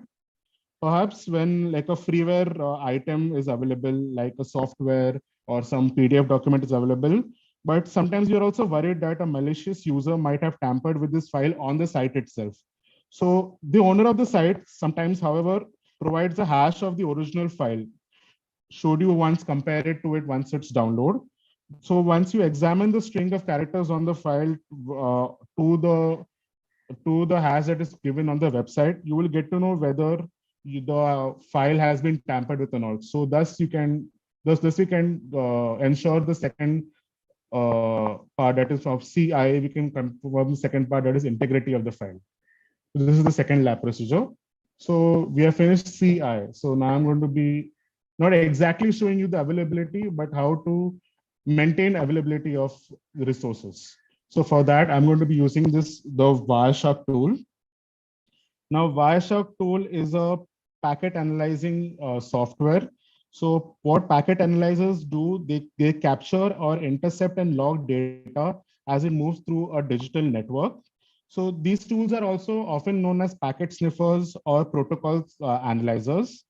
So they analyze the traffic that is moving through a system. It unpacks that traffic into called packets such as TCP/IP, UDP, and other such. And you can analyze it. The network administrator can analyze it. Then, okay. So now I'm going to be the Wireshark tool.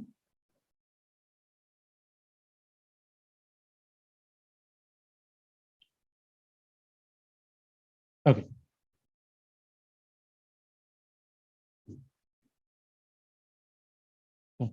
So I'm going to be starting. I have just started a very simple capture. So you can see the different types. So you can see the protocols used. You can see the TCP, UDP files, and you can also get the info of those files here. So this gives the information that the destination and for the file is from there. So now as I'm on 105, you've seen before, you can see the 105 is the destination of these files, while some packets are passing through from my from this system to the next system. So I'm going to be showing you a very simple packet, which I'm going to be capturing certain packets. So I'm going to be opening the command line tool again. So I have another system ready for me that is kept at 192.168.0.108. I'm going to be pinging that system right now. I'm going to be pinging that system.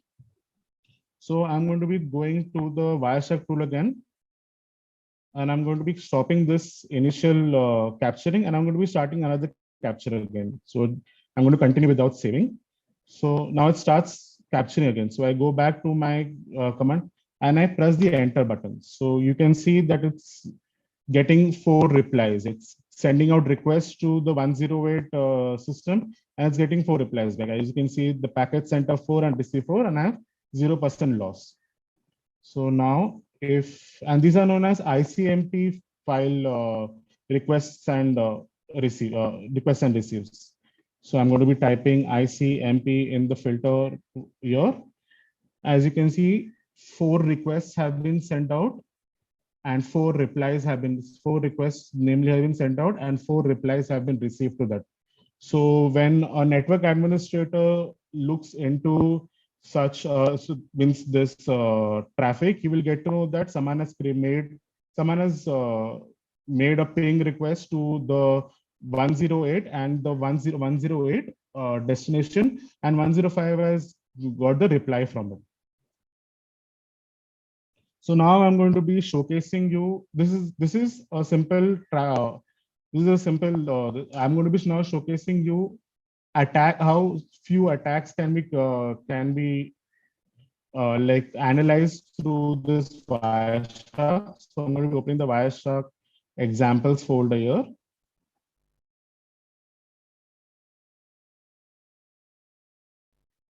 Okay. Now these are 2 attacks. One is called as ARP Storm, that is Address Restoration Protocol Storm, and one is Teardrop. So I'll give a little introduction. When you broadcast or multicast happens of the traffic overwhelms the network. This is also known as a broadcast storm or also known as a network storm. So this broadcast traffic is also again rebroadcasted, as I showed you before, to other destination devices. So this continuous traffic can sometimes quickly overload switches and routers if they are not up to the task, if they're not built to take so much traffic. So this is also known as a denial. This also pertains to a denial of service attack. So for this, it is important for network administrators to monitor the networks for such broadcast storms. However, it is also important to make sure that the network is properly configured and that it has the robust hardware enough to move this data quickly and also learn routes fast enough to meet the organization needs so that it does not get choked at one point. So I'm going to be showing you the ARP storm, the first example.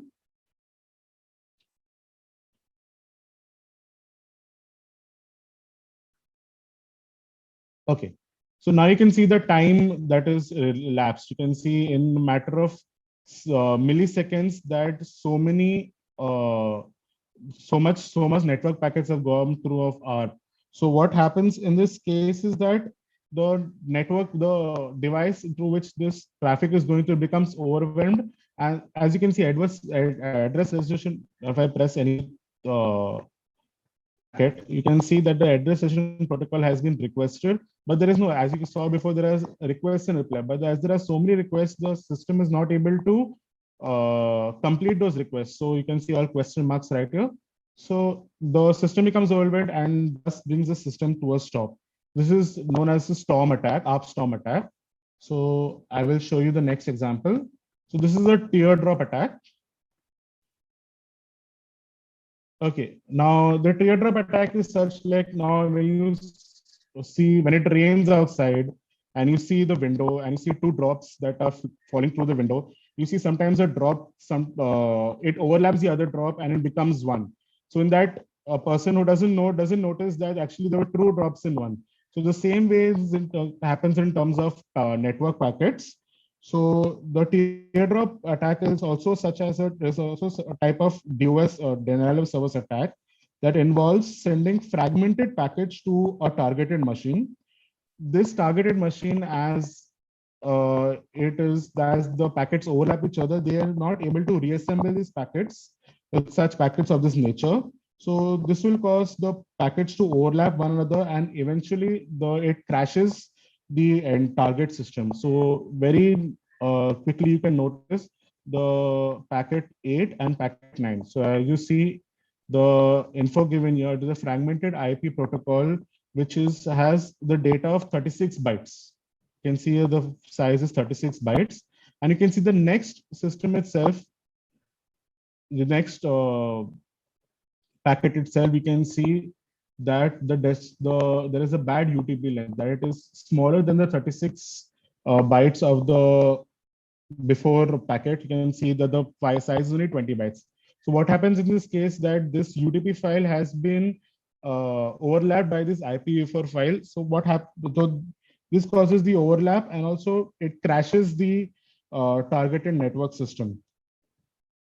So this is the how network analyzers will network administrators can analyze the network. So they set up their own filters to look at that such problems don't take place.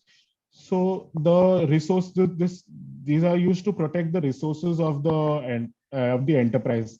So when you stop such attacks from taking place, it maintains the availability of the resources, thus making the enterprise not to come to a halt. So these are the three lab procedures. So this is Wireshark. There are three lab procedures that are part of the Marcraft curriculum. Mr. Sanjay sir. Yes, Leander. Yeah. Can we go on to the some things you can show on the Linux and also? Okay, I'll go to I'll show the router.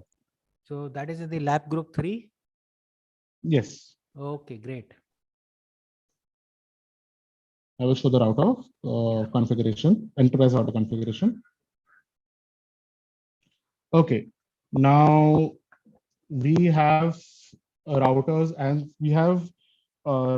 and switches in an enterprise setup.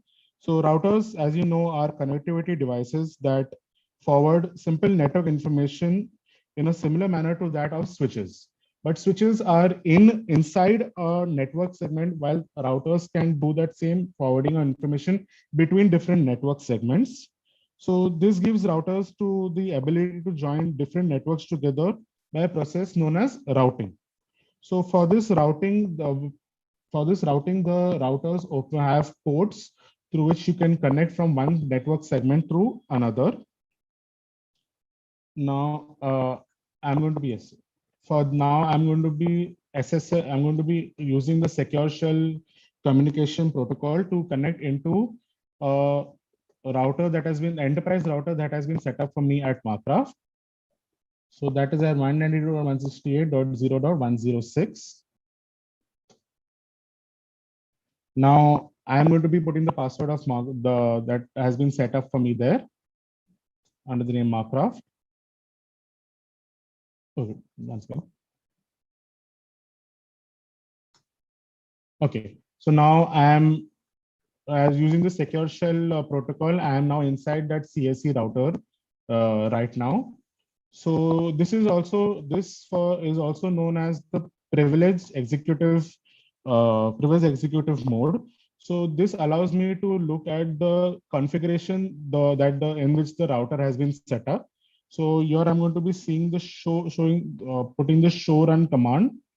So the show run, if I press the tab button, also means that the show running configuration that the enterprise router has been set up with.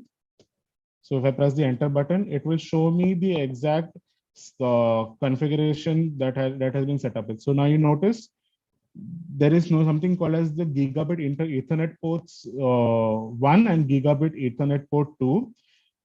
Now the Ethernet port 1 has not, the Ethernet port 0.0/0 has been set up with the IP address of 192.168.0.106 and at 255.255.0 subnet, while the second, that is gigabit Ethernet 01, has no IP address. So what I'm going to do right now is open up this second gigabit Ethernet port to connect to a different network segment. So now I'm going to be showing you how those once again. So okay. So now you can see here that the status what I had said before, that the gigabit Ethernet is set at an IP address 0.106 and the status is up. That means it's up and running. While the second port has been put in an administratively down status, means no one can access it unless I actually shut it on. And it has also not been assigned an IP address. So now I'm going to be using show interface gigabit Ethernet 1 0/0. So this gives me the entire information on the gigabit 0.0 and the address it has been set at and whatever the configuration that port has been put through. So it has been set up with the input rate and the output rate. You can see there. So now I'm going to be configuring the second port, that is gigabit Ethernet 0.1. I'm going to be typing the command config t, that is also known as config terminal, and now I'm going to, so you can see now I'm in the global configuration mode. So here I'm going to be interfacing with the interfacing with the gigabit Ethernet 0/1, that is the second port, and I'm going to be now I'm in the global configuration mode of that int GI01. So I'm going to be setting up its IP address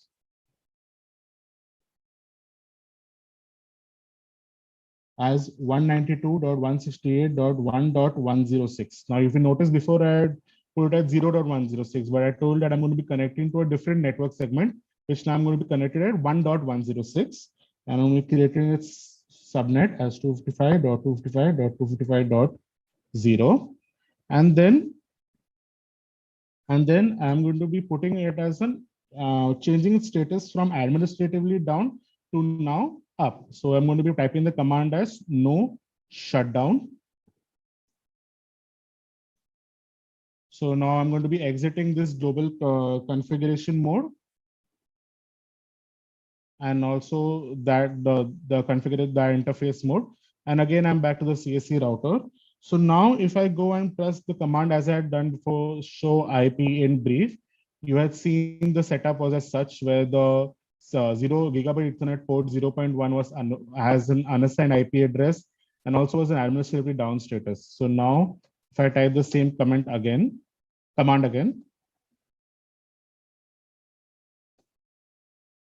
you will notice that the Gigabyte Ethernet port now I have opened it up and changed its status from administratively down to administratively up.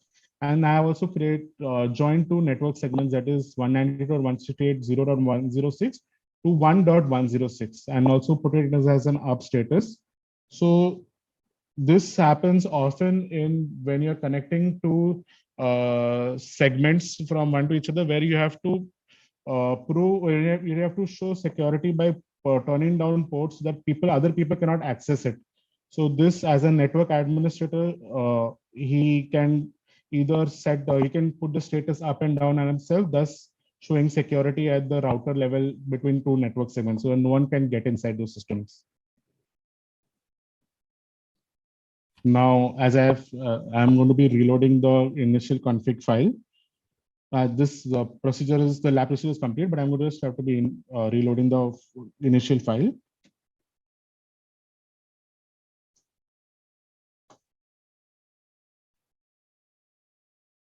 Okay, so now it shows that I have severed my connection to the enterprise router. So this is the lab procedure 4. So the next lab procedure, I'm going to be showing you how to and network administrators don't normally work with Windows as we always use, but they work with Linux.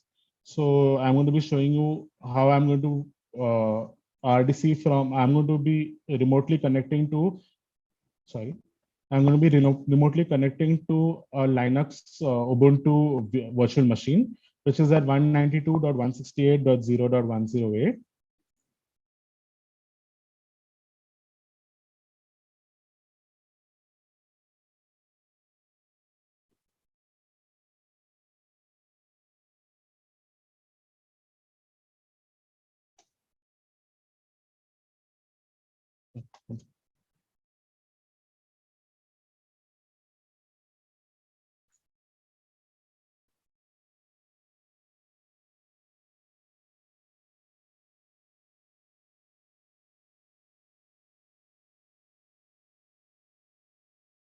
Now I've logged in successfully inside.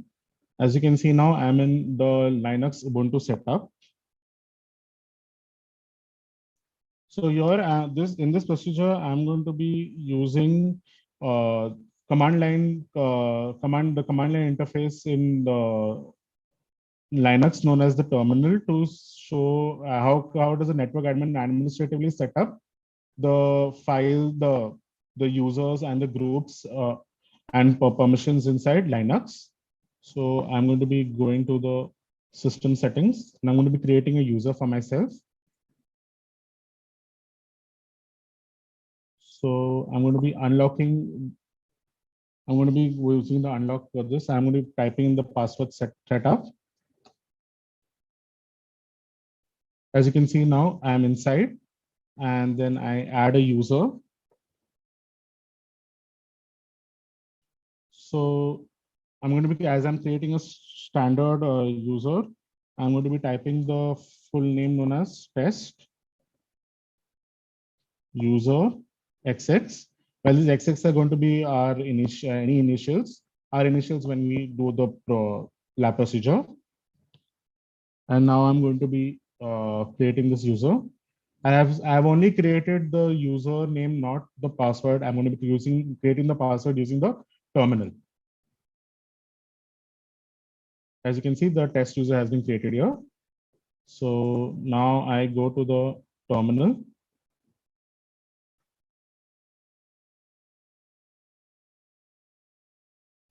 Okay, once again. Okay, now to create a password for my test user, I am going to be typing the commands. So the command, once again, its command is called as sudo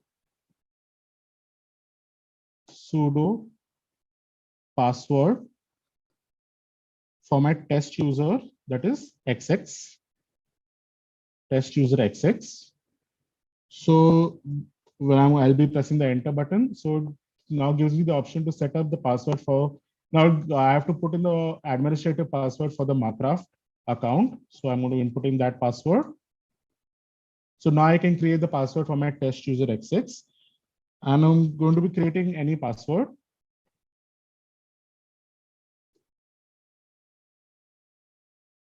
It tells me to confirm the password. Now it gives me the status that the password has been updated successfully. So now I'm going to be adding also a group to a group.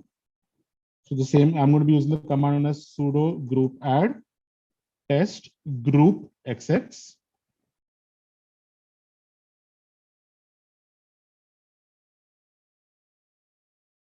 Okay, once again.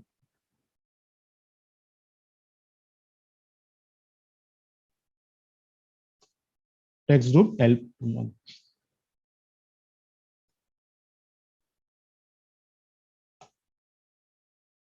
Okay. Now I'm going to be writing a command known as ls. So this ls, as you see, as I have shown you in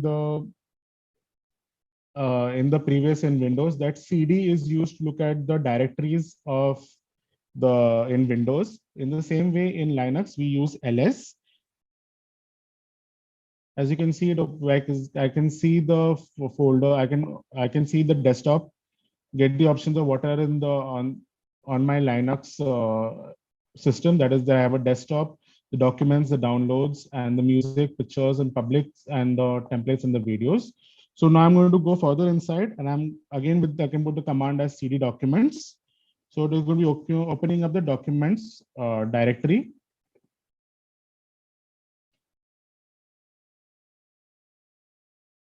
See, now I'm in the documents directory. So now here I'm going to be creating a new file. So files here are created using the command known as you saw the command before, sudo.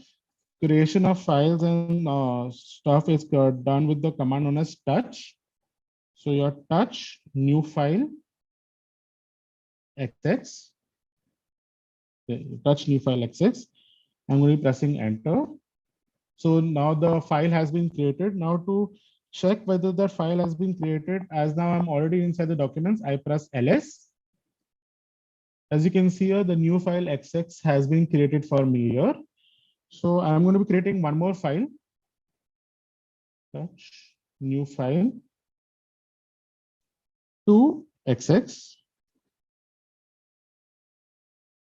So again, if I type the ls command, you can see that both the files, that there is the file 1 and the file 2.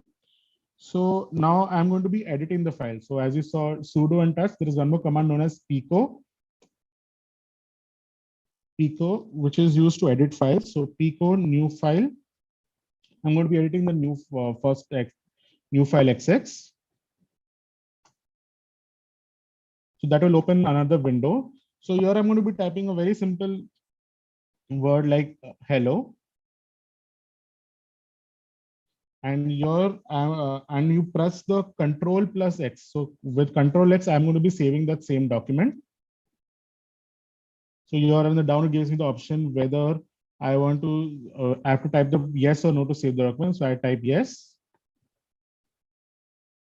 And here I want to change the file. If I have option to change the file name, so I want to keep the file names in, and I press enter. So now, as again, you saw sudo touch and pico. I can also view into a file. For that, I'm going to be using the command as cat new file XX. So it shows me what is given in what the information inside that file. So it's known, the information of the file, as you can see, is hello, as we created before. So next, I'm going to be editing also the other file. That is the second file what I created, pico new file to XX. So I'm going to be typing typing hello again. And yeah, again, I'm going to be comparing the Control plus X and saving it. And keeping the name same. So again, when I press the cat new file XX, new file to XX, you will see that it's what information that we put in the words that we put into that is now shown when I press the cat command. So it's hello again. So now I've created those two files. So I'm going to be typing cd -- to go back into the normal directory. Once again. Okay, now it brings me out of the documents file and puts me back in the normal normal directory. So now I'm going to be assigning permissions.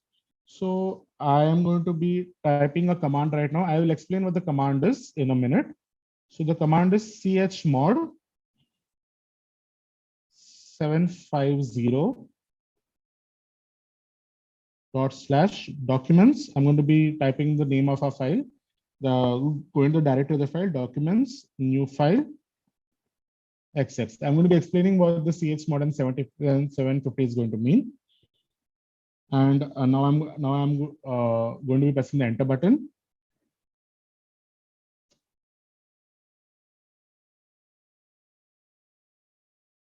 Okay, so now just 1 minute.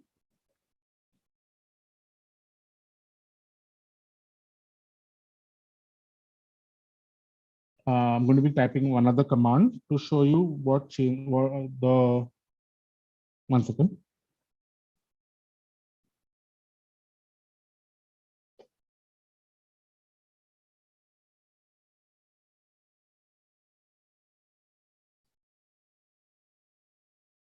Okay.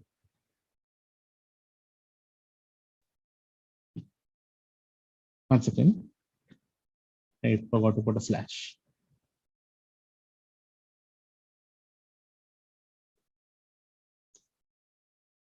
Okay, so now I will tell you the number, what the number means before. Now R is for read, W is for write, and X is for execute. So in Linux, the different values given to this R, W, and X. And you can see there are three types. There is RWX for one number, RWX for the next number, and same for the third number. So 750. So R holds the value of 4, W holds the value of 2, while X holds the value of 1. Now you can see that the first number is RWX 7, that is 4 plus 2 plus 1. So now I'll be showing you what those RW. This first three number, the first RWX is for the owner permission, is for the owner permissions. The next three numbers, that is 5, that is 4 plus 1, is for the group permissions, as for the group we had created before. And the next three, that is blank, that is 0. That means there is no read permission, no write permission, as well as no executive permission. That stands for the world permissions. And then the Marcraft one here is the owner of the file, and the owning group also is Marcraft one. And when the file is created and what file has been, the permissions for what file has been changed is given here. Now I'm going to be logging out of this test use. I'm going to be logging out of this Marcraft one admin admin, and I'm going to be logging in with the test user XX that I had created before. And just 1 second. Wait, I close the terminal.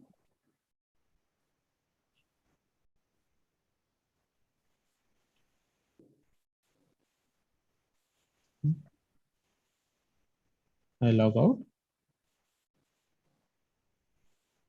And I connect again with my user that I had created. So test, once again, test user XX, and the password that I had put through.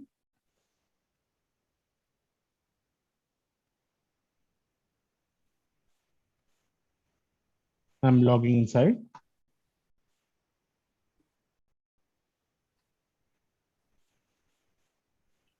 And I'm going to be going to the terminal page.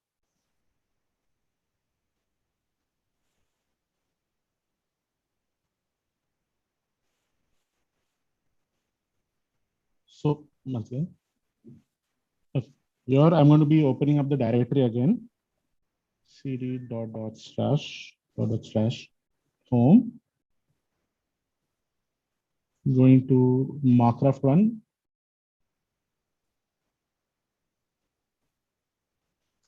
Once again.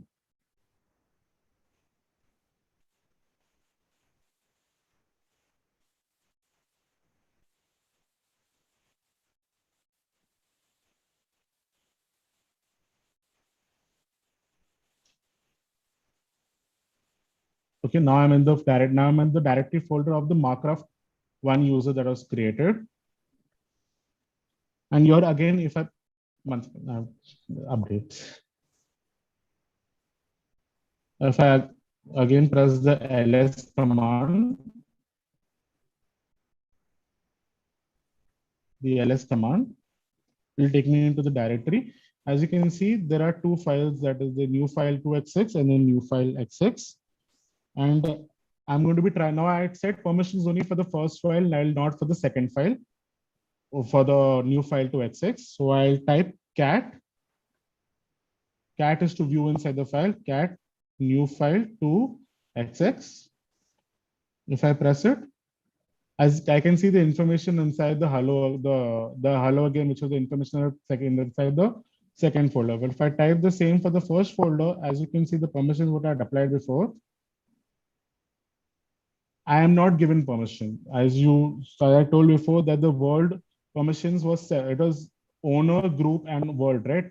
So 750, while 4 plus 2 plus 1 made 7, 4 plus 1 made 5, while 0. So that means there is no read, write, as well as execution permission for the world users. So I'm not part of any group right now. So I'm going to be a world user. So hence I'm not given permission to go inside the first file. So one second. I'm going to be typing under command to look at the permissions.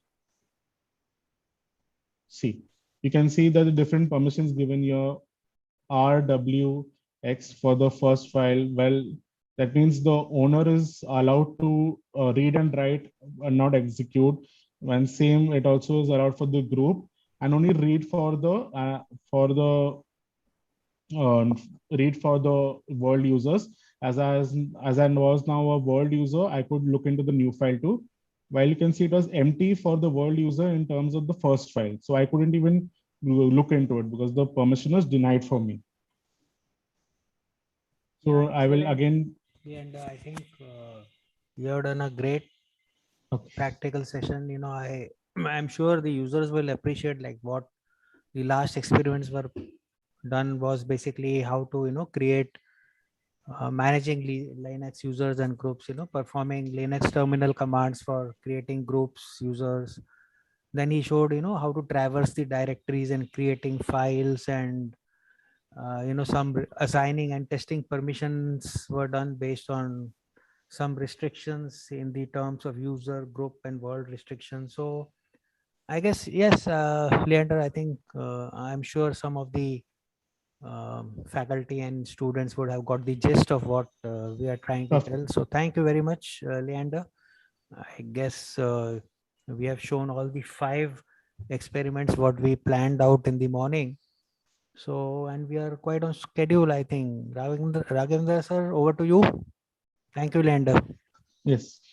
I just want to tell the audience that what Leander has done is he just attempted to show a real live demo of about 4 to 5 practicals. So imagine the strength of the student when he goes through 540 practicals, the knowledge he will gain by the Center of Excellence. I repeat, he just attempted 4 practicals to show the audience as to the capability of the Center of Excellence. And 540, they will be really industry ready. Once again, thank you, Leander. Good, thanks. Okay. It was a wonderful session by Mr. Leander, where he has elaborately spoken about various concepts and the live experiments that he has shown to the audience that enumerates how important cyber security is in the today's scenario.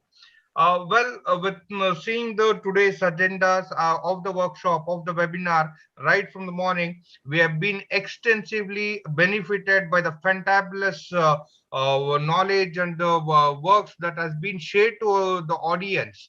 I would start with Dr. Divyanshu Verma, who emphasized what exactly is the opportunities if a person gets knowledge with regard to cyber security, how exactly he can become a leader or employee or even entrepreneur. And he also told that how the industry would generate 4.3 billion lakhs or 35 lakh jobs, which are going to get unfilled by 2021, was a fantabulous thing, which is very, very essential and is to be taken by the institutions and the individuals very seriously, and get involved in getting trained in cyber security and working for the betterment of the nation. Then also, our next speaker, Dr. Harold De Costa. It was a fantabulous session by Dr. Harold, where he has emphasized what exactly, how many people use internet, what is the impact on that particular thing, how exactly cybersecurity is essentially required, and even the spoofing attacks with regard to email, websites, everything. Every morning we do see this sort of a spoofing attack, wherein it is like enroll to this particular thing or all those particular things. All these glimpses shows us that we are under data security threat. As previously, the previous historical days, we heard that there used to be war, a physical war. Then it was like we are now seeing something called as a biological war. Definitely, even there are days are not too far that there would be something called as cyber war or data war or something. Hence, with regard to that, getting our data secured is very, very, very essential. And this particular pandemic has moved everything to digital. And in this digital arena, it is very important to be safe with whether it might be a payment to what we make through our phone or bank details or any other thing. It should be a very, very secure. And then we had a wonderful session by our very own Rajendran Pillai sir, who has been our strength in this particular cyber security area, and his knowledge is uncomparable. And the way he shared all the live videos, experiments, how it goes on, was, I would definitely think that it is going to benefit the audience on a very larger text. And it is like the curriculum what is designed by Marcraft would be a boon to the institutions. And this particular curriculum also would help the institutions, like for your accreditations also, where it emphasizes that what is beyond the curriculum, what have you given the students beyond what exactly the university states or university prescribes. In all those particular areas, this particular thing also will be very, very useful, as well as creating the future ready professionals. And Marcraft has designed the curriculum in such a way that it suits each and every individual according to, and it also the LMS allows him to study on his own pace. This was very beautifully elaborated by Rajendran Pillai sir, and I would really thank him for his particular elaborated discussion. Then post lunch, we had a wonderful session from Sanjay sir, where he spoke each and every point together, and also he has shown the implementations and showed the generalized how exactly each and everything, right from a conveyor belt to each and everything. It was a fantabulous session by Dr. Sanjay Agrawal sir. And then we had our Anish sir, who also elaboratedly spoke about the issues with regard to cyber security and the need of that. And then none other than the least, Leander's session, giving the live example, showing the practicals, was an amazing session. By this, I would definitely hope that by large, our audience would be benefited and the institutions would be benefited. And I would definitely urge the institutions to include cyber security as one of the mandatory subjects in your curriculum, the universities, right? And if at all, if you are a deemed university, please do include this particular cyber security, because it is going to give more and more, create more and more jobs in the future, as well as even data scientists, everything can be generated by this particular curriculum. So, and also individuals who wish to get enrolled to the program, yes, we would also be sharing the mail ID at the last, where you can enroll to the program and get the benefits of the complete curriculum. With this particular thing, I thank all my speakers of the today's session, and for their extensive knowledge and sharing their experiences and knowledge to the audience, both the students as well as our university administration staff. Well, I would request Raghavendran Venugopal to take over. Professor, over to you, please. Professor, you are not audible. Please unmute yourself. Raghavendran, you are not audible. No, the host has the complete control on my laptop, so I can't unmute myself. Well, thank you. I hope was there any questions from YouTube? Yogesh, did you find it any? Yes, sir. I have three questions. One particular question by Professor Dr. Sharad. Is there any degree course in cyber security? Well, Pillai sir or Agrawal sir, you could able to answer this question? In fact, in cybersecurity, there are many institutes. As far as our knowledge goes, more than 25 universities are today giving the college the university certificates. So more than 25. You can just we can send the information if anybody is required. So it is available both for the bachelor's and also for the MTech programs. Great. Well, we have one more question from the YouTube audience. Which are the preferred courses in cyber security, which are more employable, is what is their question? To answer that, as we covered from morning till now, you can see every segment of cyber security course is the need of the hour, and every course related to cyber security is a job. The industry is hunting for them. So every spec is available. Okay. And well, we have one more last question for the today's session. One student has requested from the YouTube audience that will we have government employability available after getting the certifications, and which is the most preferred certificate to get government employability? The same answer. As I said, as Harold was saying and Devanshu was saying, please give us cybersecurity experts. Please. They are really requesting. I'm telling you, no student will be left without a job in this field of cyber. There's a whole session we covered explaining the importance of cybersecurity and the need of the hour. So, students, this is a golden era for you. This is a golden opportunity for you. You touch anything on cybersecurity, you are the most wanted.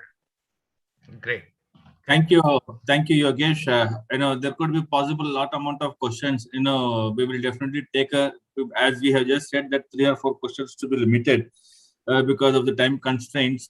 Ameya will definitely, or we shall do the list of questions and keep before you, sir, so that you could be able to make it as a answer. And we should be able to. We are also be a part of that. Responsible to answer the questions of the audience. So the audience need not to worry. Well, within 48 hours or 72 hours, we'll come back to you to answers, as time is a constraint to you as well as for us. Time has come for us to to pull it down. I'm pretty sure that your all questions will be answered for sure. Well, I take a privilege on behalf of Council of Examiners India and SkillSlate India.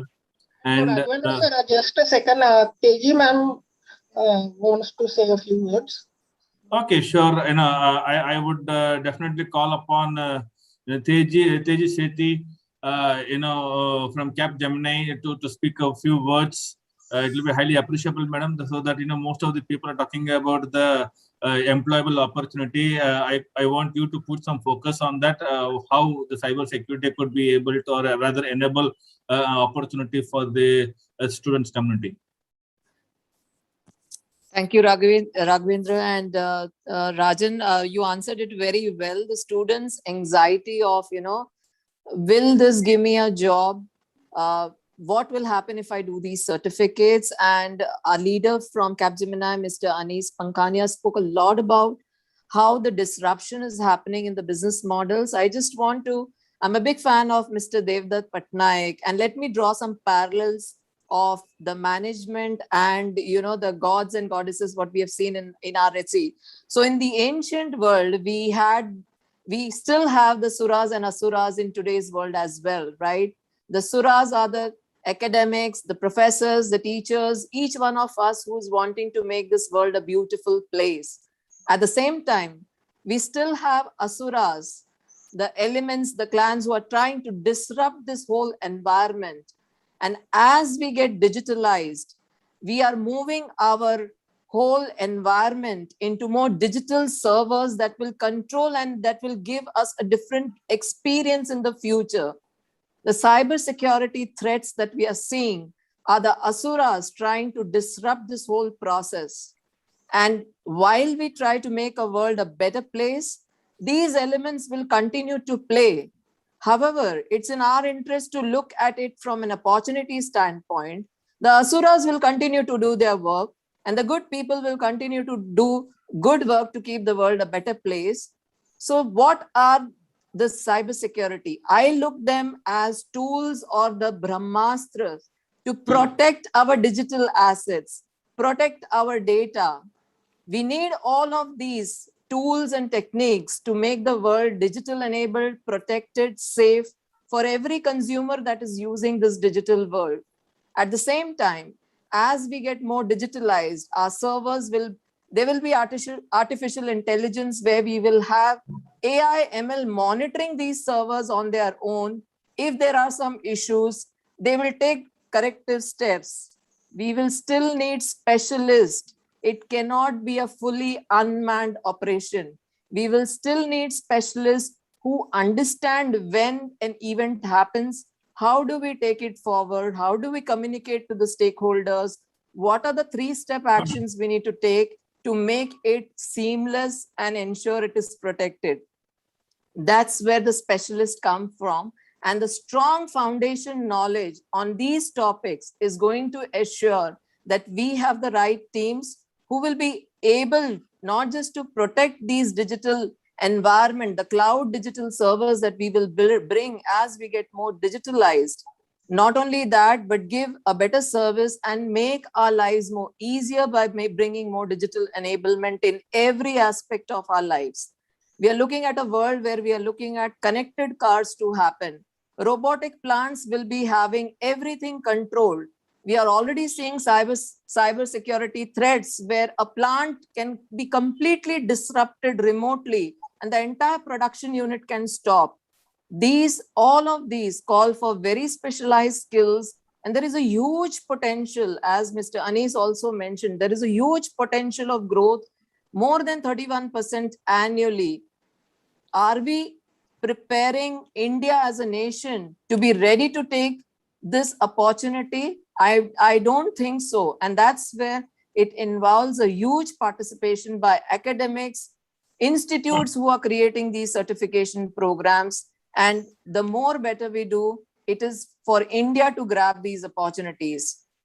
Not just India, even the developed countries have not been saved because of the cyber security threats, which means India has definitely to take a leap in creating much more number of these cybersecurity specialists that we are looking for in future. I just thought this was important to bring the whole highlight from from where we started in digitalization to where we are looking futuristic and why this need is the need of the hour today. Thank you, Teju. Very, very well summed up. Very well. Thanks.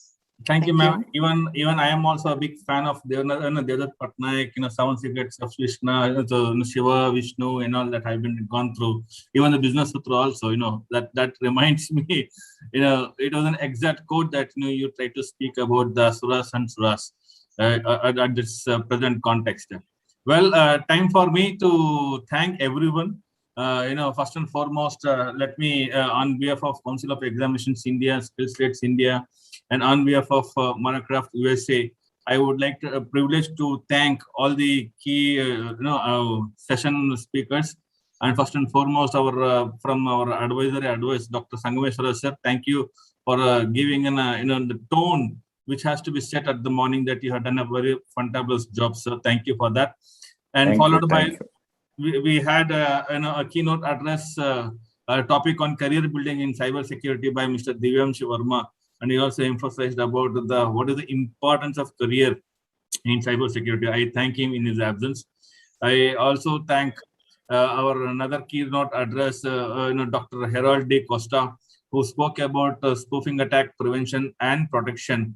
Sir, it was a very interesting, and you did it on the spot, how the spoofing can be done. Well, thanks for that, sir. It was an eye opener for most of the audiences through YouTube. I thank you from my bottom of the heart, sir. And I also thank the convener, the ideator, or rather I should say that, and this is very much essential to reach out the large masses. He without his support or idea, this would have been not dealt to happen. I thank Mr. R.K. Pillai, sir, who gave a keynote address, importance of cybersecurity, and how Marcraft USA, is trying to achieve this in keeping academia as well as industry, to minimize the gap between these two fronts. Okay, and how they could be able to do the center of excellence and certifications with various options keeping before us. Okay, the way that you have money, the way that you could be able to study. So this is what the way they try to convince. Rather, money is not a constraint. It is about the knowledge and knowledge sharing, and how you could be able to develop yourself. That's a more important role. So I thank you, R.K. Pillai, sir, for giving a beautiful insights about the cybersecurity and its certifications. And post-lunch, we had our own Mr. Sanjay Agrawal, who is supposed to be, who is a vice president of Marcraft, and he also spoke about the curricula, practicals, LMS, Terra, and the faculty resources, materials, installations, videos. Well, it was a good insight for us. I must thank Sanjay sir for giving beautiful insights on this.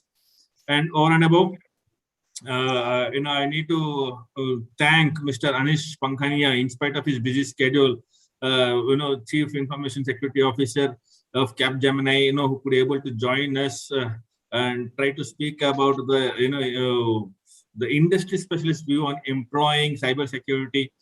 How we could be able to achieve it. And there is a quote which was used to, which we used to say it earlier. I don't think so that quote could be able to fit in.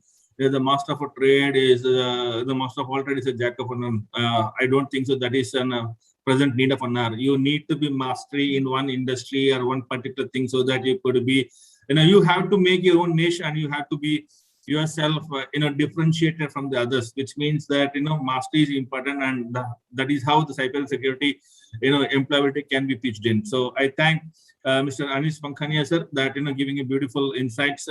I'm pretty sure that my students' fraternity would have been taken this in the right positive way. And I also thank Mr. Leander Pillai sir for giving 5-6 demonstrations before the faculty fraternity as well as the students community over here. Much of them are more interested, and hopefully, I'm pretty sure that for Ameya, he will be definitely going to get up with a lot amount of queries, how to do this, where we could able to get connected with Marcraft, other things and all. We will definitely answer them by having inputs from you all. And I also thank Yogesh for beautifully summating the entire webinar in a few sentences. Yogesh was a backbone of CoE India, and he's been working with us in a very energetic way. And when I had shared the thought that let's make this cybersecurity webinar a grandiose success one, he was the person who could be able to pull us first, and then later on we also discussed how to broadcast all those things. And also I also thank Mr. Ameya for joining us and trying to reach out to the masses. In all of this, there is a surprise element that Ms. Teji Sethi from Capgemini joined us. It was very much enthralling for us also that to share her experiences in cybersecurity and what could be the spirit of opportunity that will be available in coming future. That too for the students' friends. So as for the even academic friends also, if they could be able to do it, I hope that even the academicians can also jump into the corporates if they could be able to expertise on these things. So I'm happy, Teji Sethi madam, that you have been here, and I'm pretty sure that Council of Examinations India and many other universities will try to get connected to Marcraft as well as Capgemini and as well as SkillSlate through our association. And there's already a lot of positive things that it has been initiated from in my association. When we are discussing at lunch hour, they said that how well that we could be able to implement this in autonomous colleges. Will it be acceptable if it is possible in AICT accredited? What if it is not accredited courses? And I said that let's wait. End of the webinar, you have to understand what is the demonstrations before we jumping into the to the end of it. I also expressed without taking consciousness with RK Pillai sir as well as Sanjay Agrawal sir that I will be sharing your phone numbers to the concerned people who are very much interested. They'll definitely call you back, and you might share your thoughts with them also. So with this, I thank Ameya for giving a beautiful platform for us. And Ameya, over to you. Thank you so much, sir. I think in the end, we all must thank you as well. Sir is the person who always lead from front but stays at the back as a true leader. Wonderful, sir. Thank you so much for hosting this wonderful webinar so well, introducing everyone and setting up pace as well as a proper tone for this webinar, so we are not distracted anywhere and all the things were conducted so smoothly. So thank you so much, Raghavendra sir. It was such a pleasure to work with you all. And dear participants, I think most of all, I think we should thank you all, because as I will say it in another tone, as Divyanshu sir and Anish sir said that there is a lot of requirement for the cybersecurity experts, and you guys are taking it so seriously and staying till the end after 7 hours of this workshop shows that you are pretty much interested in this thing, and you will be soon be ready to serve the industry and help these big people like Rajendra Pillai sir, Sanjay Agrawal sir, Divyanshu sir, and Anish sir, Teji Sethi ma'am. So I'm sure that you will be taking a lot from this seminar today. And the most important part, I think, for many of you is about the certificates. So we will be sharing the certificates very soon enough. Kindly allow us 2 to 3 days, because we have received a fantabulous response from all the people. Though this niche was pretty narrow, but still a lot of people, a lot of colleges and universities approached, and they made it kind of mandatory because they wanted their people to learn about this particular industry. So I thank all of them as well. So please wait, we will surely be sharing the certificates soon enough. And thank you so much for joining us today. And the most important thing, very, very happy Independence Day in advance to one and all. Tomorrow is 15th August. We will be celebrating our Independence Day in India. So a very happy Independence Day to one and all as well. Thank you so much. See you guys soon. Thank you so much. I would like to... One second, Pillai sir. Yeah. One second. I would like to thank our advisor and our blessing guide, both for myself and Raghavendra and Venugopal sir. I would, on behalf of Raghavendra and Venugopal sir also, I would like to thank Dr. Sangameshwar sir, who has been the key person to make this webinar a key success of today, and getting Marcraft in association with CoE India also. So he is the main person whom we'll have to thank, and his blessings and guidance is always required for us to organize more and more informative webinars, which would be for the benefit of the audience and the academicians. Thank you, Sangameshwar sir. Thank you. I would like to really say thanks. First of all, I want to tell you that Marcraft and AIPL would extend both the arms to 2 segments. I am an intermediary between the academia and the students and the parents on one side, and on the other side I have like the industry like Capgemini, like Herald companies, like Devanshu's company. So I bring both of you together in a platform where the future of the coming generation and then students are in better hands, and we will provide the excellent support both to the industry and to the student community and the institute. So we extend our support to all of them, and this shows the identity that a tripod is better than two this one. So we are like a tripod to all of them. And my special thanks to Sangameshwar sir for giving this opportunity, Raghavendra, and all the speakers, especially Anish and Harold and Divyanshu. I really appreciate, and giving us strength with your participation. And last not the least, Teji coming as a special guest appearance, really opened up this one to have the perspective from the industry. Thank you everybody once again. We will meet again shortly, and we will have even a better this one, and our experience will be shared to all of you all. Thank you, Sanjay. Thank you. Thank you. Thank you, everybody. Thanks, and bye-bye. Thank you. Thank you, everyone. Thank you so much. Happy Independence Day all, and thank you so much, SkillSlate family, for showing so much love to all these people and Marcraft USA as well. I hope that we will meet soon again and for these wonderful, wonderful programs. Have a great day all. Thank you so much. Take care. Thank you. Bye-bye. Thank you.